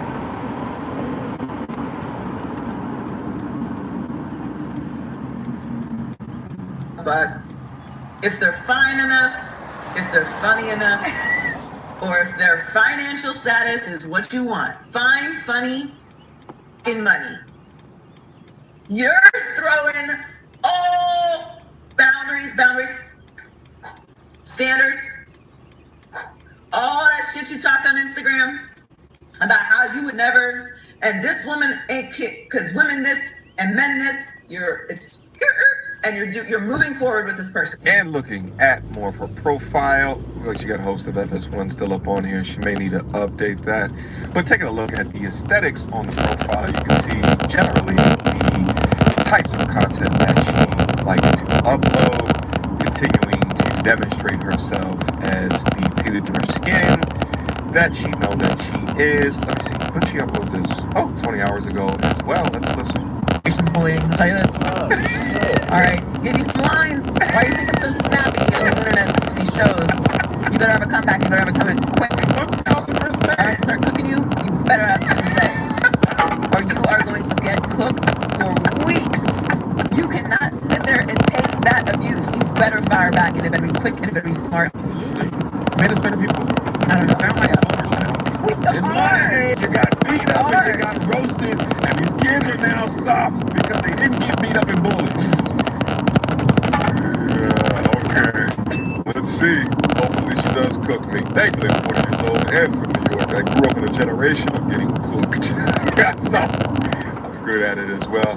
Nevertheless, you'll see down up into her comment section, folks are seemingly having fun. This has got to be one of the funniest memes, but one way to perfectly describe the allegations against her. Now, just to refresh and jog your memory, let's go over a quick reminder, a quick snippet of how we got here in the first place. Now, Joy Taylor is also a host. She's a host for FS1, and she was the moderator for Undisputed for a few years, working closely with Bayless and Shannon. Now, she moved to another show with Colin Cowherd on FS1 in 2018, and she's had many other hosting gigs since. Her Instagram is filled with not only reactions to some of the biggest sports news, but also glamour shots, videos where she gives advice about relationships or comments on current events. Now, Faraji says as Taylor continued to move from show to show, she had requested Faraji to continue to be her stylist. Now, the lawsuit notes that there are two other people here. There's Mark Silverman, president and COO of Fox Sports, and Eric Shanks, CEO and executive producer of Fox Sports. They could become named as defendants. They're not currently named, but they could be named as defendants as the case progresses and there's discovery in this lawsuit. Because the complaint reads, on information and belief, Mr. Silverman and Mr. Shanks approved, were made privy to, or should have been privy to, all significant employment decisions and personnel-related investigations related to misconduct and or harassment by Fox Sports executives and talent. Further, on information and belief, Mr. Silverman and Mr. Shanks, along with Fox legal team, worked hard to protect perpetrators by forcing individuals who were witnesses to or targets of misconduct and or harassment to sign non-disclosure agreements upon separation from employment. So, on January 3rd, Faraji filed this complaint, laying out what she says had happened to her during her time at Fox Sports. And according to Faraji, she had worked part-time for Fox starting in 2012 and then went full-time in 2016. During that time, she says she befriended Joy Taylor, and this was after Taylor had moved from Miami to Los Angeles for the chance to host on Fox Sports. According to Faraji, Taylor didn't have a regular position at the time, but was available to fill in when needed. Now, this is where it gets interesting, because Faraji claims that when she would go out to meet Taylor for dinner or drinks, Charlie Dixon, again, the vice president for content, was always around. And Faraji says that she didn't even know he was an executive with the company until later when she mentioned to Taylor that she'd seen that guy who always buys us drinks in the elevator. And that is when she said that Taylor shushed her and explained what Dixon's position was in the company. And Faraji believed, based on her interactions with these two people, that they were sleeping together. And when she warned Taylor that that might not be a great idea, that a relationship like that could be dangerous, Taylor allegedly told her not to worry about it. And by the way, Banging the boss. Allegedly. Apparently both Dixon and Taylor were married at the time. Damn. So according to the complaint, in approximately July of 2016, word spread amongst Fox employees about a new show that was going to be a big deal, as it would star Mr. Bayless and Shannon Sharpe. It was known that Fox was looking for a woman with significant TV experience to also star. Therefore, it came as a surprise when Fox announced that Miss Taylor, who is a bartender and radio host in Miami with very little TV experience, would be the moderator of the new show, a sports debate program, Skip and Shannon Undisputed. So Faraji claims that Bayless didn't want Taylor to host the show. In fact, in a lawsuit, she claims that at a dinner between Taylor and Bayless, Taylor shows up, she's dressed, and starts acting very provocatively, potentially in a way to change his opinion about her being on the show.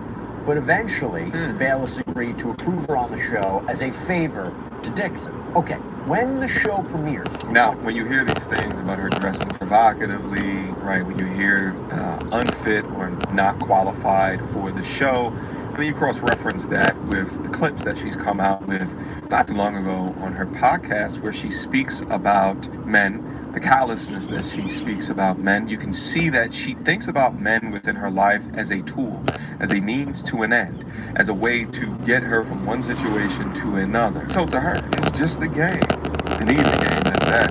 So just like Jason Whitlock said, she gonna tout that peanut butter skin in those big cans. Get whatever money that she can, or position that she can up out of it.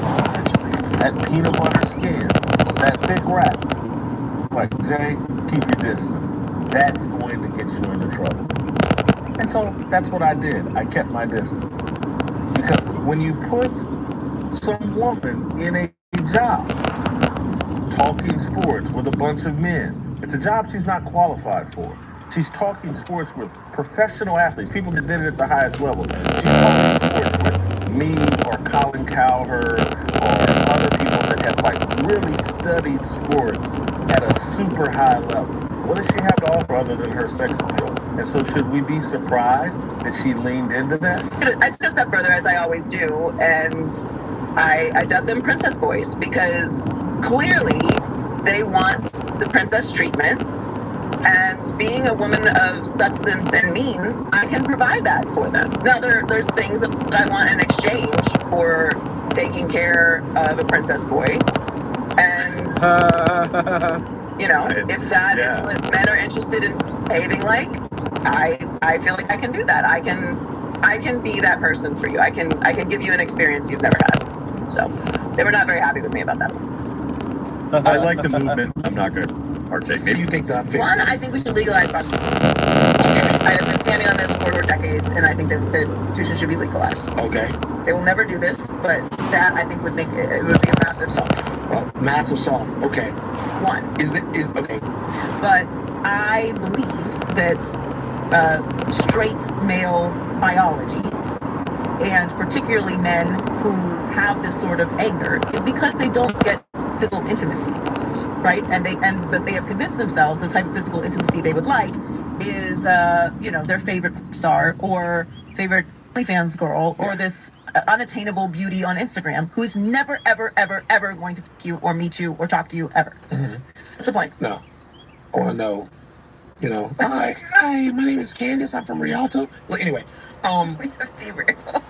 The point is, I think intimacy is a big problem. I think men not having sex is a big problem. But this is my and the confidence that comes from not having physical intimacy, not having the ability to have sex with raging psychopaths that then blame feminism and women running for presidents as the reason why society is deteriorating. Taylor, Ms. Faraji, had requested that Faraji be her hairstylist, and eventually Bayless had asked her to do his hair as well. Not long after, January of 2017, Faraji claims that she attended a birthday party for Taylor. When she goes to this birthday party, she says that Dixon was there, and he was drinking quite heavily. The complaint reads, as Ms. Faraji was standing near the bar facing the crowd, Mr. Dixon approached her.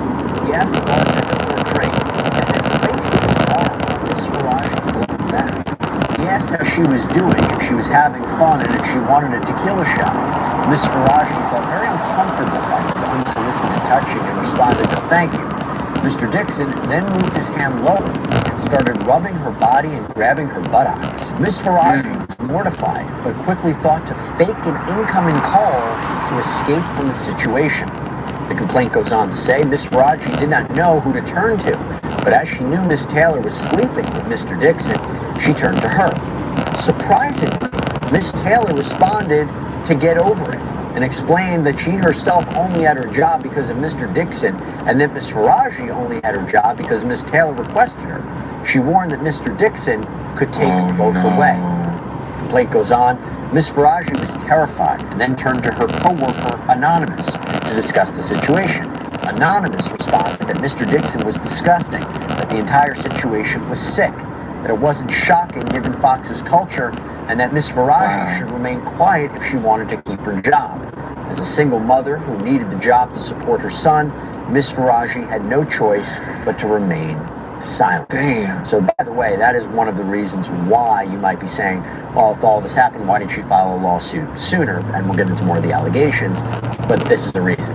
She needed the job. Now listen, when I look at this, and then I also cross-reference this, let's say like the Cassie case or something like that, what I've always said, and I've always maintained, is that people with accusations such as Cassie that paint themselves as the victim, and then you go back and you look at the case and the things that they're saying and the evidence against them and the S-workers that they hired, and I say, women like Cassie created an environment where women are now less empowered to come forward if odd shit is happening around them, or if they're being touched, what have you. Now, we haven't heard her particular testimony yet in front of jurors of her peers in the court of law. Nevertheless, but let's just theorize here. If Charlie Dixon was the did, right, like less the domestic violence, then would that make Joy Taylor the Cassie, allowing for or not prohibiting a situation around her, and in fact wanted it to continue to keep herself in a specific position, to keep the power, to keep the status, to be that anchor for those shows? Could it be? I don't know. I'll leave a question for you to be able to argue in the comment section. Thing that I will think will come up in a potential lawsuit, a potential trial, if she's being grilled under cross-examination. Okay, moving forward. Later on in the complaint, Faraji claims that Taylor continued to use her sexuality to advance at the Fox company. And she did that by allegedly sleeping with Emmanuel Acho, a former football player turned commentator. So the lawsuit reads, quote, in approximately February 2020, Miss Taylor asked Miss Faraji to meet her for lunch in Beverly Hills. When Miss Faraji arrived, she found Miss Taylor with a man, Emmanuel Acho. Miss Faraji didn't know Mr. Acho, but could tell that the two were romantically involved. Just got done with rehearsal for the new show Speak, and I got to take a moment to shout out my co-host Joy Taylor. A woman, a black woman, daily show, sports. Do you all realize how hard it is to get into the position that she is in? So often there's misogyny and sexism running rampant in sports, and we don't even care what women have to say in sports. But Joy is not only in the position on television as a woman, as a black woman, but as an opinionist. So not just asking men what they think, but providing her own unique and distinct insight. It's hard to do, and Joy, you have done it. So congratulations. Looking forward to working with you, and hope y'all tune in 4:30 to 6 Eastern every day starting next week. A few months after meeting Mr. Acho at the lunch, Ms. Faraji noticed him in the hallway while at work. Ms. Faraji later asked Ms. Taylor if Mr. Acho also worked at Fox. Ms. Taylor confirmed and explained that she wanted Mr. Acho to eventually recommend her on the show, Speak for Yourself. Ms. Faraji became alarmed and warned Ms. Taylor that she should probably not sleep with Mr. Dixon and Mr. Acho at the same time, as Mr. Dixon is a very powerful man that may become very angry. Ms. Taylor told her not to worry about it. She explained that she was also now powerful, and once Mr. Dixon was no longer useful to her, she would follow through on her plan to tell the company that he forced himself upon her. She would not allow herself to be forced out by Mr. Dixon like other women talent. Oh, no, say it ain't so.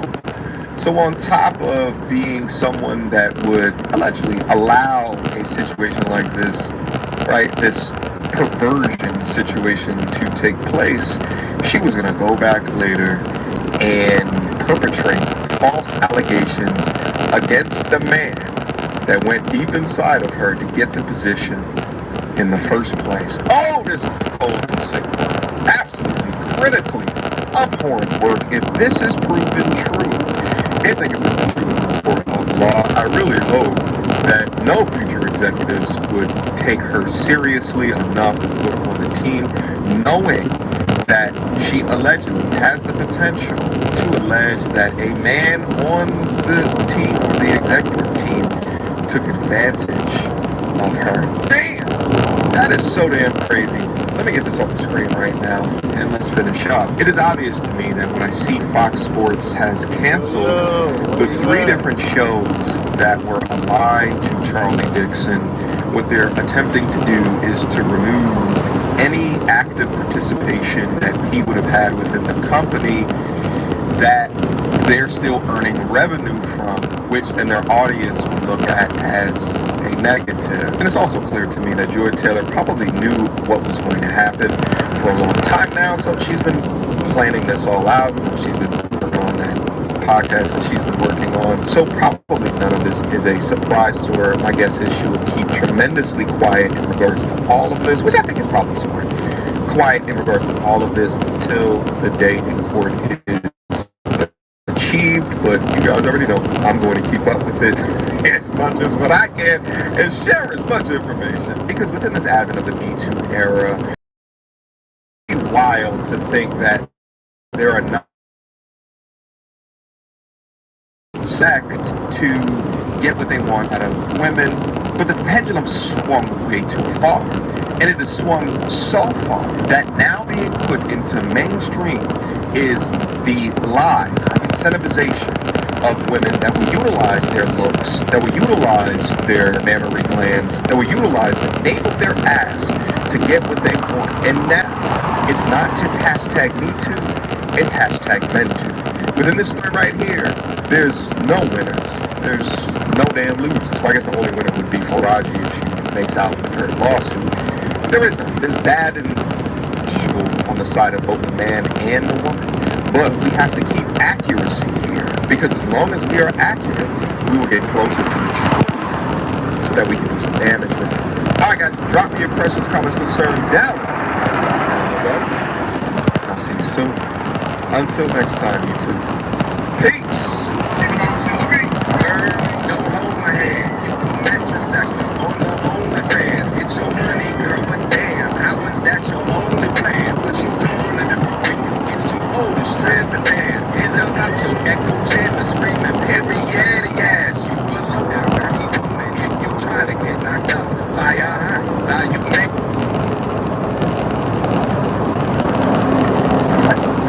Gotta see that with this online shopping. Classes are everywhere. You're never gonna fit my car.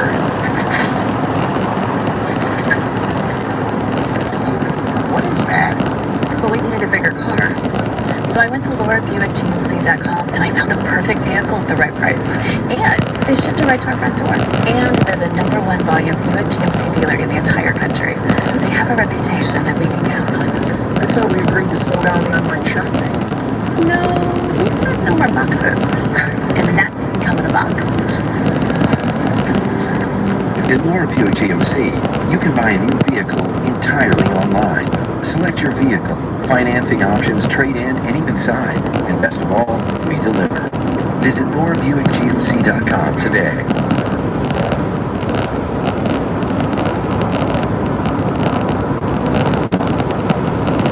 Quinn stepped into the Dome Stadium in time for the speakers to announce the next match. Number 64, first-year Quinn Talon versus number 1, third-year Momo Takahashi. Quinn couldn't believe his ears. There must be something wrong. But when he looked at the stage, Momo was already standing there, arms crossed, eyes closed, waiting for Quinn to show up. Quinn walked forward with a frog in his throat. Before he could even prepare his heart, his speakers boomed, "Fight!" Momo opened his eyes. He stood nearly 2 heads taller than Quinn. His biceps alone were the size of Quinn's thighs. He was likely 95% muscle, and his stoic gaze filled with killing intent. "Wait!" Quinn stammered. This wasn't a fair fight. He was up against a third year. He was up against the strongest contestant in the Apex trials. Someone had clearly set him up for failure. Or perhaps something even worse. Momo reached behind his back and pulled out a whip. Flames spread from Momo's with the whip. Quinn realized what this was. A soul weapon. Beast weapons were the common weapons used by most cadets. They were found following the Dalki invasion as weapons crafted on advanced planets. But soul weapons were in a league of their own. Only when a cadet's weapon training matured did a soul weapon form from within the user's body. Quinn was about to find out just how destructive soul weapons were. Momo raced forward, cracking his flaming whip out. Quinn tried to dodge, but the whip lashed out in the exact direction he shifted his body. Quinn yelped out in pain. The edge of the whip licked his shoulder, tearing through his shirt and searing his collarbone. 3 out of 5 health points. The attack had taken 2 of his health points, just like that. Quinn braved the pain, but another system message appeared. You can no longer suppress your need for blood. Your health point will decrease by 1 for every hour you do not drink blood. Drinking blood will replenish health points and grant you stat points for upgrades. Quinn frowned. He had no idea what to make of this, but he felt his body become sluggish, even after eating 3 bananas earlier. His muscles weakened. The pain from the shoulder gash hurt more than he could have imagined. The thought of blood used to make him nauseous, but now he suddenly had a twisted craving to drink it. Momo sent the whip flying out again. Quinn tried to swerve, but once it...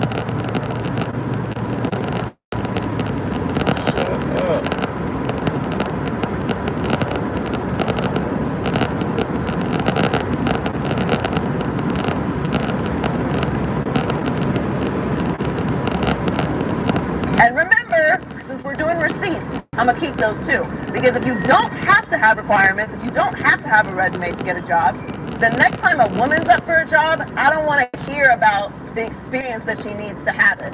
We just keep it a buck. If they're fine enough, if they're funny enough, or if their financial status is what you want. Fine, funny, in money.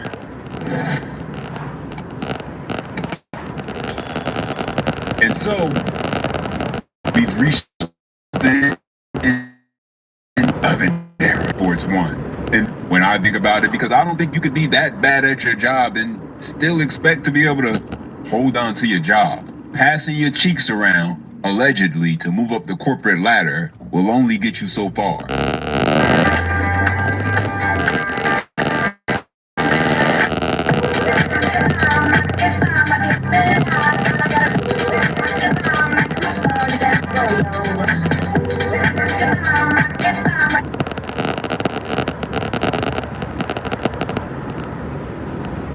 Your child sustained a birth injury, you may be able to secure financial stability to alleviate ongoing medical costs. Parents whose children suffered from medical negligence are banding together. If your child sustained a birth injury such as Erb's palsy, cerebral palsy, shoulder dystocia, or brachial plexus damage, you may qualify for potential compensation. Act now to secure your child's future.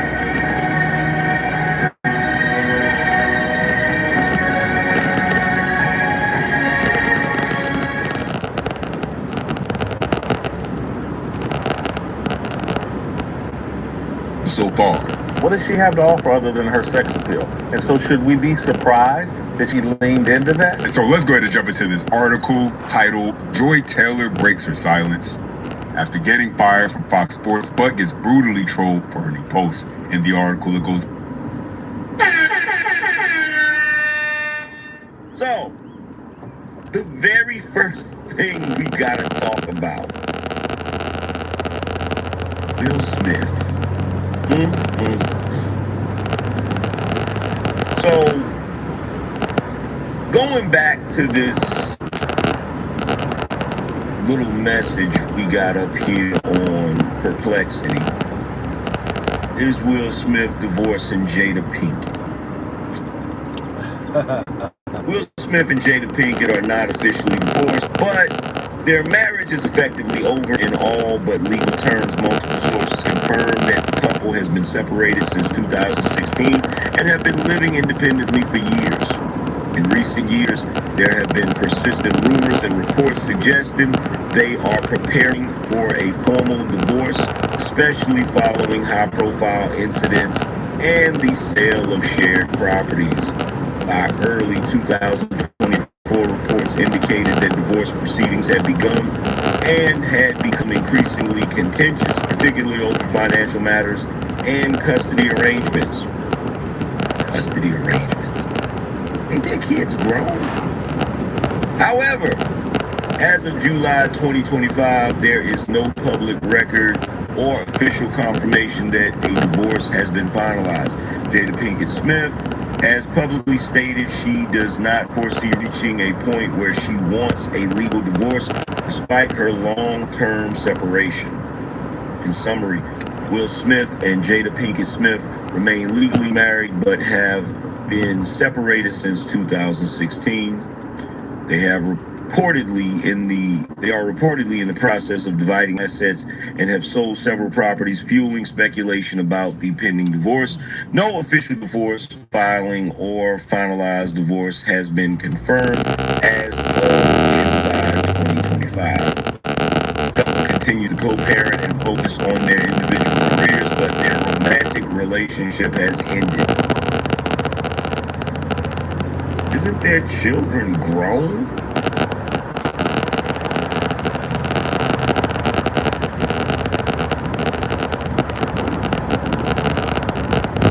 Back when craftsmanship meant something, we made watches that told more than time. For 35 years, we built them to last. Now we're closing our workshop, and every piece is 80% off. For 35 years, we didn't follow trends. We followed tradition. Every Thompson watch is assembled by hand using real sapphire glass, durable stainless steel, and movements that keep ticking for decades. Our customers say these are watches you'll hand down and built like the old days. But now you won't have to pay like the old days because we're retiring, and this is the final chapter of our story. No mass production, no plastic gimmicks, just honest materials, classic design, and a price that will never come back. If you've ever wanted a timepiece with true soul, this is your moment. Once they're gone, they're gone. Shop our final watch collection, 80% off until the last piece is claimed.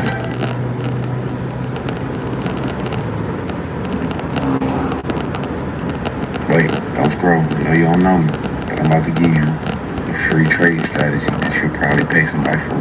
Because I pay somebody for it. But let me give it to you for free. Hold on.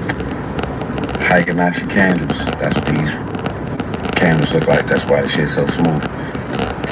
5-minute time frame is the S&P 500. Wait. It's 3 rules. Only 3, and you only need really 1 indicator, but let's just say 3. Red line, that is your VWAP. Blue line, that's your 21 EMA. Yellow line, that's your 9 EMA. If you don't know what EMAs is, whatever. If you don't know what a VWAP is, whatever. But hold on, I'm about to tell you the rule. All right, rule number 1. Above VY, pause. Below VY, push. Very simple. Next rule. Wait for a doji. 9 cross the 21 EMA. Again, wait for a doji. 9 cross the 21 EMA. You're looking for a candle with no wick on the bottom. That's your entry. Your exit is the next doji. Or if you feel like the shit gonna keep on running, just stay in the trade. And I'm gonna tell you the down. Same thing. I didn't move the chart. It's the same shit. So look, doji, no wick, 9 cross below the 21 EMA. That's your entry candle. Ride it to the next green doji. Get out. Now, again, let me tell you, it only works like 60% of the time. I've seen people make thousands. But you can't lose money. You will lose money. Everybody loses money. I'm not to sell you no dreams. This shit is free. I just gave y'all some information. This is some shit. I'm guarantee you can pay somebody for. And they will sell it to you. How you should have 5-minute time frame. Just a couple bull 3 entries, and they got out there.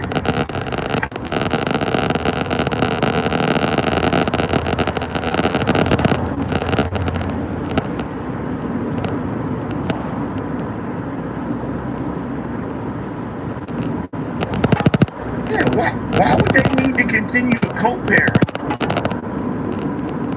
Why would they need to continue to co-parent? Will's oldest, Trey, is 32.